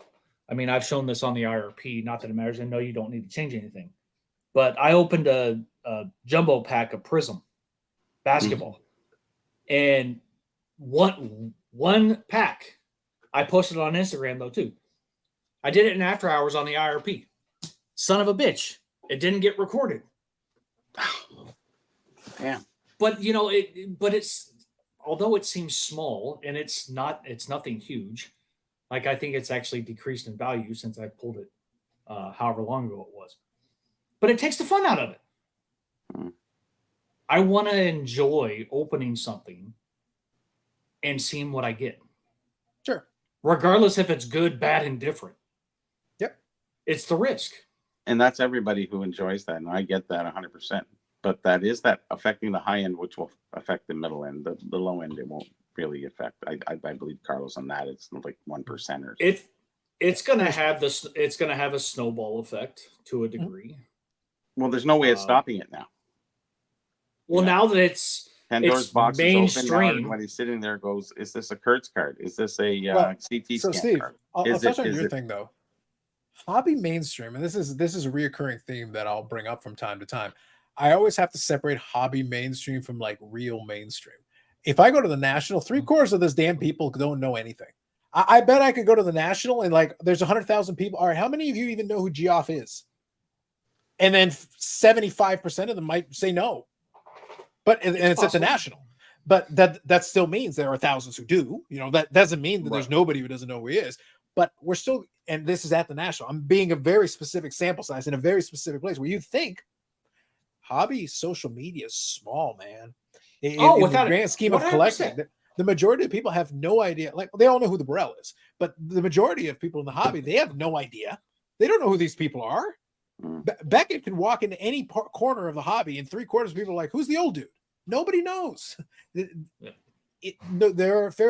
are hobby celebrities now. We've created some. No. They've created some, but the majority of them are like, yeah, you could put them in a police lineup, and nobody has any idea who these people are. In the small pockets, though, where we talk about them regularly, then yeah, we know exactly. You make reference to somebody on the IRP. Yeah, okay, we know who Dave's talking about, or we know who you're talking about, or whatever. But that's because we're kind of plugged into it a little bit. But it doesn't mean anything outside of it. The same way that an in-joke doesn't mean anything outside of an even smaller circle. So the smaller you go, the more detailed and the more involved you got to be, the smaller the circle of people who actually will get it. So mainstream is very relative. Again, Michael Rubin could walk through 3/4 of the globe, and most people have no idea who he is. And he's probably the most powerful guy in the hobby at this point. I probably wouldn't recognize him. Yeah, and most people wouldn't. And Brad did, he's which got is tons of power. surprising. He has a ton of power in the overall scheme of the hobby currently, with the amount of licenses and things they control. But Brad did, right? All of a sudden, Brad and Sherry are standing there with Summer, and all of a sudden they look over to their right, and Ruben's just standing there, and they recognized him and started talking to him. Yeah, what happened is that Ruben wanted to hang out with Brad. They're like, "Wait, I saw you on Carlos's show." And Brad was like, "That's right. I knew it. That's what it was." And it's like, see, the power. But the point is that stuff like that can still happen because in the hobby, and this is a point that I've made previously, the hobby is unique in the sense that even though it is niche, even though the amount of people who know these people is smaller, yes, the advantage of that though is that means you can literally meet, if you want to. Most of these hobby goats are a lot more touchable than they are in any other genre or category. True. Like again, the Hockey Card Gong Show apparently can't figure it out, but like the Borellas on here almost every week. They have no idea how to get a hold of Bobby. Like apparently it's impossible. Bobby's agents have been able to mask him from their purview, and they can't figure out how to get him on the show. But he's here all the time. Yeah, it's weird. Well, we managed to get him on the IRP, so like 2 times. Come on. It can be done, but it's an arduous journey, as you well know. Like it's quite the task. I don't know. It was actually pretty easy. To tell it to the Hockey Card Gong Show guys. Apparently, it's complex. Listen, it's an arduous task, Steve. They're struggling over there. Sure. It's like yes. Yes. Listen, they've got Patreons over there. They need the money so they can get a private investigator to figure out how to reach Bobby. Well, if that's the case, though, then they need to make sure they pay Bobby for his service. That Bobby, they get Patreon money, so hey, right? Bobby, that was hey, I'm looking out for you, Bobby. You know, thanks. I got my manager working out for me here. Don't worry. Yeah, that's what I'm saying. Like, look, you got to get something out of this, man. Like, I still have no idea what those Patreons are paying for. Like, I've listened to the content and I have questions. I don't really know. I was like, you literally bring on. Listen, if I need to bring on somebody to give me bad takes, I have Eric for that. Thank you. Like, I've already got a guy. They needed to get a loud guy out of Ottawa to get bad takes. It's like I just got Eric. It's easy. It's not that hard. Well, I have no idea that's on there all the time now. He's interesting. I have no idea who the hell you're talking about. So yeah, all you need to know is that it's a guy I have seen around the card shows a little bit. He literally goes by the moniker the Loud Collector, and he is loud. Yes, he's got a radio voice, you know. Let's say he's very passionate in his wrong takes. Mm-hmm. He does. He's got plenty of volume to go along with the wrong takes. And then between the three of them, they will all say things that are all completely wrong. And I'm sitting there like, and all I'm going to say is there are people in the industry who do listen to that show who want to bash their heads into the desk. They listen to it because they speak on these products. I won't say who, but they want to bash their own heads in the desk. They're like, did you listen to what these idiots said this week? I have to put my helmet on before I watch. Yeah. It's bad. It's bad. It's bad. And they get Patreon money for this shit. I'm like, for what? So that good. It's sensational. I just appreciate. Listen, the important thing is that hobby goats like Floating Ahead are amongst the patrons. So like they've got hobby goats money. Damn. So it seems that's serious. Yeah, well, at least he's contributing to stealing potential information, unlike just stealing stuff for free from others. Ooh. Yeah. Oh, did I say that out loud? Yeah, you did. Yeah, I think I did. Yeah. And I didn't stutter. Steve, as a super fan, and now you're not doing much forward, what's your checklist like of what you need to complete your collection, minus the big ticket cards? How close are you to fulfillment on it? I think the last I checked, if I break it out, and if I do like playing days, which would be 95 to 2001. Mm-hmm. Yeah. Keeping in mind that the way I do my checklist, anything serial numbered 5 and higher is considered obtainable. Mm-hmm. Anything lower than 5 Fair is enough. not included in the obtainable needs. So I think last time I checked, 95 through 2001, I was at 68.3%. Oh, through 2015, I'm just over like 52, I think, last I checked. Okay. So it's still quite a bit, And it's not all high dollar stuff. It's finding it. Part of it's finding it. Part of it's finding the right path in order to get quantity and not overpay for shipping. Like I've said it, and like I'm a cheap ass. Like I refuse to overpay for anything unless I just absolutely have to. And it has happened. Sure. And it's not like I was pissed off or anything along those lines. It's just, I want this. I have to have it. I haven't seen it in X number of years. Like, I don't care. Those situations don't occur very frequently these days. Right. But I also don't spend a whole lot of time looking through my checklist at my needs and going and actively looking for stuff. Like the passion right now and the drive really isn't there. It isn't. And again, speaking for myself, I go through phases. Like this is the norm for me. We all do. So like I'm just in that lull moment where my focus is financial security. For those who may or may not know and probably don't, I recently had to put in a new AC and furnace in my house to the tune of almost $15,000. So you live in Texas. What do you need a furnace for? Sorry. Because it does the bodies. It does get cold. They had that ice storm that one time. Yeah, I forgot. No. It happens more frequently than what you understand, Bobby. We hear about it. We hear about all the accidents, and nobody knows how to shovel. Nobody has a shovel. Yeah. Well, because that's not a thing here. That's not a thing. Vancouver riding in solidarity is important. Yeah, that happens. I had no idea. Tires made. We have no snow plows. Like it just, and like people in Texas don't know how to drive in the first place. But we get sleet and freezing rain more than we get snow. And there is a difference when you drive in different conditions. We know that very well.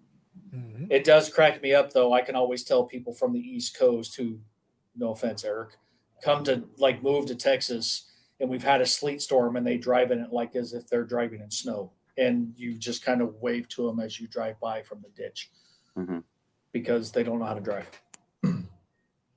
Well, Eric only does it on his bicycle, so he can't. So he'll be in the ditch, but he'll be in the ditch in a bicycle. So you got two reasons to point and laugh. My fat bike has spikes in the tires. It grips in, no problem. I ride across lakes, frozen lakes and ponds with that thing. You ride across frozen lakes and ponds because there's no until you fall into. It's your safest bet, at least for the moment. Until you fall in. Yeah, but they have spikes in the tires. Yeah. Let me read this real quick here. So Lapper's saying Phil is top shelf, so that's a loud collector. That's Phil. So let me make something clear. I am not, unlike Floating Head, who I will make a pronouncement about my not liking him for reasons. But with these other folks, like this one, I'm not saying whether he's a good guy or not a good guy. You can tell me he's the greatest dude in the world. I am judging based on what I am listening to in the podcast, and per capita, he has more wrong takes than Eric on a bad day. Sometimes I struggle to find something he said correct. That's a lot. Now there are opinions. Opinions are neither correct or incorrect. They're your opinion. But his opinion will then be based on something that is just factually wrong. And then he continues to double down on the wrongness and triple down on the wrongness. And I'm like, maybe you just shut up. Maybe you know what? Study the works of Vincenzo. Go with that. You use word economy as your friend. I think the IRP fines him per word. Literally, they charge him per word like I charge Eric for likes. Damn. Yeah, just saying. Where's Vinny? It's awful. He wanted to say so many things. I could tell. I saw it in his eyes. He looked like I want to give a 45-minute soliloquy, but I can't. He's got so much stuff going on right now. He doesn't know whether he's coming or going. He uses it as an escape. Yeah, he uses it as an escape just to, just get away from all the shit. Yeah. And just kind of listen. And half the time he's like lately, and yeah, I'm kind of jabbing, but he's my brother, so I can do this. you could like he's focused on other things. He's using it as background noise as he's focusing on other things. Yeah. But it again, there's so much stuff going on right now between his daughter's soccer and work and a bunch of other stuff family related. It just again, like I said, he doesn't know whether he's coming or going. Yeah, for sure. I get it. He'll be back. He'll be back to normal in time. He will add more to the conversation. But then again, when Vinny's not Vinny, we got Bob. I mean, come on, Bob's a Hall You of do Fame. indeed have Bob. Yes, and Chair. So wow, you got Bob and Chair. That's true. You get the twofer. Yeah. So big deal. it's Chair's rather quiet though. Well, it's makes up for Bob's overly It's Chair substitute. It is not Chair. It is Chair substitute. It's substitute Chair. Oh, I see. Yes. Interesting. Hopefully Chair will be back. But yeah, we need OG Chair. OG Chair is goated. Yeah, it's Chair substitute. So gotcha. Let me read a couple. So more hockey cards, please. By the way, I appreciate the To Be Fair included in here. I do appreciate that. So, and I'll touch on these comments here. So first, we all have bad take. Yes, we do. But it's different when you have bad takes, and it's different when I'm waiting to see the good take. Second, ouch. Good for the hobby, though. That's a matter of opinion. No need to start drama. It's not drama to say that I listen to something and I hear factual inaccuracies. Again, opinion is open-ended. An opinion, generally speaking, is neither right or wrong if it's just your feeling. If you're telling me how you feel about something, you've got a set, you like it or don't like it or whatever. That can neither be right or wrong because that's how you feel about it. Your opinion. That's your opinion. That's how you feel about it. If you say it is wrong because Upper Deck had child labor to do this, I'm being extreme just for a purpose, and that is not true, then that is a factual inaccuracy. That's not just a bad take. That's an inaccuracy. If that's your rationale for not liking it. If you reach to try to come up with rationale for why you like or don't like something, then that's not good. So it's not drama. I don't care one way or the other. You can choose to listen to it or not listen to it. I listen to it because there is occasionally a little bit in there, and I appreciate they put timestamps on it so that I can skip 3/4 of the show and get to the segments that I can tolerate. Because some of them are just painful to listen to. That is my opinion. I listen to it, and it is painful to listen to. Or that you have an interest in actually hearing what they have to say.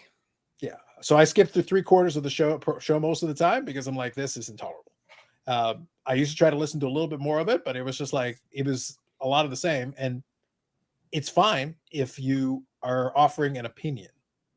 But when you are speaking things, it's like, well, I think it's this. It's like, you literally at this point haven't, and this is where I get frustrated, Steve.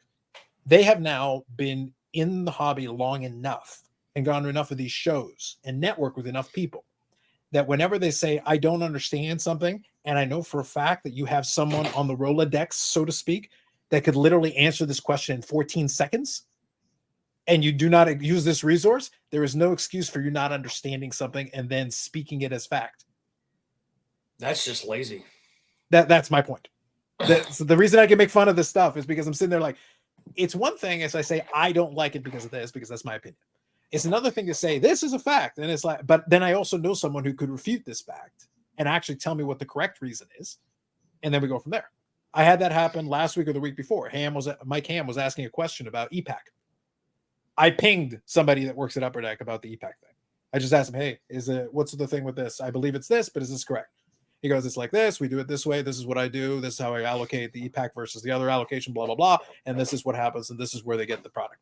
And then ComC scans it, and this is whatever. Okay, great. I went to the source. Yep. Makes my life easier because then it's like, I don't have to rely on memory. I don't work there. But I can ping somebody and be like, hey, can you just confirm for me what's the thing with this one? Yeah, it's this, and this. Okay, thank you. Great. Well, there's also nothing wrong with saying you don't know. Yeah. You know what I mean? Like there's no harm, no foul. Somebody asks a question. If you don't know, I don't know. Now, if you have resources to get the answer, then it would be in your best interest to reach out to that resource and then provide that information back. But, then again, that's trying to choose my words correctly here. I put things in perspective of like business. You know, if somebody comes to me that I work with and asks me a question, if I don't know the answer, I'm going to say, "Hey, I don't know, but let me find out." Yeah, pretty standard. Same concept. Same concept. Especially if you're to the level of accepting Patreon donations and like. Look, I don't know anything about these people. I don't listen. I don't know them. I'm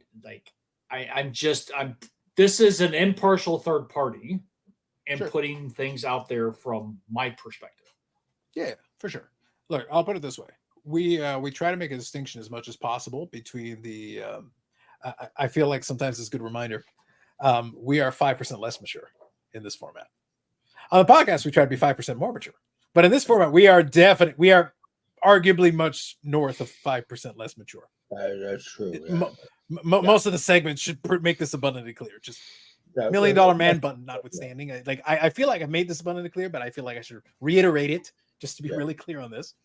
Right. But in between, there will be moments of lucidity and a little bit more seriousness where we'll discuss some things. But we try to make a distinction between an opinion versus fact versus what we know versus what we're guessing. The key, though, and this is important, is that if you do build up enough, I think, let me present it this way. There is a responsibility when you have successfully built up enough of an audience that to some of them you become an authority. And this is an important distinction. Because when we're doing the live stream and we're hanging out here with the chat and just chatting, 3/4 of the chat is in on the jokes. So when we talk some random nonsense that is truly foolishness from top to bottom, they know exactly what we're talking about and they send it back in kind. So we're speaking the same language here.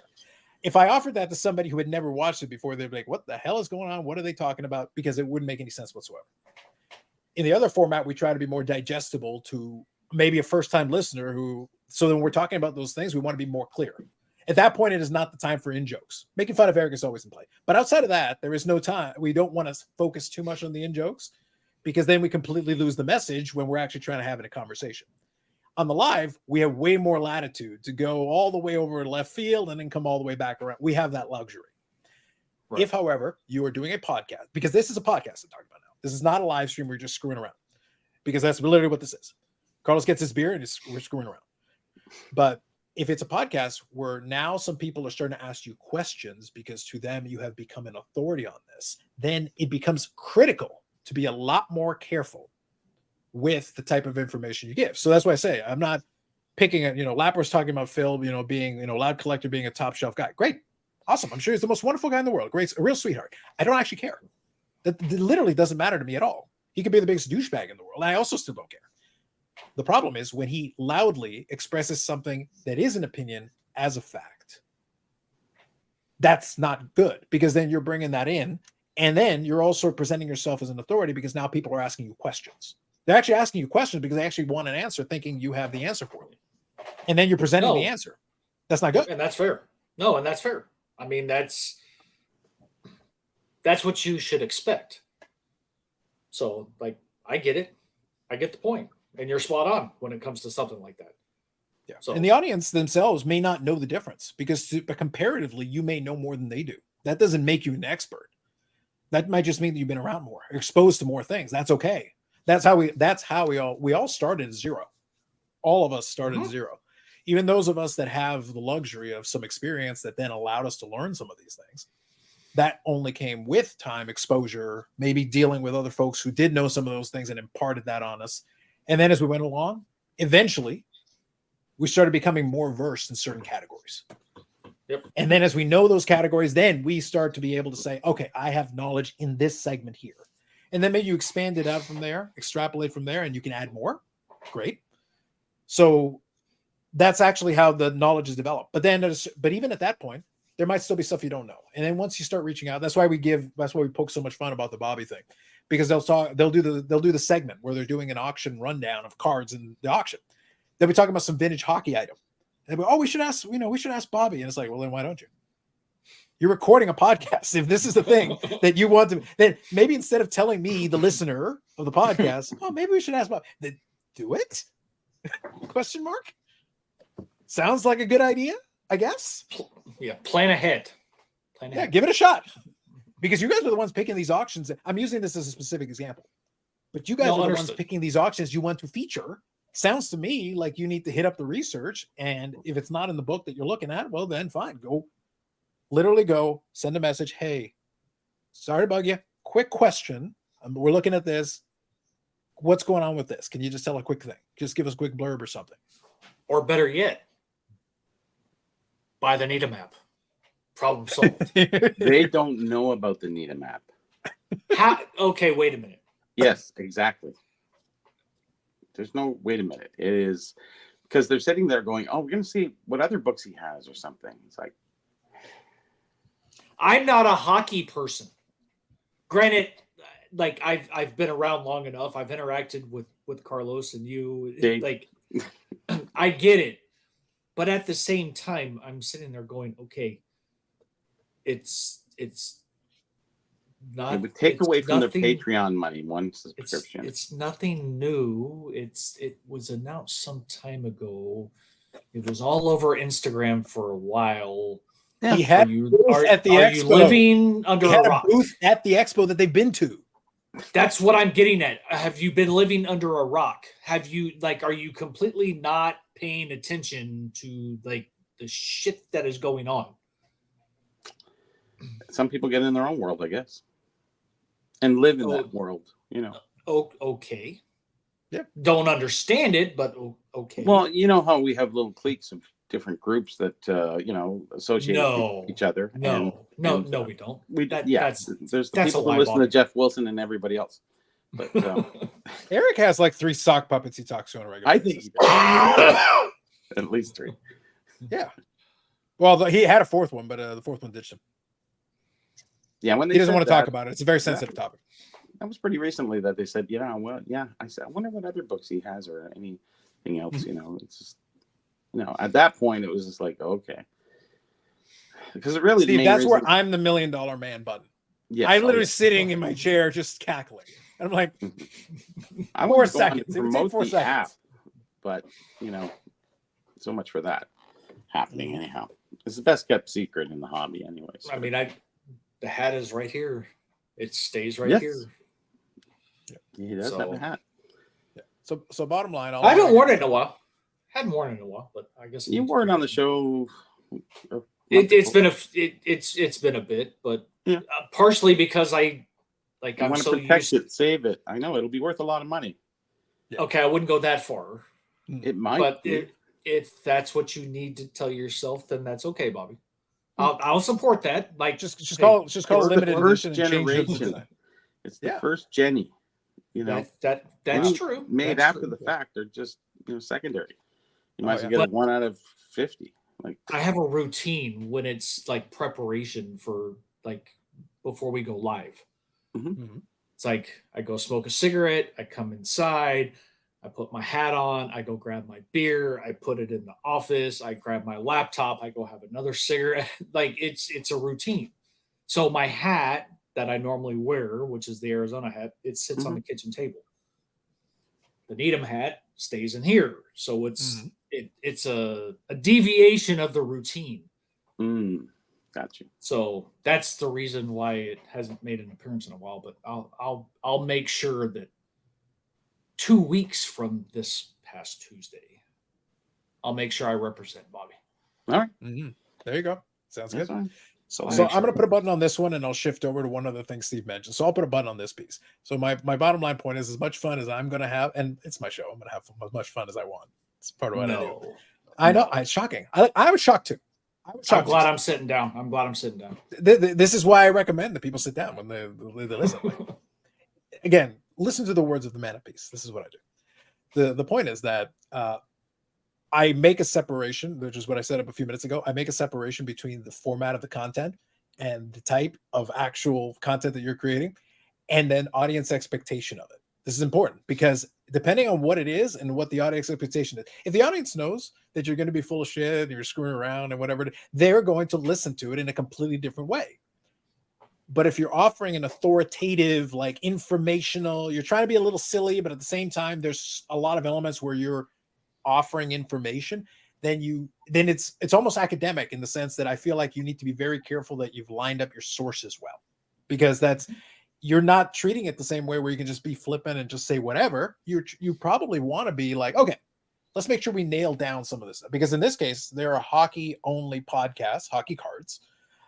There's a bunch of us who have been around a while. That's why I say, like, look, part of the reason I can be so critical is that I'll listen to it and I know off the top of my head this is wrong. This statement is incorrect. And I don't even have to be an expert on that particular set to know, like, no, I was around when that set came out. I remember it. So I know that is incorrect.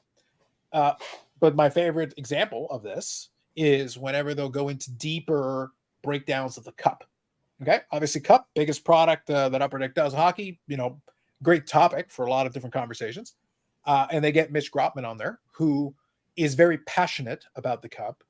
He collects a lot of it. I think his dad was a dealer, if memory serves me, from his backstory. And he collects a ton of it. He's got some nice high-end cards and built some great sets and working on different high-end patches and all kinds of great. So is he a good resource for that? Yes. You know who else is a good resource? They have had Billy Silly on there multiple times. Oh, yeah. Carvin Chung was the initial person who developed the cup. That is 2 out of the 3 people that have been involved in the entire history of the cup. Grant, who I think was Billy's boss at Upper Deck when he started, he is the other one. Carvin, Grant, Billy. That covers the entire history of the cup directly from Upper Deck. You have 2 out of these 3 resources, and one of those resources potentially could be available under the right circumstances if you ask nicely. So if I have a cup question and I'm a hockey only podcast, why would I go anywhere outside of the source? Easier. A passionate enthusiast is great. That's fine. If the 3 guys that I just named were all dead, then I guess I'll go with the cup scholar, who's maybe somebody who has studied it and whatever, because then that's my only choice. I don't have a choice. I'm going to put on my history major hat from back in the day. I've got primary sources available. I've got sources that were literally there at ground zero when these things were happening. Carvin will wax poetic on the cup if you give him a chance. He'll give you everything. Look, go watch my 6 hours of videos that I did with Carvin. They're on the channel in the back. You can just play back that and you'll get all the information you need, probably, because we talked about it for hours. So you got that. Or you can talk to the guy himself. Billy will give you a lot of the current, and Grant is the era in between. I got the whole thing covered. Yep. That sounds to me like the direction that that is what I would do if I wanted to speak on this specific matter and I want to get subject matter experts. Mitch can offer some additional insight from the collector's perspective. Then you have a nice rounded conversation. You got the people that built it. Then you got somebody who's collected a lot of it and has studied it and then you've got all the gaps filled. That you've got it covered from almost every angle conceivable. Very true. That would be my suggestion. Just something I would throw out there. Well, that's hashtag scholarship. It is some hashtag scholarship. But that's the part, Steve, that irritates me. That's the part that kind of irks me, because I'm sitting there like, it would be so simple. Literally all you have to do is reach out one time directly. I bet you, I've never tried. I've never spoken to Grant myself. Obviously, I've spoken to Carvin and Billy. Like, look, I could do the damn thing myself because, like I said, I know the same 2/3. So, but I can almost promise you, if I be like, hey, Billy, Carvin, can I get a chance to talk to Grant for a little bit? I'd like to talk to him about some of this. There's a good chance that if I positioned it to them and asked nicely, I could probably get Grant to talk about his time with it. And then there you go. We've got the whole gap, the entire history. How many times can you say you've got the entire history of a product pretty much covered with 3 voices that can give you almost every era covered? Trifecta. Yeah. No, there's your guys. Not very often. Yeah. So if you wanted to discuss this matter, that sounds to me like who I'd be talking to. Mm-hmm. Yeah, but that's logical though, Carlos. Just throwing that out there. To me, that's the minimum standard if you are doing a more authoritative kind of answering questions about the hockey card hobby. If you're hobnobbing and rubbing elbows with the hobby goats, I feel like then I actually have to raise the bar for you. Sorry, you can't be at the BIC bar because we're just screwing around on a Friday. Now on the podcast, we're 5% more mature, so different conversation. But for the Friday stream, now we got it down to $1 Million Man memes and Raygun jokes. So like I got to do what I got to do. But that's what I'm presenting. I'm leading with that. But if I am taking a more authoritative, like, hey, we're actually going to answer questions about something like you actually want to know about, then all right. Then if I got a Rolodex, I'm going to reach out to some folks and go, hey, Or if it's, if it's an older hockey card thing, I'm like, I'm not going to guess. Hey, Bobby, this thing, can you tell me a little bit more about it? Yeah, sure. Here, this, and this. Okay, great. Perfect. Here's the information. I reached out to somebody and got an answer. It can be done. Yeah. Especially if you're operating those spaces, especially if the expo is starting to accommodate you a little bit in terms of the media side of things. It's like, I am forcing you. You need to go up a level. You need to. If you want to actually take this seriously, you need to up your own level. Yeah, but some people aren't willing to put in the work. They expect it just to kind of fall in their lap, and that's not how stuff works. And maybe they just don't know. It could be. It could be. It's critical though to know what you don't know, because that'll help you a lot. It can't just be people who are passionate. Sometimes you need people who are also accurate. It's very But that goes back to what I said earlier. If you don't know, then say you don't know. Mm-hmm. If you want to provide if you want to provide what you think, that's still okay, but put forth the time and effort and do the work to either validate what you have thought and have stated, or you reach out to the right people and you get the damn answer. And I think a lot of them, what happens, it becomes a job almost at that point, where people just, okay, I got to do this. I got to do, you got your ritual. Well, they have their own ritual. We're going to do this. We're going to cover new cards, old cards, this, and this. And that's basically it. And a little funniness along the way, answer some questions from Instagram, and the game over. And say, yeah, we got to have Bobby on the show. And it ends. So. But here would be my question, though. If they are to the level of what has been stated, they have Patreon members, so on and so forth. I'm assuming this is a weekly type thing. Yep. Well, it's actually, I think they do 2 shows a week. A little bit, yeah, more. Okay. Yeah. So if they're doing 2 shows a week, you would think that they would have some sort of scheduling longer than just the week. Like they would probably know what they're going to be talking about the following week for those 2 shows, and then the following week for those 2 shows, because you have to plan it out. You have to plan it. If you're going to have additional people, you got to make sure that their availability is, so you can't, again, if you're going to sit there and do it, you got to put in the work, job or not. If this is what you're choosing to do, I don't know. The Hockey Oracle has spoken. Yeah. By the way, your subheading, just so we're clear, just so we're all on the same page here, your subheading says not the self-proclaimed. We agree. We proclaim you. So I left it. I left it there because that's been there since the last time I was here. So I just No, but it works. I appreciate the negative tag though. I think some people are going to read it and go, wait, so no, he's saying he's not the self-proclaimed. He did not proclaim himself. He has been proclaimed. No. Yeah, he's been anointed. Anointed is anointed. Yes. Everybody else has. Yes.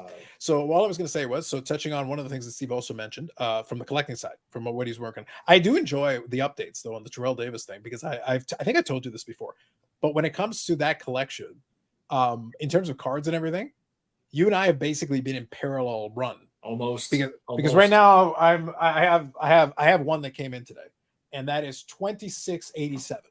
Well, I have one that came in yesterday. There you go.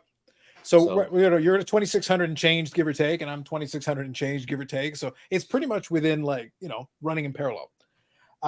That's why I always thought it was very funny in terms of the count and everything. But what I thought was interesting, and kind of playing into what you're saying, depending on the tact I want to take, and this is something I've talked about before. So we'll talk player collecting here for a couple of minutes, folks. And if there's anything else you want to chat on, just feel free to put it in the chat. One of the things that presents a challenge is, obviously, if you do playing days, that's a great restrictor, because it keeps it focused. It allows you to focus in. It keeps the checklist tight so that you don't have a million. If one of the companies decides to make 100 card set of this person randomly just to make your life more difficult, you don't have to acknowledge that. You can ignore it if you want and just, no, playing days, I'm going to stick to this. Yeah, it's a finite number. It is a finite number, exactly. So it's already been done. So I've been really keying in on playing days Medano stuff lately, but specifically the first 5-year group. So I've got them in 5-year chunks, and my checklist is based on that. Okay. The first one is down to 7 cards total for the first 5 years of his career. So that list has gotten narrow. Like, that's impressive. Yeah, it's taken a lot of years, and I was able to get one a little while back. Which at this point, any new edition is like a great day.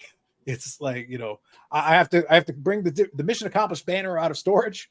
I got it from the government on the cheap, but I got the mission accomplished banner. I drop it, and we have a great day. The second 5 years is a bigger checklist, but even that one is down under 65 cards, and we're talking between the first 10 years is 900, 1,000 cards, and I'm down to comfortably under 70 cards total. So percentage wise, you can do the math. Like, that's not a lot. It's getting tough. And then you go 5-year chunks. So this was sharing the story. So I'll show the card, but I'll also explain the story, the context, because this one was one I showed off the other day. So let me do this real quick. This one is the 0405 patch card. So that is the numbers patch. Unfortunately, it's like a 1-color patch. There's not much going on with it. And it's not even the craziest design. The print run on that is 23, which isn't crazy. It's very limited. And there's 3 versions of it. Unfortunately, I missed out on one because our friends eBay are jerks. And I paid way too much, in my opinion, for this, because even it was like $250 or whatever. But the reason I did it is because 0405 was also the lockout year. And what happens when a lockout year is it changes things a lot. And what happened with that particular year is that because they didn't have a season at all, they canceled the whole year. And because of that, Upper Deck produced cards. They produced 31 total Medano cards, every set, every parallel, everything. 31 total cards. That's all there is for that year. There's no more. I'm not counting the 1-of-1s, but outside of anything that's not a 1-of-1 is 31 total cards. I'm down to, 7 cards after I took that one off the list. That would be a complete year, 31 cards. And all that's left is patch card out of 15, patch card out of 10, high gloss parallel out of 10 that I haven't even seen. It exists as far as I'm aware, but I haven't seen one. And it's been 20 years. There's a triple jersey piece from the World Cup. It was a tribute card. I think that was out of 25. Haven't seen it. There is one more that is coming in other than the one I just marked off here. So I'm going to knock one more off the list. It was the big Playmakers out of 50. That was that is the highest print run card that was left on that checklist. Everything else is sub out of 50. So you probably have it sealed in a box on his in his collection there. So the point is that checklist has become basically impossible, and that's 1 year. Yep. That checklist is like everything on there is like a top level piece that you're searching for. When it shows up, I will probably have to pay through the nose for it. It just doesn't appear. It's been 20 years. Some of them I haven't even seen a picture. So to give you actual numbers, just so I'm being 100% transparent, plain years, I am sitting at 71.63%. So that's 95 through 2001. So 95, and that also includes the few pre-95 cards. So through 2015, for what I deem as obtainable, I'm at just under 66%. Nice.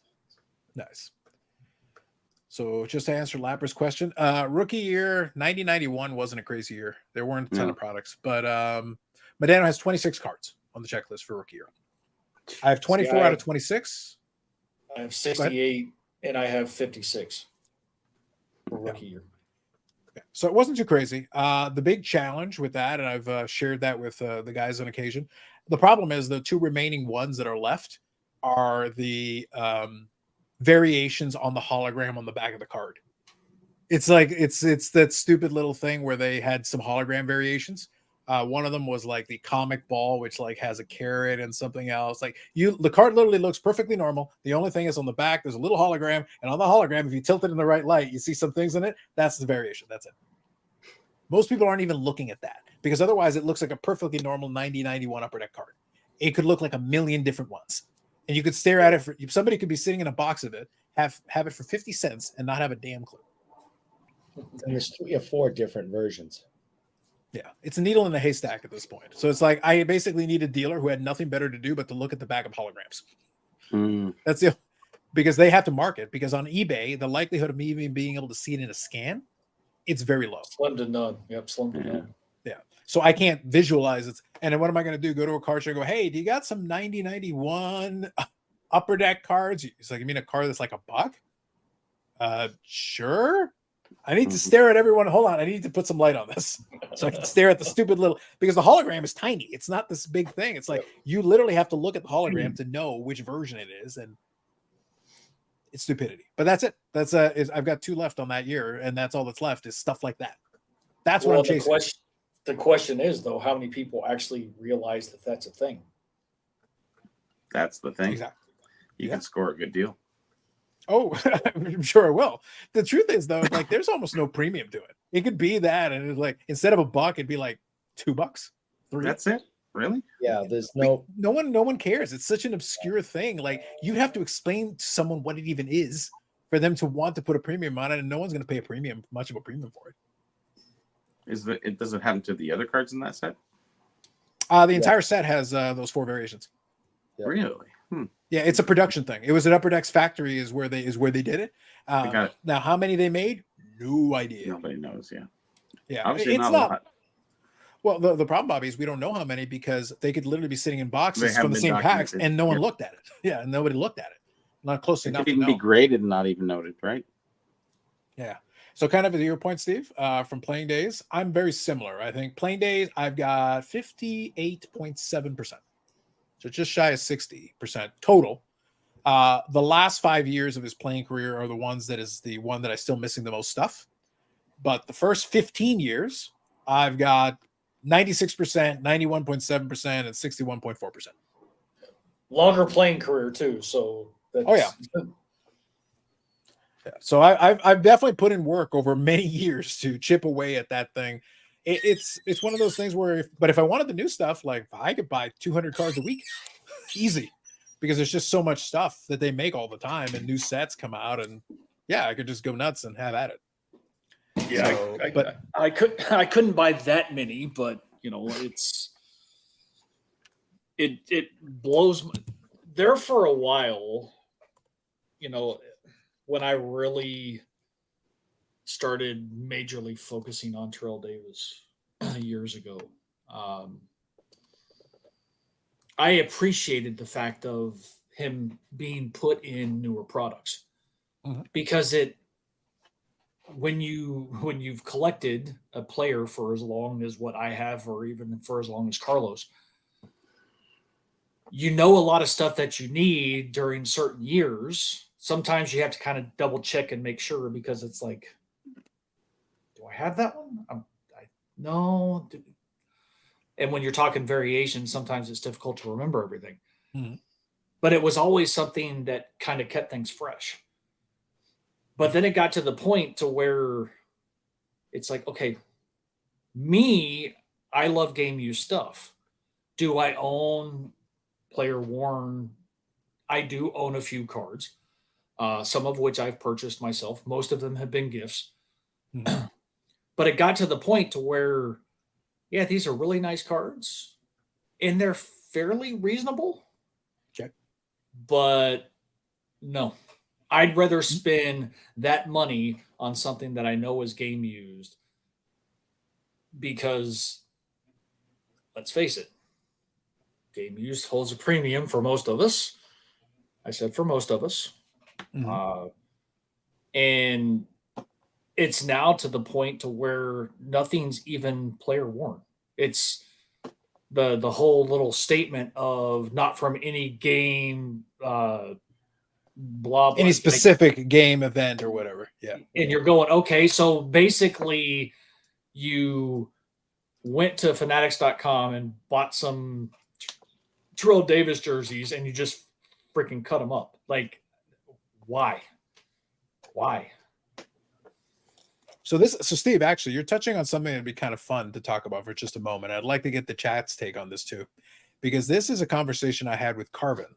So we'll have a little fun with this. We'll bring it around to a conversation we had earlier. I actually asked him kind of that question as well to get his take on it, because I wanted to. So I'm going to paraphrase, but again, if you want to go, there's like 6 hours of Carvin talking about all kinds of stuff. One of the questions I asked him, though, was similar to this, just posing the question. And I used an example that wasn't related to game used, but it was the same idea, and it actually plays into Carbon's answer. So again, I'm going to paraphrase. Please don't claim that I'm quoting him. I'm not quoting him, but I'm going to paraphrase.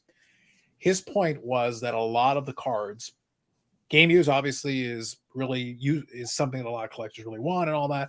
But at a certain point, they also kind of came to realize a little bit is that for a lot of folks, it's the look. It's not even the concept of the game use, even though the game use has a value and an idea. Some cards, it's just a matter like manufactured patches is an example of it. Just a silly example, but it's the idea. Is that why would you even do a manufactured patch? Well, some people just like the look of the card. And if they like the look of the card, then that's going to take you down one path.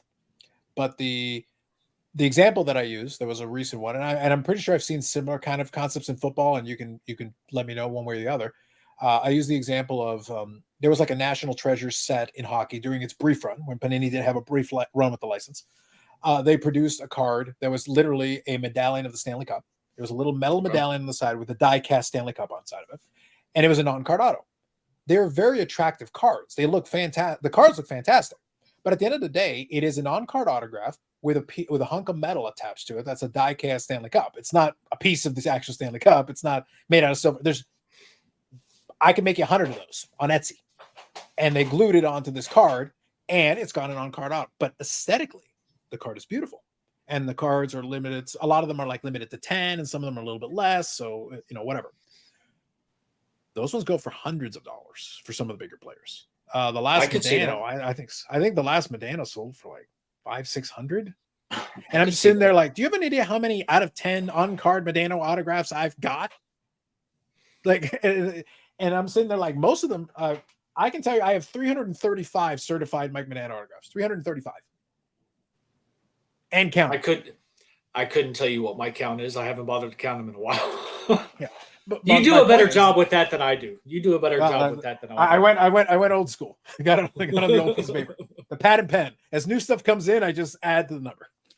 The running tally has worked well so far. Old school sometimes works.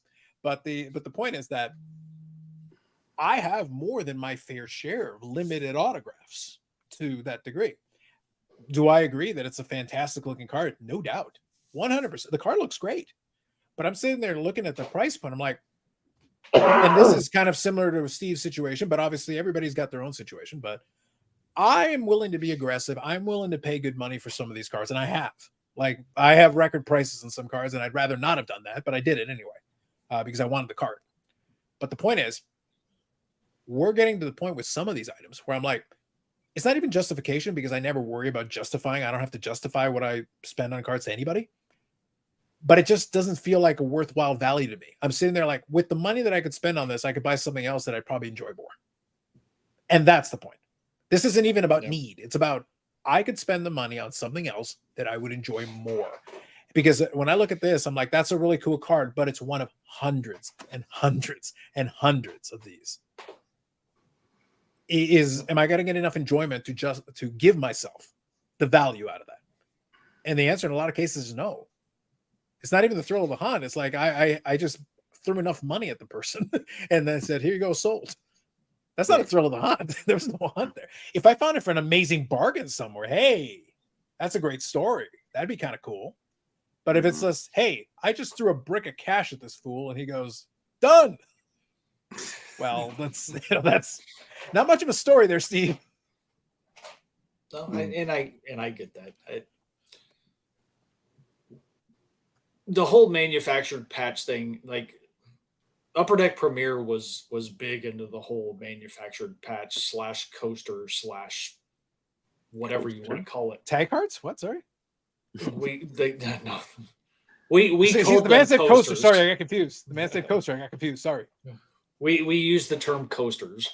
So like go do a search on eBay for anybody who cares to go look and look up, 2007 is a prime year of Upper Deck Premier.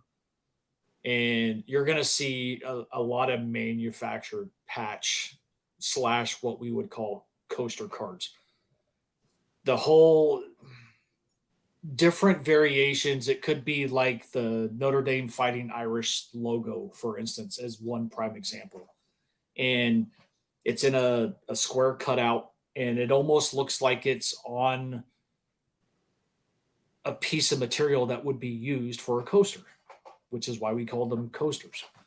But Topps did a thing with fake captain's patches and commemorative medals and like player busts, so many different things when it comes to what we could all kind of throw into the bucket of manufactured.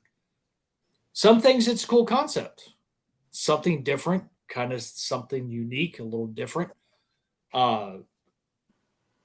But that's different to me compared to the difference between like game used and player worn or not worn at all.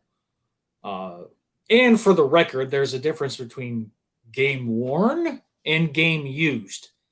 Mm-hmm. So be careful when like having conversations with people and listening to what they say, because there is a difference between game used and game worn. Game worn means we should be using the correct nomenclature. Correct. Yes.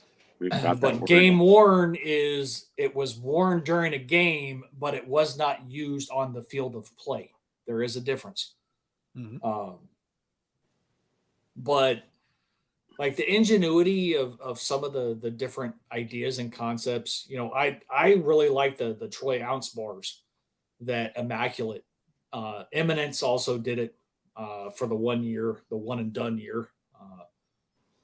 Kind of a cool idea, kind of a cool concept. Kind of goes back to the precious metal days. It literally does, yeah. There's a Chosen Rosen one with that actually still holds some value because it's literally a troy ounce of silver, and I'm like, I don't really want to pay that, but I kind of want it. Yep. But it's something unique. It's something different. Something like that will always have value because if it is truly 1 troy ounce of silver, we all know silver has a definitive price point at any given point when you go look at it. So you can at least melt it down and get something out of it for now, if you choose to do so. Yeah. Mm-hmm. But again, like me, I've said it, I'm a cheap ass. I have a hard time wanting to cough up the price points that people want for those cards. And I'm not talking about just the sellers. I'm talking about those people who are buying them because they understand that there is intrinsic value because it is 1 troy ounce. Mm-hmm. Sure. So it's not just the card that you're buying, it's the price of the silver that you're buying. So, but anyways. I think the part of the reason why I made it kind of interesting, so I included Paul's comment here about the championship banners, the black diamond ones, and they look cool. And I think that was kind of Carvin's point, was that some of those cards, because of the aesthetic, that's the quote unquote value, which kind of plays into that card that I gave that example, because literally the only argument you have is that it looks really cool. Right. Being out of 10, of course, yeah. But again, I've got out of 10 autos that cost a fraction of that. And on card, of course, is a value as well. But I've got on card autos out of 10 that cost a fraction of that. So the only justification I have, I can't even use the National Treasure branding because there are cup cards that are like that on card that are a fraction of that.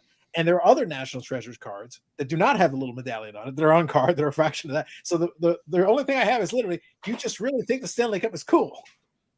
And that's the justification for the price point. And people that wanted to build the sets held on to certain numbers of them. So the supply is controlled by that. But that's it. It's supply and demand. And enough people like it and think it's cool that it pushed the price up because they were willing to pay it. Yep.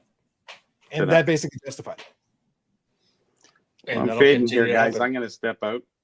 Don't worry, Bobby. Good seeing you again, Steve. Eric, good seeing you, Bobby. Hope you're feeling better. Thanks, and Bob. Carlos, you're welcome for your little gift of information today. There you go. we'll talk later, Bobby. Yeah. Have a good one, Bobby. Take it easy. Take it easy. Good night. Yeah. So we'll hang out for a little bit and then we'll wind her down, but it was good. So just out of curiosity, Steve, kind of a quick side question. I know you boys are starting to adjust with the IRP, so we'll mention it here. Of course, you guys can check out the Instant Revolution podcast that happens at 9 p.m., I guess, on Tuesdays ish. Always ish. Yeah, Paul can be more specific on the ish. Paul's usually he's got always ish. Yeah, always ish. So is that working a little bit better for you guys? Is that adjustment fitting a little bit better with your schedules and stuff? It's helped. We always adjust because of softball for Dave, just for the simple fact of games and everything else. It would be nice to be able to stay consistent where it is Tuesdays, like all the time. But unfortunately, like priorities. So it's nice to be back on Tuesdays. We did change the start time recently. It used to be 7:35 Central Standard Time. It's 8:05 Central Standard Time, ish. Ish. Always the ish, or as what Paul would say, time adjacent. But it's making things easier. I don't feel like we're starting as late as what we used to frequently. Right. This week was a little bit different, but those are a lot more rare these days. We're still late. We always are, but nothing compared to what it was in the past. So moving it, 30 minutes later has helped. But like we've said on the show, we're getting to the point to where things are starting to slow. The ideas are kind of starting to run out. And although we try and stay on topic, that's not always the case, as anybody who's watched the show knows. But we're kind of running out of ideas. And what's the point of just having a show when we have nothing to really talk about? So that was kind of the question that I was going to follow up on, because again, I chime in from time to time and pop in and listen a little bit here and there. And of course I got my 2x speed and I can get caught up on pieces here and there. So I'll try to listen and be and support where I can, but you can tell. And like I said, we're just having the conversation here. You can tell when it becomes a little bit of a struggle, almost to kind of be like, all right, we're here.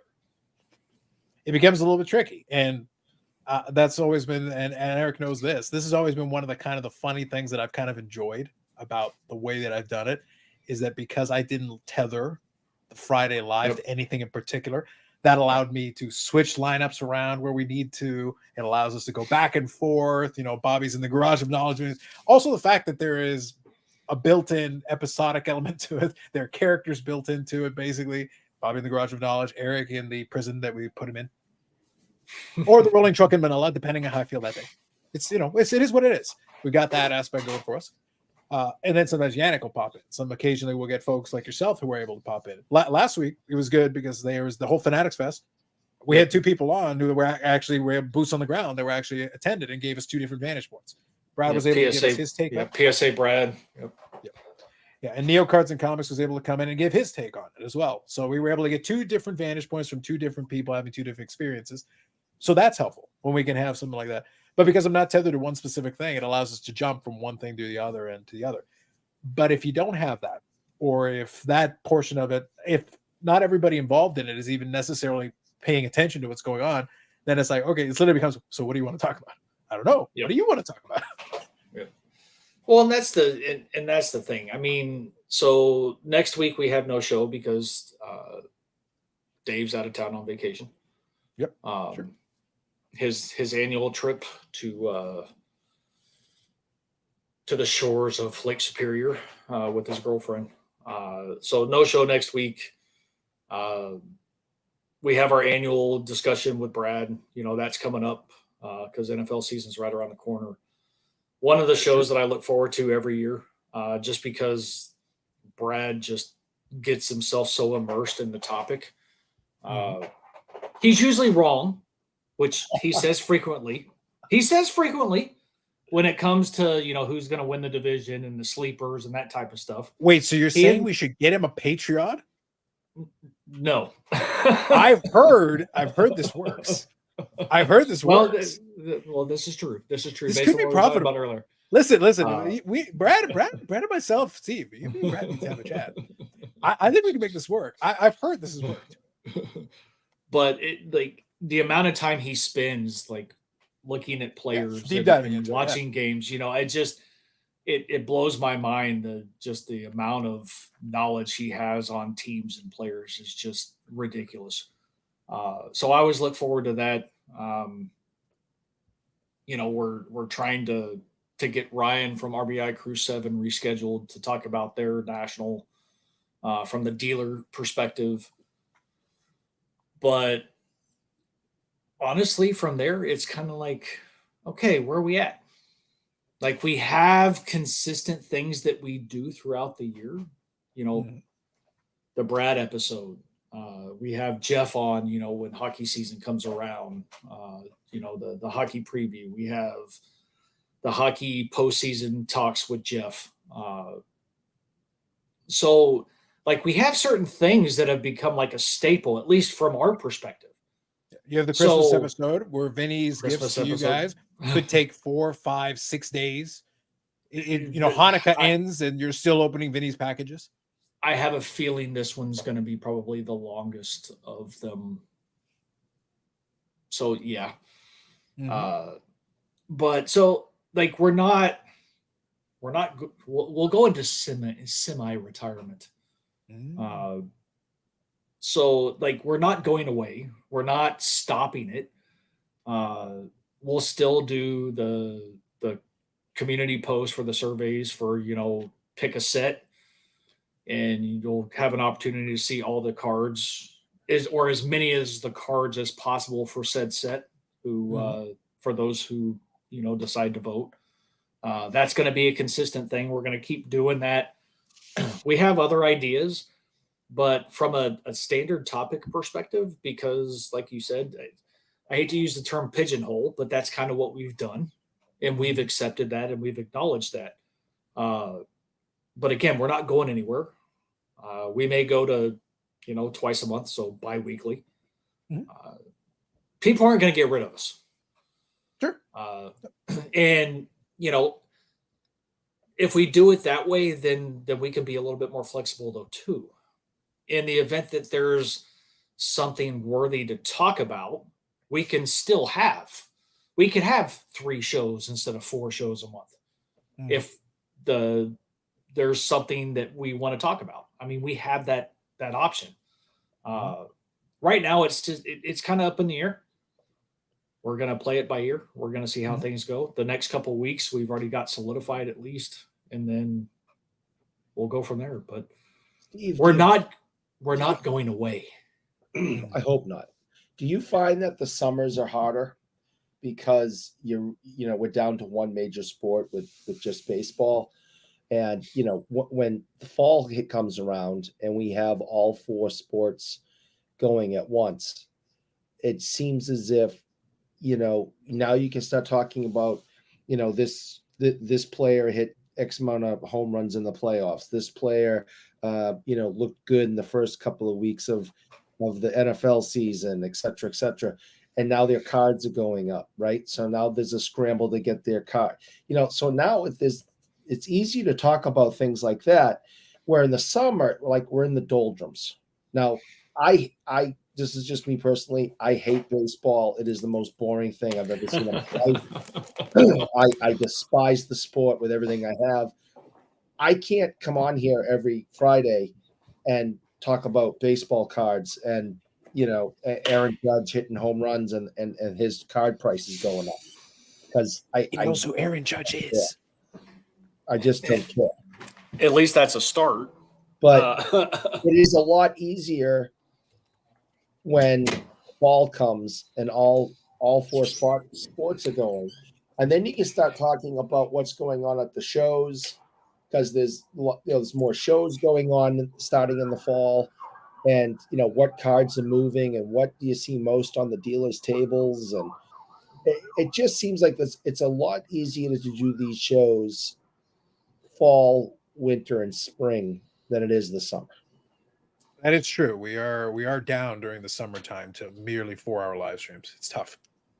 It's real tough. It's I'll tell you, like, so, I just thought it was very entertaining when you said that. But the point, though, is not wrong.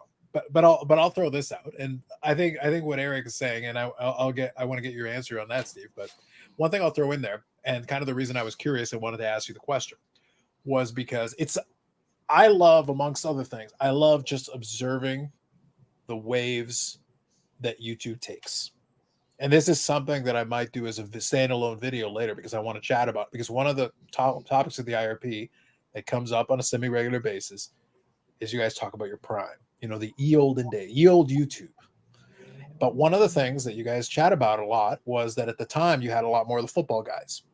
And the thing is, I wasn't necessarily watching it at that time, but I know about what I've observed YouTube long enough to know that we tend to go in waves, and you can see it, and you can see how it goes. Wave one. Now, in this case, to you guys' credit, I guess really what it means is that the football guys were the early adopters, which in turn kind of created the scenario where you guys were all there at the same time. And then boom, there you go. You have your community group of people that can talk about all this stuff. There are more baseball guys in the hobby. That's just reality. It's math. 100%. Sorry, Eric. It's the maths. But then as those guys started picking up on it, they're a little low. They're later adopters. But as they started picking up on it, they started showing up in numbers. And as that happens, well, then the demographics skew and they started adjusting. During the pandemic, we had a rise of basketball guys. They had their wave that came in. That was a big thing that happened. Other sports and other categories also were involved, but they had their own things going on at the same time. Right now, today, if I go look at my YouTube feed, what I see a heavy dose of currently is vintage baseball. So right now, the vintage baseball guys are having their renaissance period, which is, but by the way, that's not a judgment. It's fine. My opinion is if you don't want to watch it, then don't watch it. That's easy. 100%. There's no sense in complaining 100%. about it. That's silly. That'd be silly. So I'm in favor of it and I'm fine. And I'm also a guy who collects it, but I'll sit there and listen to it. And a lot of it is like, yep, all right, I've heard this conversation before. I've heard that joke before. And I've heard that discussion before. So for me, it's not as exciting or dynamic because I've heard it. Also, I've been involved in it for a long time. So it's like same for me. But right now they're having a renaissance because there's a lot of guys that are coming in that are newer to the YouTube space that are involved in that. So they're bringing in new energy. So for that, they're getting excited. So I'm watching live streams of those that are getting upwards of 100 viewers. And it's like, oh, that's pretty good. That's pretty strong. And it's because right now that group is coalescing and they've got a wave of some new guys that are viewers and content creators. So they're participating in it. And now they're coming on. And guess what? I will see the same person on this live stream on this channel, on this live stream on this channel, on this live stream on this channel. So it tends to be the same, but right now that makes sense because right now that's where the energy is. So we're currently in the vintage baseball YouTube wave era. We just kind of keep operating with whatever the hell this is. I don't know yet. Like I need someone to explain to me. I still don't know. I got no idea. You don't need an explanation. Like everybody needs to do whatever they want to do, like whatever that is. Yeah, absolutely. But to answer both your question, it's like in our situation right now that it's not sports related. Like our dullness, our excitement has to do with how we feel about the hobby right now. And it's again, it's not that stuff is not obtainable. It's not that stuff is priced through it has nothing to do with that.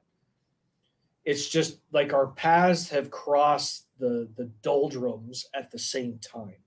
Mm-hmm. Because in previous years, we all kind of went through it at different points throughout the year. So when you have three people hosting a show, so to speak, and one person is in that moment, the other two kind of pick up the slack. Mm-hmm. And it carries on like normal.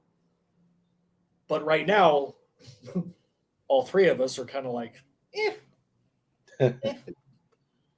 So that's a lot of it. Yeah. And it sucks the energy out of the room a lot because then you're sitting there. And I think this is an important distinction. I have no doubt that even in between weeks where you guys are not doing IRP episodes, you will still be on text message threads chatting or talking about as things go on, or maybe you'll have a side conversation about whatever. But so the main point, I wanted to get your take on it and also kind of get your perspective. But the other thing as well is that I think it's also indicative. So two things. I wanted to talk about those wave things because that's something I'm percolating on where I might just make a video and chat about it a little bit more and expand on it. And I'd love to get people's thoughts on it. But the other thing is that it actually demonstrates how hard it is to do this consistently. And you guys, and I want to give kudos to you, Dave, and Vinny, and to a lesser degree, Bob. A much, much, much lesser degree. Like, I cannot emphasize how much lesser a degree that I want to give to Bob. But kudos to you guys for having been able to be as consistent as you have been, because it is, I can speak from experience. Yes. Going on 4 years plus of doing this every week, it's actually real hard. It is. It is. And because you have to find whatever rhythm works for you.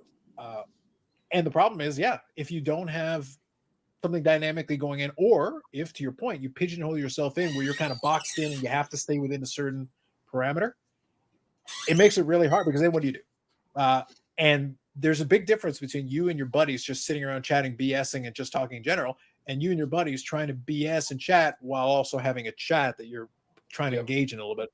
You're basically, there is an entertainment element to this.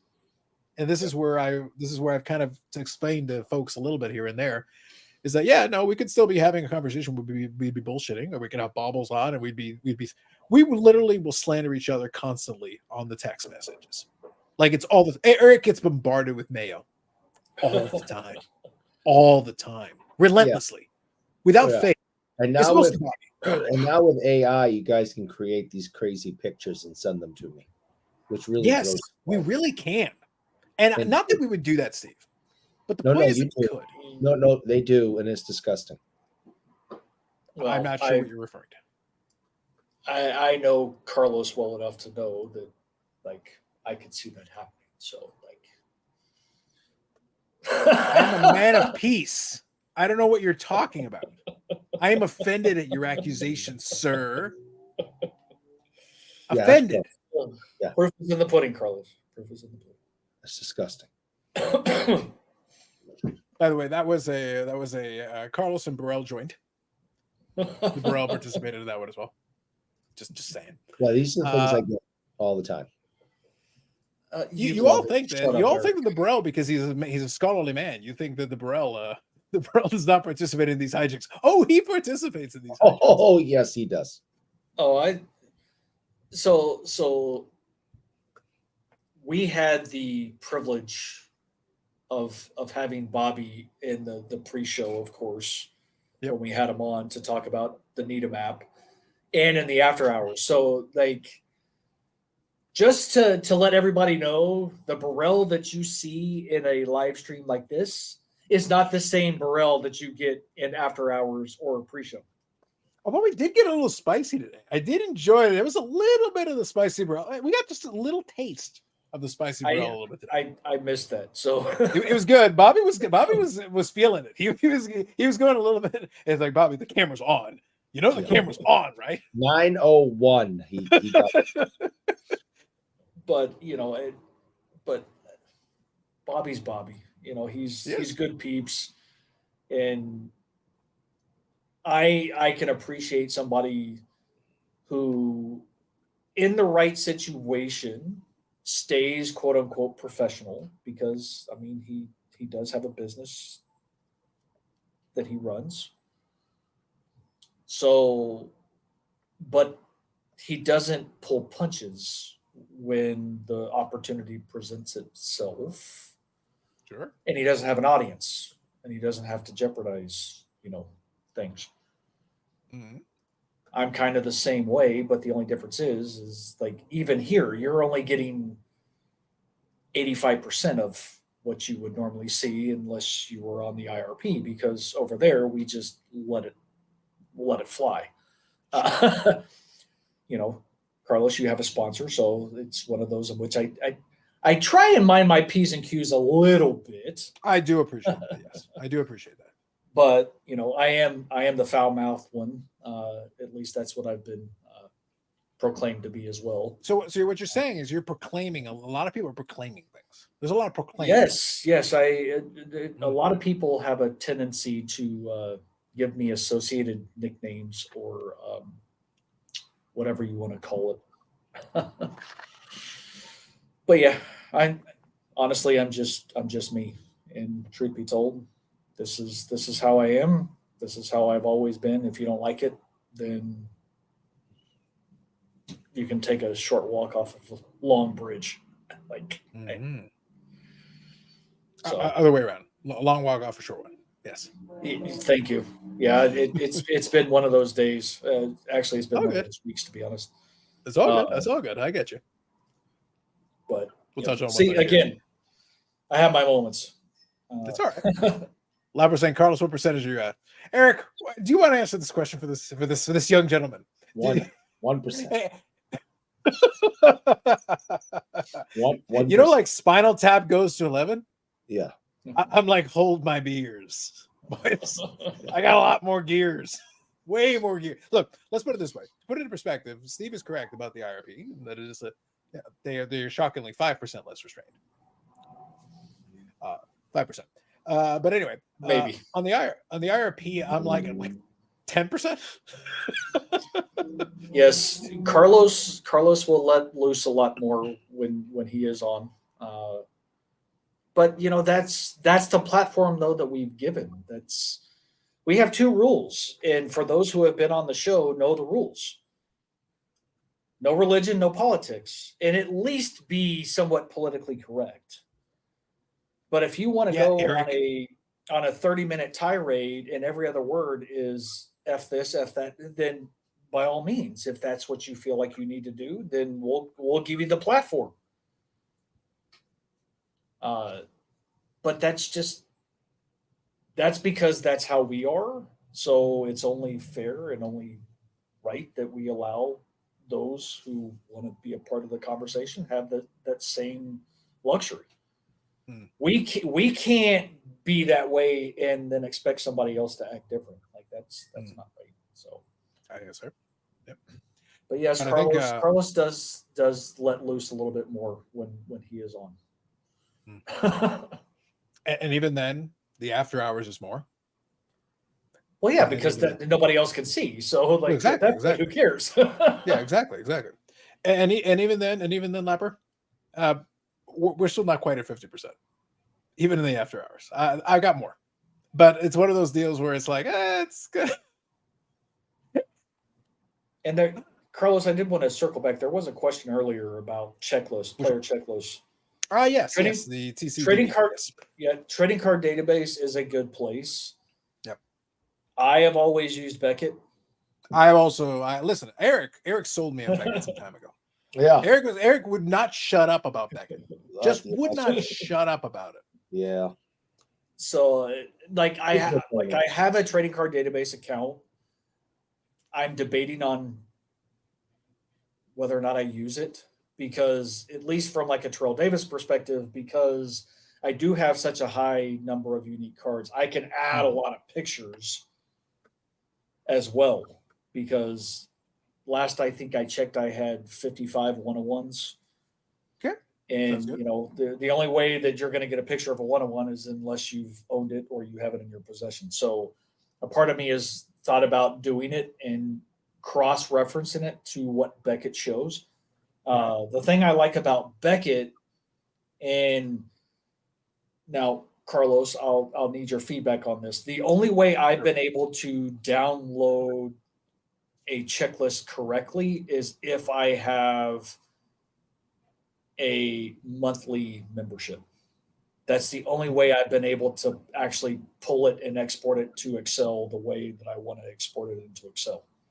Yeah, they kind of hold that one behind. They've even gotten more militant now because now I don't think they even let you search in that search bar unless you're logged in first. That is correct. And then second, then yes, I think you need the monthly in order to really be. And even then, it's clunky as hell. Like it would be nice just to have like a real proper export. You can do certain things that work okay. A lot of them tend to be workarounds. So let's talk about 2 things. I think TC, trading card database, I think is very good. There's a lot of aspects about it that I like. I appreciate that it's crowdsourced, so they're able to get certain things actually more accurate. Because I'll give you one like classic example. I want to say it was 97, 98 Revolution. But the Pacific ones tend to be problematic because even though Kramer obviously was around, I think you guys had Kramer on for one of the episodes. Yeah. So maybe that's one that you guys should highlight because it's nice when you actually get one of the sources. Because again, primary sources, what I talked about earlier tonight. But even he doesn't remember everything, so he does have records, which is helpful. That's nice. But he doesn't remember everything. But there were so many years there, especially the early 97, 98 was actually the first year that they were in hockey. And as a result, they were releasing all these products. And there are certain sets, I want to say Revolution is one of them, where like the Beckett checklist shows the red parallel. It doesn't exist. I want to say it's Revolution, or it might be. There's a couple of brands there where the red version, you could search for the rest of your life, and like you'll talk to other player collectors. Hey, do you have the red version? And they're like, no. And it's on the checklist. It sits there, and it's like, actually, it doesn't exist. So I go. That's where I go to some of my research. Some of the collectors where I'm like, all right, you had like 99% of the checklist back in the day because you were the hardcore of the hardcores. Do you have the red? And he's like, no, man, it doesn't exist. All right, I trust your judgment. If you, who were spending top dollar back then to find anything, you know, before the bounties were a thing, you know, before they were cool, the dude was like, find me this, I will give you a finder's fee. So he was everywhere. And if he says no, I trust him. But it's still in the Beckett checklist to this very day. Well, that's a lie. It's just not true. I have cars that aren't in the Beckett checklist. Exactly. And that's the other side of the coin. I've got the same, where I literally will search for it. Now, I will say one thing they did. Now, the unfortunate thing is there's no way they're ever going to be able to fix it, because I do think the way they built that database is very poor. Because if you look at the Beckett checklist, it's all backwards. They have like I think it's the brand first, and then they stick like, so as a result, you've got this clunky way that it goes that doesn't, you look at it logically, your brain goes, no, it should be like, but it's the way they built the database. And now in order to fix it, you'd literally have to rebuild the database from scratch. And they're not going to spend the money to do it. Eric took too much money. His demands when he showed up were like, no, you're paying me this. And they're like, but we can't afford to fix the database. I don't care. I need chocolate sticks, all the monies. Daddy got to eat. That's why we can't have nice things. Well, I haven't looked enough in trading card database to confirm or deny what I'm about to say. So somebody please correct me. Sure. The reason that I leverage Beckett is because it's not just cards. True. They do have other stuff. Like Highland Mint stuff, like the Highland Mint collectible stuff. That type of stuff is in there. Stuff that was released in products as box toppers or miscellaneous type stuff, I know that would probably be in trading card database. But, you know, Beckett lists Beckett covers of certain players. They list starting lineup figures and the cards. They've even got some of the action figures, because there were some weird like action figures. Like they actually had like dolls and stuff. And I know one of the 90s ones from Medano is actually a doll. Until you actually see it, it's literally a doll in a box that you can get. Initially, I was like, what the hell is this? And then one day I found it on eBay and I'm like, oh, it's actually a doll. Huh. Interesting. I didn't know that. Is it listed on trading card database though? Or is it part of the Beckett checklist? It's in the Beckett checklist for sure. That's where I know it is. But the other one, it's like I'd have to see. I will say trading card database over time, especially, has done really well. One thing I like, though, the trading card database has done really well is that for certain items, kind of going back here to Paul's point, in some places, people filled in pack odds. And that's really handy, especially when they put it in accurately. Baseball Cardpedia is good for that because they built their own Wikipedia for it and actually filled in a lot of the good information. But it's not bad. Like, they did a decent job of it. Where it gets tricky, though, is because it is crowdsourced. Again, you got to hope that somebody will make sure that people don't just randomly put weird information that isn't true. But that's always a challenge with a Wikipedia type thing or a crowdsourced thing. Right. But it also means that occasionally some people will load images. So for certain inserts and stuff, if somebody has gone through the trouble and listed some of that stuff, you can actually see what the card looks like. Because sometimes they'll actually post it and they go, okay, so that's what you're looking for. That's the thing. Cool. And that's a handy thing. But it's in this. Just for the record, though, the Beckett Almanac actually gives you pack odds, though, too. Oh, no, I know that. But I'm just saying that for certain things, they stopped doing a good job of it. The almanacs do have the information, But if you're somebody who's just looking something up in a pinch, it's kind of handy to have it to be able to quickly look and say like, hey, you got the odds here. That's great. That's very helpful. No, 100%. I mean, we're at the point to where information needs to be at your fingertips as quick as possible. Not to mention the almanac, the print's a little small. Hashtag we're all getting old. In these aging eyes, it's probably time for reading glasses, because if I look at anything in the almanac, I'm sitting here, I'm taking pictures of the page and expanding it so I can actually read what the hell it says. The print is small. I'm telling you, it's bad. You should see Eric's got an electron microscope. Like, he's got a whole facility built in for it. Like, it's getting bad, man. It's getting bad. The problem is he got the electron microscope for like size text this big, let alone anything smaller. Like, it's no good. Like, it's getting rough out of these streets. Yeah, everything went downhill when I hit 50. Mm-hmm. You're falling apart, man. Falling apart. Yeah, well, I got 5 years till then, and it's already fallen apart. Mm-hmm. Bob Jackson says, Carlos, what do you thought on those catch coins? I thought they were interesting at the time they came out. Now I think they're the devil. So let me explain. So if anybody doesn't remember or know what these are, catch coins was this idea that they came out with where it was basically a game. They were basically trying to piggyback off Pogs. Elements of the game were similar. You had these little round metallic discs, basically medallions, discs, coins, I guess is what they would call it. And the point was you'd have this little item. So for the hockey one, it was like a hockey goalie mask. And it was almost like a yo-yo. It was a thing like you could throw it down and you could catch it on a magnet and grab them.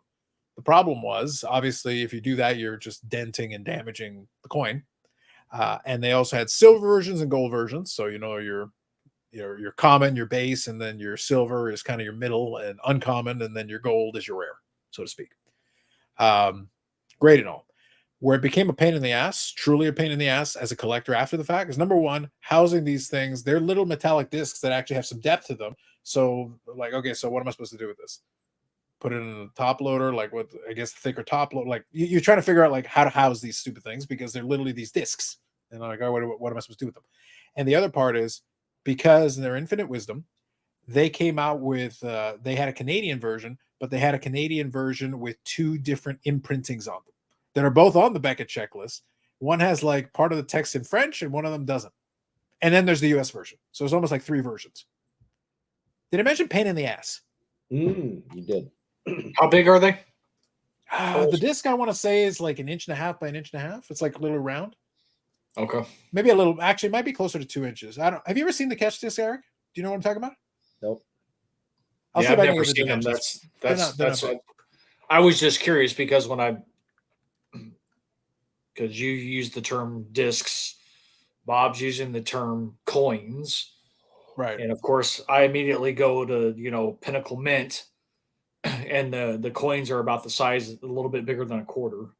Yeah, this ones are a little bigger than that. Here, I can show you. I'll show you what one of these looks like. So that's what one looks like.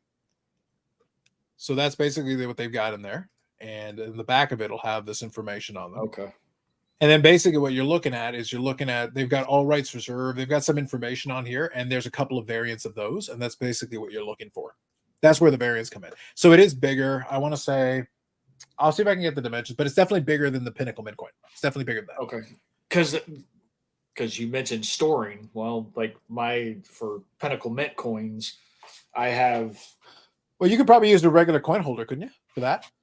Well, coin protectors. So, my grandfather used to collect coins, so I had some. So, like, all I did was fold it over and staple it and put it in a top loader, and I was good to go. But if they're much bigger than that, of course, that would defeat the purpose because it wouldn't work. Yeah. It's one of those things where the concept itself I thought was neat at the time, like I mentioned. I don't think it ever really caught on. I think they had maybe 2 years of series, I want to say, because I was right in that 97, 98 period where these companies were trying all kinds of stuff.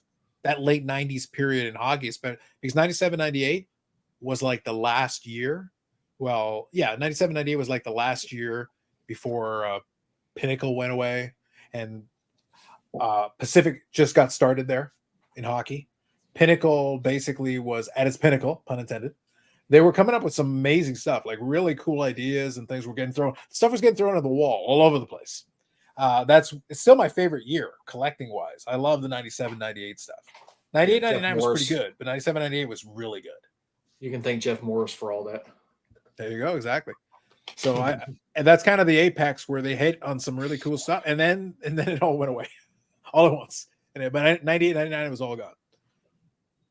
We'll touch on that one here. I refuse to collect them as stuff. I don't count them and ignore them entirely. That's fine. Here's the cool part. As a collector, you're allowed. Like if it's too much of a pain in the ass and you don't care. With the Medano, my curse is that I'm too far in. I've been doing it for too long and I've gotten too many of these things. If it's a playing days thing, I kind of want it if I can get my hands on it within reason.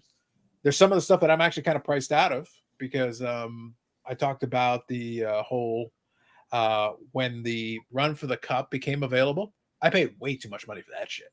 Way too much. But that's where it's at. It got to that point where it's like, well, your options are you pay way too much or you don't get it. I was like, okay. Yeah. Yeah, because you missed your window when you had maybe opportunities to buy it previously. But that's, as a player collector, depending on where your head is at the point year over year over year, as far as what your focus is on, you miss opportunities, unfortunately. And absolutely. I missed out on my fair share because for quite a few years, I was strictly focused on autographs. I wanted to hit that 200 unique autograph like threshold. I've since like surpassed it by I don't even know how many. But I missed out on opportunities. I missed out on PMGs and 24 karat golds. In like, what do? Suck it up and deal with it and pay the price, or you hope as the years progress, things kind of come down to reality on some of them. I think that's PMG Green. I don't think that's going to happen. I was about to say that I think the problem with some of those series, what really became the issue for me, in my opinion, is that at a certain point, some of the set collectors got their hands on some of that stuff and some of the inserts and some of those other pieces of it. And once it got to that stage, it was done. It became too much money for anybody else to really play in that playground. And then they just threw money at it. And then they got all these podcasts and shows and influencers that basically told them, hey, the 90s, it became a self-fulfilling prophecy. They started saying, hey, the 90s have all these great players. It's become resurgent. It's all good. You guys should collect it. You guys should buy. And then you got all these other people that are playing into it. And as soon as that happened, that was it. It was done. Because now you got this money that got thrown in, and now, okay, you want to play? Well, good luck with that. It's over. Obviously, we know that I don't collect that stuff. But before the pandemic, I had never even heard of a PMG. And since the pandemic, I hear it, several times a week. So I think those things. It's the bee's knees, man. Yeah, and those things were using the technical terms. I like it. Those things were pushed so hard from the pandemic on, and now they're the must-have, shiny object that everybody, has to have in their collection. So whatever makes you happy, collect it, enjoy it. But I just never even knew the things existed. I remember early on in the pandemic, I was just getting to know Billy in Clubhouse and things, and he had to explain it all to me because I'm like, I don't get it. Well, and then you have somebody like me. I've known of the existence of PMGs since they were a thing. So if I'm not mistaken, like there's actually precious metal gems going back as far as 95, at least in football. Nothing to the extent of what came out in 97 with the reds and the greens and the different serial numbering. But for somebody like me, and I've expressed this, most player collectors have like a top 10 once for where they are at any given time. So as you progress, your top 10 is going to change if you've been able to add some of those top 10 cards to your collection. And I say a lot, can't speak for everybody. I'm that way. I know Vinny's that way. I know Dave is that way with specific players. Mm-hmm. Like PMGs are not on my top 10. They're not. There are other cards that I think are better and more aesthetically pleasing than a PMG. This is going to sound bad. To me, they're not very special. They're really not. 24 karat golds from Fleer Brilliance should be more expensive than PMGs. Mm-hmm. There's only 24 of them. You know, my favorite part is about that whole thing with the PMGs. I don't know if you remember, for some, that depends on the product. My recollection was Metal Universe was not an expensive product when it came out. No, it's fairly inexpensive. And it's become one of those things where, and different sports will have this, but it became basically the same thing that happened with the StarQuest Golds. And that was out of a cheap product. It was a relatively inexpensive product. They printed a ton of it. So that meant that the StarQuest Golds were difficult relative to the enormous amount of product you'd have to open to pull one. Correct. And for a long time, no one cared. And then one day, like, it flipped. As soon as the perception flipped, I was monitoring. I did it like a live stream or two ago. I showed off. There was a Medano StarQuest Gold that went up on eBay. And the end result was that it sold for over 1,060, which is multiples of the last one that sold. And that price had been steadily increasing. And because of that, now the next one will have that as a comp, and that'll probably mess up with the price. That'll really start breaking things down. And that's happened with a bunch of different series in the 90s. And that's the problem. Bob Jackson's got it right. They're cool because they're expensive. They're expensive because they're cool. Eric's logic in a nutshell. Yep. Lapper says Donruss had precious metals in 95-ish. Yeah, they had the ones that were made out of the metallic there. Not sure if it's associated with PMGs. So yeah, I'm not sure if football might be a different thing. I don't recall if because they had the precious metal, they had ones that were called precious metals, and then there was a Donruss Preferred that I want to say was also precious metals that actually was made out of metal, which were kind of cool. Those were kind of interesting because you had platinum and you had gold. Yeah, Donruss Preferred is really, when you say precious metals to a football or a baseball guy, automatically it's going to be Donruss Preferred. 97 Donruss Preferred. That's what everybody's going to go towards. Everybody. Well, what's funny is that up until, and the irony of this, Steve, 97, 98, hockey had Metal Universe, but there were no PMGs in it. Yeah, which doesn't make any sense because they did it for, football and basketball. But, like, why just those products? Hey, I'm not complaining, dude. I don't need a PMG Medano. No, thank you. I get hard it. pass. I get it. Hard pass. Trust me, I wish TD didn't have PMGs from 97 all the way up to 2000. Yeah. It's one of those things where it would be a really cool card. It'd be neat to, especially if I'd been able to get it early, then fine. That's where the start. So I don't know if you caught a little bit of I just mentioned the StarQuest Gold and I gave the example. Yep. The last Medano sold for north of it. Yeah. So, but I've been watching the price of that escalate every turn along the way. I paid 60 Canadian for it, but I bought it like 15 years ago when that was possible. And every year that goes by, those have gotten tougher and they've disappeared. I pulled up one here that also is an example of that goes multi-sport. And this one may, and more than likely, honestly, has probably been priced out for me. And this is one I still need. The Grand Finale. Yeah, that's one I need too. Yeah. So this was the last Grand Finale that actually appeared. This one was graded an 8. I really wouldn't have cared about that. That's not relevant. That's not important to me. But that was the last one that actually appeared. And when it appeared, I remember watching it. It sold for 660 in 2023. Jeez. So the next one, it stands to reason, it's not getting cheaper. Yeah, I don't have that problem.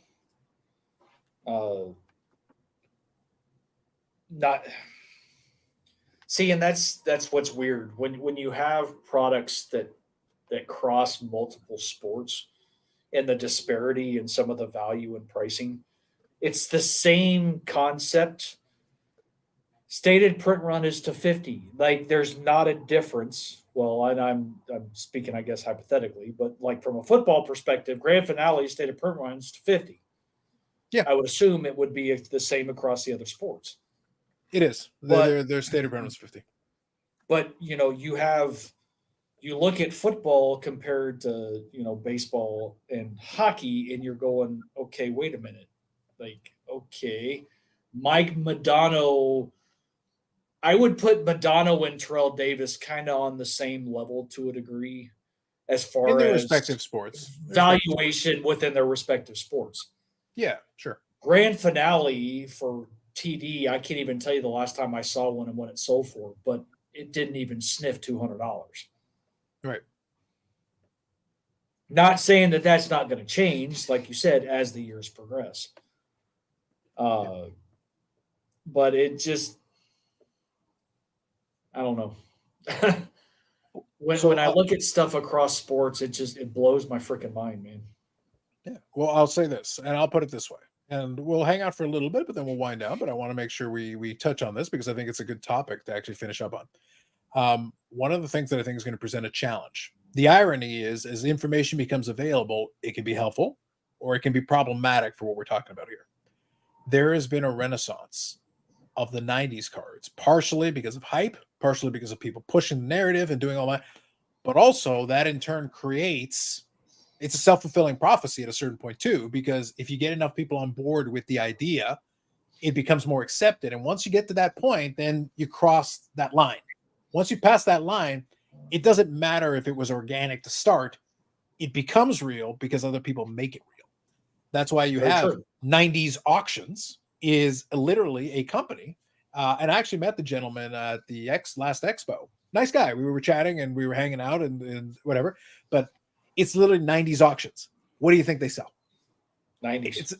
It's an auction house catered to a very specific niche, but there's enough business to justify it. That's one. Yep.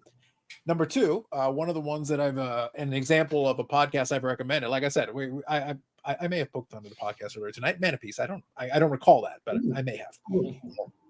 But I've given a recommendation not long ago. I said Precious Metal Gents is a podcast that predominantly talks about football cards with an emphasis on 90s.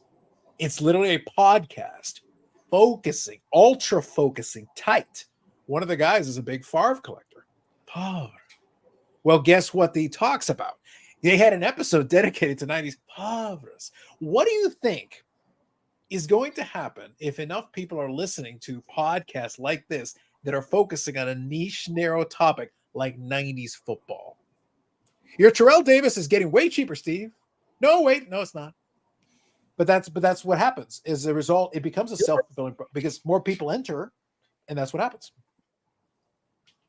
Well, and so like I've come to the realization quite some time ago that I will probably never own a 97 PMG, either color. Mm-hmm. And that's okay. Like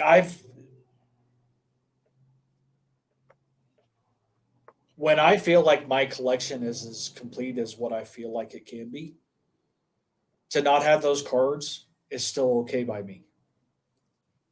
So, although, yes, I'm a completionist, I would love to own them. But who's also to say that because where we are right now, and you have somebody like a Nat Turner who has continued to build the red and green set for basketball, which is like 10x the football. But who's to say, oh, okay, I'm going to get a bird in my ass. I'm going to start going for football now because I completed basketball. Now I feel like I want to go football. What that does from the pricing perspective. But at the same time, for those of us who've been in the hobby long enough, we've seen the ebbs and flows. We've never seen it to the extent of what we did during COVID. Like, we all have acknowledged that.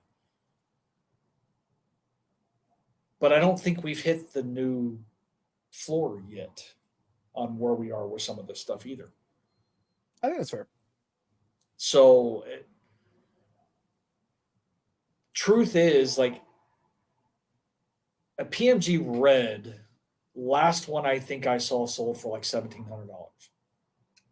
And it was a BGS 8, I think, which is a damn good grade for those cards.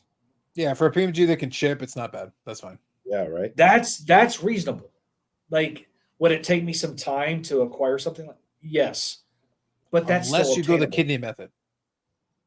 This is true. But again, there's a PMG green up on eBay right now with the starting bid of $23,000. Holy, it's just. I don't think both of Eric's kidneys are going to cover that. Buy it now of $100,000. I can't. Now, I have a feeling it's a pop one, and I don't remember the grade, but I have a feeling it's a pop one from a grade perspective. Beautiful card, beautiful. Mm-hmm. But the only one that I remember seeing selling recently, it sold for $8,000. Mm-hmm. It was a 7. But to go from $8,000 to 23 as the starting bid with the buy now, that's a bit of a stretch. Sure. Just saying. Let me ask you a quick question though, and we can kind of wind down on this one. By the way, chat, it's been really good. I want to appreciate it. I also want to respect Steve's time, and it is actually past midnight here on the East Coast. But yeah, I want to finish this discussion because it's actually Steve is a perfect person for me to have this conversation with because we kind of get what we're talking about here. But let me touch on this. My concern. So 2 things I want to quickly touch on. First one is that the reason I mentioned those podcasts and everything is that you're right. I think we've already passed that big boom period and everything. But I think where I think the problem is that even though things rose up across the board, I think we came down from those booms on the across the board. But I think there's still plenty of opportunity for if enough focus, hyper focus gets shoved into certain little categories, you can still push a category. That's why I talk about 90s auctions and I talk about a podcast that focuses on predominantly 90s football. Well, education and things go hand in hand. What if they get enough traction? By the way, it's a good podcast. I enjoy listening to it. Obviously, I'm interested in the subject matter, right? And one of the guys is a Favre guy. So I'm interested. I'm listening to it. And I think it's, for the most part, it's well done. They offer their opinions as opinions, which I can respect. That's fine. And they also are participating in the market. They buy and they sell in that market. So they can speak to that piece, which is perfectly fine. That is their experiences. And they know a bunch of other collectors. So again, they can offer an opinion based on a collective of different, and they talk shop and they're discussing these cards. Hey, are you bidding on that or whatever? There's some insight that can be garnered from that. So that's good. The point, though, is if enough people are listening to it and it gets enough traction, well, guess what? That can invite other people to be like, hey, that sounds like a pretty cool. I'd like to get that. Sounds like a really cool card, because they're also featuring cards. They're talking with collectors that have certain collections. They're talking about the 24 karat gold. They're talking about all these specific inserts that they think are pretty cool. Well, if other people agree, you're bringing more people to the marketplace. That tends to do something to prices, right? And even though we're post boom, guess what? Some of those cards have hit record highs. Despite that, they're not down. They're up. And it's specific. It's not everything across the board, but it's certain specific items that get that focus. So that's certain players. Yep. Exactly. Certain players as well. Second thing, though, and kind of playing into what you were talking about with the PMG there. What I have found with the Medano, and maybe you find the same thing with the PMG, it's no longer whether I have the money or not. Because for some of those cards, so for example, that grand finale I showed, in 2023, it sold for $660. In 2023, I was bidding on that card in 2023. But when it went for 660, I was like, that's exorbitant. That's ridiculous. I was like, my brain was like, I can't connect the two. Today, could I afford to do 660 or 700 or whatever? Yeah, I could. But at a certain point, I'm like, oh, look, the grand finale is a cool card, but it's not that cool. And that's my disconnect. I'm like, even if the money is in my hand right here, there's no attachments, there's no issue, everything is paid, there's no problem. I could literally just throw the brick of money at them, Steve. I don't know if I would. And the problem with it is like, it's not worth that to me. It doesn't matter whether the rest of the market decides it is.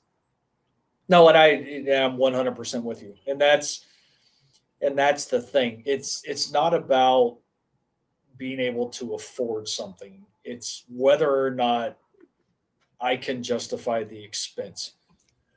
Am I going to feel okay spending X amount of money and feel excited when I get the card, or is it just going to be like, why the hell did I just do this? Because when you start getting into those price points, and that's part of the reason why I've steered away from a lot of stuff, is because although TD hasn't reached that level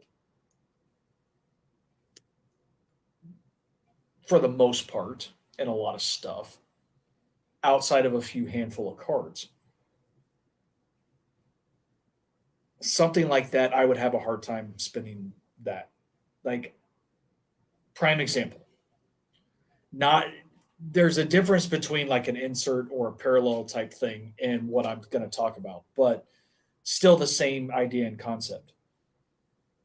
2006 National Treasures 101 NFL logo shield autograph TD.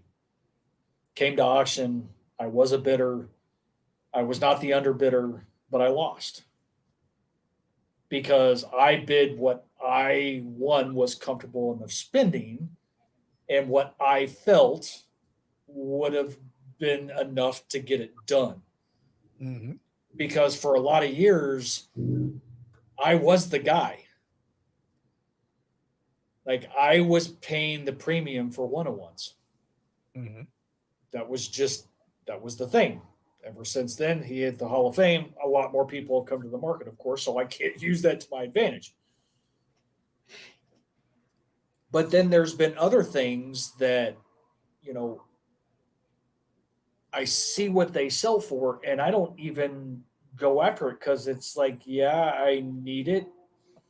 It's a cool card, but I can't wrap my hands around it. Like, it doesn't make sense. Mm. And I don't. In all my years of collecting Trail Davis, I have never had buyer's remorse. Ever. Mm-hmm.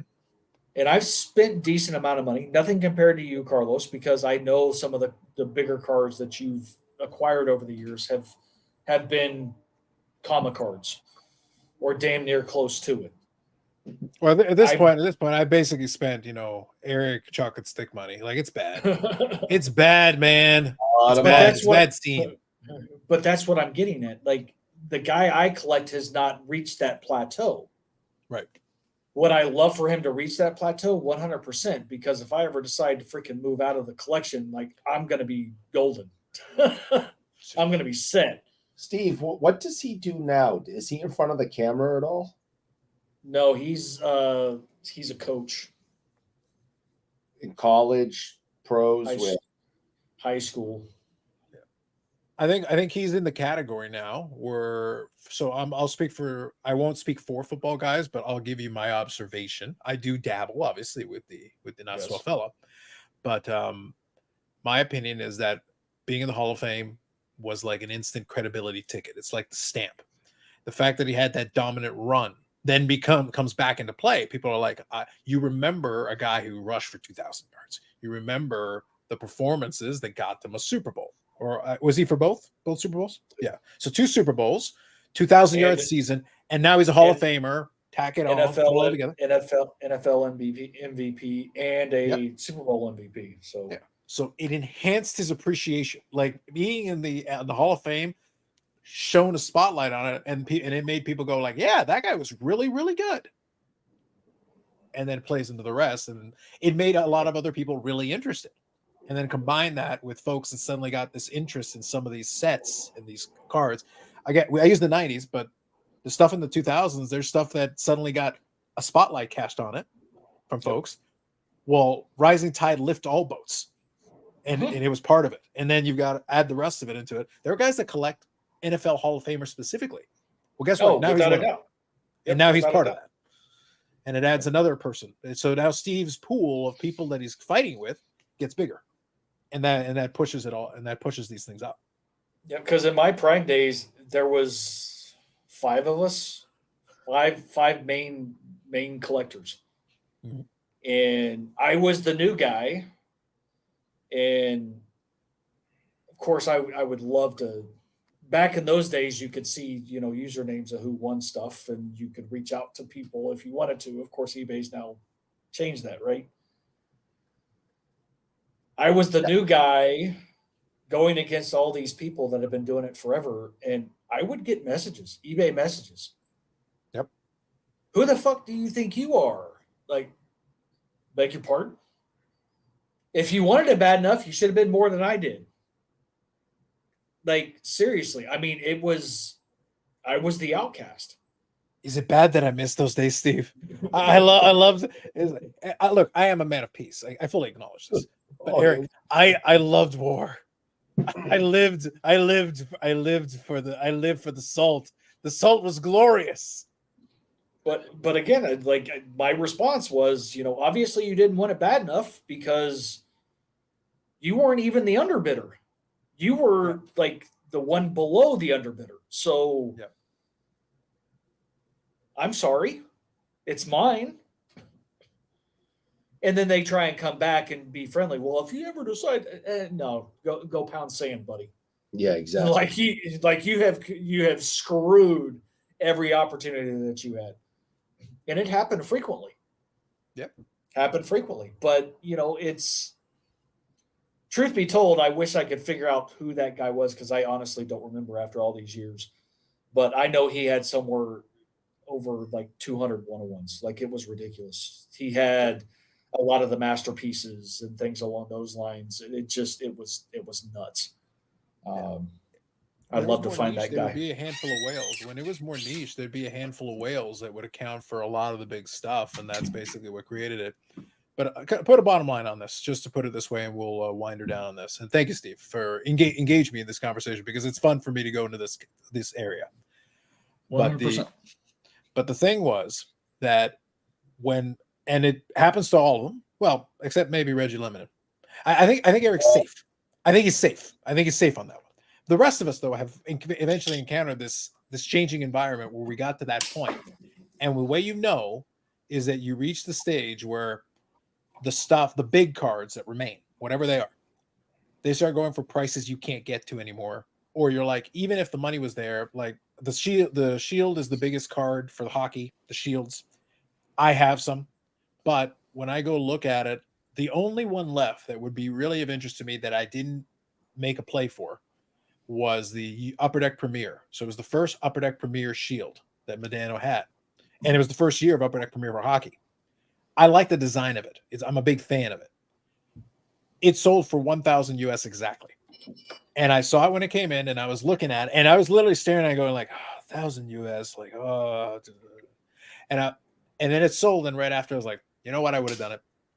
And then obviously it's gone, but I'm sitting there. But here's the thing. The last shield that sold, I know the guys who are buying them now, they're paying $2,000 and up for all the shields. So I'm sitting there like, all right, you guys have gone past the point that I want to play. Because even if money's no object, it's like, I'm not paying $2,000 for a shield. I'm not paying north of $2,000 for a shield. I know who has them. I know exactly who has them. And for some of them, I know exactly what they paid for them. And I'm like, I wouldn't pay that. It's a cool card, but I wouldn't pay it. So what happens if they ever want to offload it, Eric? And they like, yeah, well, I paid this. It's like, yeah, I'm not paying it. Yeah. I'm not even paying what you paid. Yeah, I'm not it's even only worth break even for you. Sorry. It's only worth actually what a collector will pay for it. And that's what a lot of these people don't realize, because it's no different. You have superfractor collectors, you have finite collectors, you have nebula collectors, you have NFL logo shield. Like, they spawn all sports, and they hyper focus on a specific subset of low numbered or 101 cards, and they buy them all to try and corner the market. Well, That's great and wonderful if you've got endless amounts of money to throw out the freaking door. Great. Mm-hmm. But if you ever choose to move on, if you don't have the spike or the rise like we did during COVID days, people aren't going to pay the same amount of money that you paid, especially if you bought during the high. Yeah. Like, I don't want to hear it. Prime example, the guy who bought the NT NFL logo shield autograph 101 of TD, a little over $1,200. Not a horrible price, but what I bid, again, I thought that I would take it down just because I thought I knew the market still enough to where I felt my bid was going to be strong enough. And I think I bid just under $950. Right. Bought, listed on Instagram. Great add to the collection. I'm so excited. Where is it at? It's back up on eBay for $3,200. Buy it now, best offer. Right. Like, you set the precedent. You paid the highest amount of money. You're not going to get any more because you claiming for the collection was bullshit, because the people who bid just under you, we were the collectors. Right. Well, enjoy sitting on that card until you die. That's going to be a big problem. the hockey oracle has spoken. But I think all I'll say is this. I think in the case that I have the examples that I men of peace right there. Yeah, listen, we're all about we're at the Men of Peace hour, man. Come on. That's good. So all I was going to say was that luckily for the ones that I'm talking about, I do know for a fact that the guys who bought it were collectors, but they're collectors who wanted to throw out way too much. So it is not my place to tell them how much or how little they should spend on cards. That's 100%. 100%. And in this case, I know it was one Medano collector who sold to another one, and I was offered some of those cards. Fair. Appreciate it. I appreciate that he included it. There's a handful of us left who are willing to play into your point, comma cards. There's not a lot of us. The problem is it's a very small circle. So now one sold to the other, and I'm not interested at that price point. I'm just not there. So what happens if the second one, who is a Medano collector, who's been collecting for over 20 years, so his credentials are valid. He has built a great collection over a long period of time. But the problem is if he decides to sell it, his choices are to try to sell it to the first guy back for something, or to sell it to me. And I'm sitting there like I'm not there with you guys. Like, you guys came up with a number amongst yourselves. I'm not there with you. You're on your own, my friends. Good luck to you. So good luck to them if he ever tries to sell it. I'm like, this market is not that deep, man. Right. And most people I'll finish off on this point. We've talked about this before. Most people in the hobby forget about comic cards. Most people in the hobby are not buying cards that are more than $100, because that's still a lot of money in a lot of places for a lot of people. Most collectors are just trying to enjoy their collecting. They're trying to enjoy their hobby at a reasonable price. They have budgets and everything. The fact that if even talking $200-300 cards is a lot of money for most people, I don't care how many vlogs you see with big money at shows, the real people are going to the bargain boxes and buying $5 and $10 cards. That's what they're doing. So when we're talking hundreds or thousands of dollars, the pool of people who will actually play in this pond is it's only because I've been collecting Medano for pushing 30 years. Otherwise, I'm not doing this. Like, it's gotten to the point of silliness. It's not happening. Like, if I wasn't so far in with that stuff, my checklist has gotten so small on that 90 stuff. It's so small now where I can see the light at the end of the tunnel. So when one comes up, I'm like, okay, let's see where this goes. And I got to at least give it a shot. But it's gotten tougher all the time. Every single time I get one, there is a satisfaction, and that list is so tiny, and it's like you scratch one off the list. I'm like, all right, great. Yep. But every time it gets a little tougher, and then there's going to be a point which it is possible to finish it. I just don't know if it's in the cards, pun intended. But it's like, okay, we'll see. Maybe I get lucky. Maybe I come across one by accident, and then it happens to come cheap. Great. Yep. Very cool. All you can do is hope. Hey, hope springs eternal. All right, so let's finish it off here because otherwise I could watch Eric keel over because that'd be kind of fun. All right, you got Sam or there. You can send all hate mail to him. Please send him hate mail. Send him so much hate. That'd be awesome. Manapiece. And you can hashtag it Manapiece at the end of the hate. That'd be really great. So the Broncos 79. You can check out the YouTube channel. There's not often stuff, but there was stuff there before, and there's still stuff there. You can find it. Yes. You can also go to the Instant Revolution podcast where you can check out some of that stuff. And you can check out some of the previous episodes and all that. If you look through it, though, what I do recommend. So, like I said, general episode may or may not be your cup of tea. However, I will recommend examples where you're talking like a Jeff Morris. So one of those episodes, I would check that out. There is a Mike Kramer episode. You can just search for the names. If you search for the names, you'll be able to find it in there. There is some little trinket. I would pull some little nuggets out of those because those are, you're getting some primary sources, and that's, I think, pretty handy. And then there's your RBI crew guys who give a perspective from that as well. There's a couple episodes of that. So those are some ones I would key in on. One suggestion I might make for you, Steve, and maybe Dave, you could put a playlist with just those specific ones that could direct people to it, because that way, because I think those, no disrespect to the other ones, I think those tend to be the best episodes because you're getting a little bit of everything plus some really good info. Those would be good ones just to keep people on. By the way, check this one out. This is a good episode. Nope. Good suggestion. Yeah, that would give people an easy way to find it. Otherwise, you can do the search of the name and you're probably located there. But otherwise, no, I appreciate you, Steve, and I appreciate everybody in the chat participating. This has been some good conversation here. So we went a little closer to old school. We didn't go to records levels, even though Steve was here. We definitely didn't. We probably could have if we kept talking football stuff. We might have. Steve, look, Steve. Here's the reality. I'm right now in really good. Eric has just come off the sickness. He's got the bubonic plague. I'll be honest, Steve. If I go grab my other beer, I can go for another 3 hours. I'm really okay. Like I'm doing this for Eric's benefit. Although send him hate mail with hashtag Manapiece at the end. Plus, it'll give us something to talk about next time. We'll plan it out. We'll figure it. We'll make it happen. So let me get these comments here. Jeff, good night. Good night to you. The Stole the Flowers episode early on in this episode. That is true. That is true. Have a good one. There you go, Lapper. Love you, Eric. Hey, he gets a little love at the end. There you go. Also hit the like button on the way out. Don't forget to do that. Eric will pay for it. God damn it. Also want to thank AMG for supporting the podcast, the live stream, and whatever this is. And hopefully, with their help, one day we'll find out what this actually is. I don't know. So we're 202 episodes in, and I still don't know. I'm not holding my breath. Anyway, all right, that's it for us, folks. Folks on the East Coast, it is your Saturday. Enjoy the rest of your weekend. Folks on the West Coast, name, you still got time. Go have a beer on me. We'll catch you in the next one. Have yourselves a good one.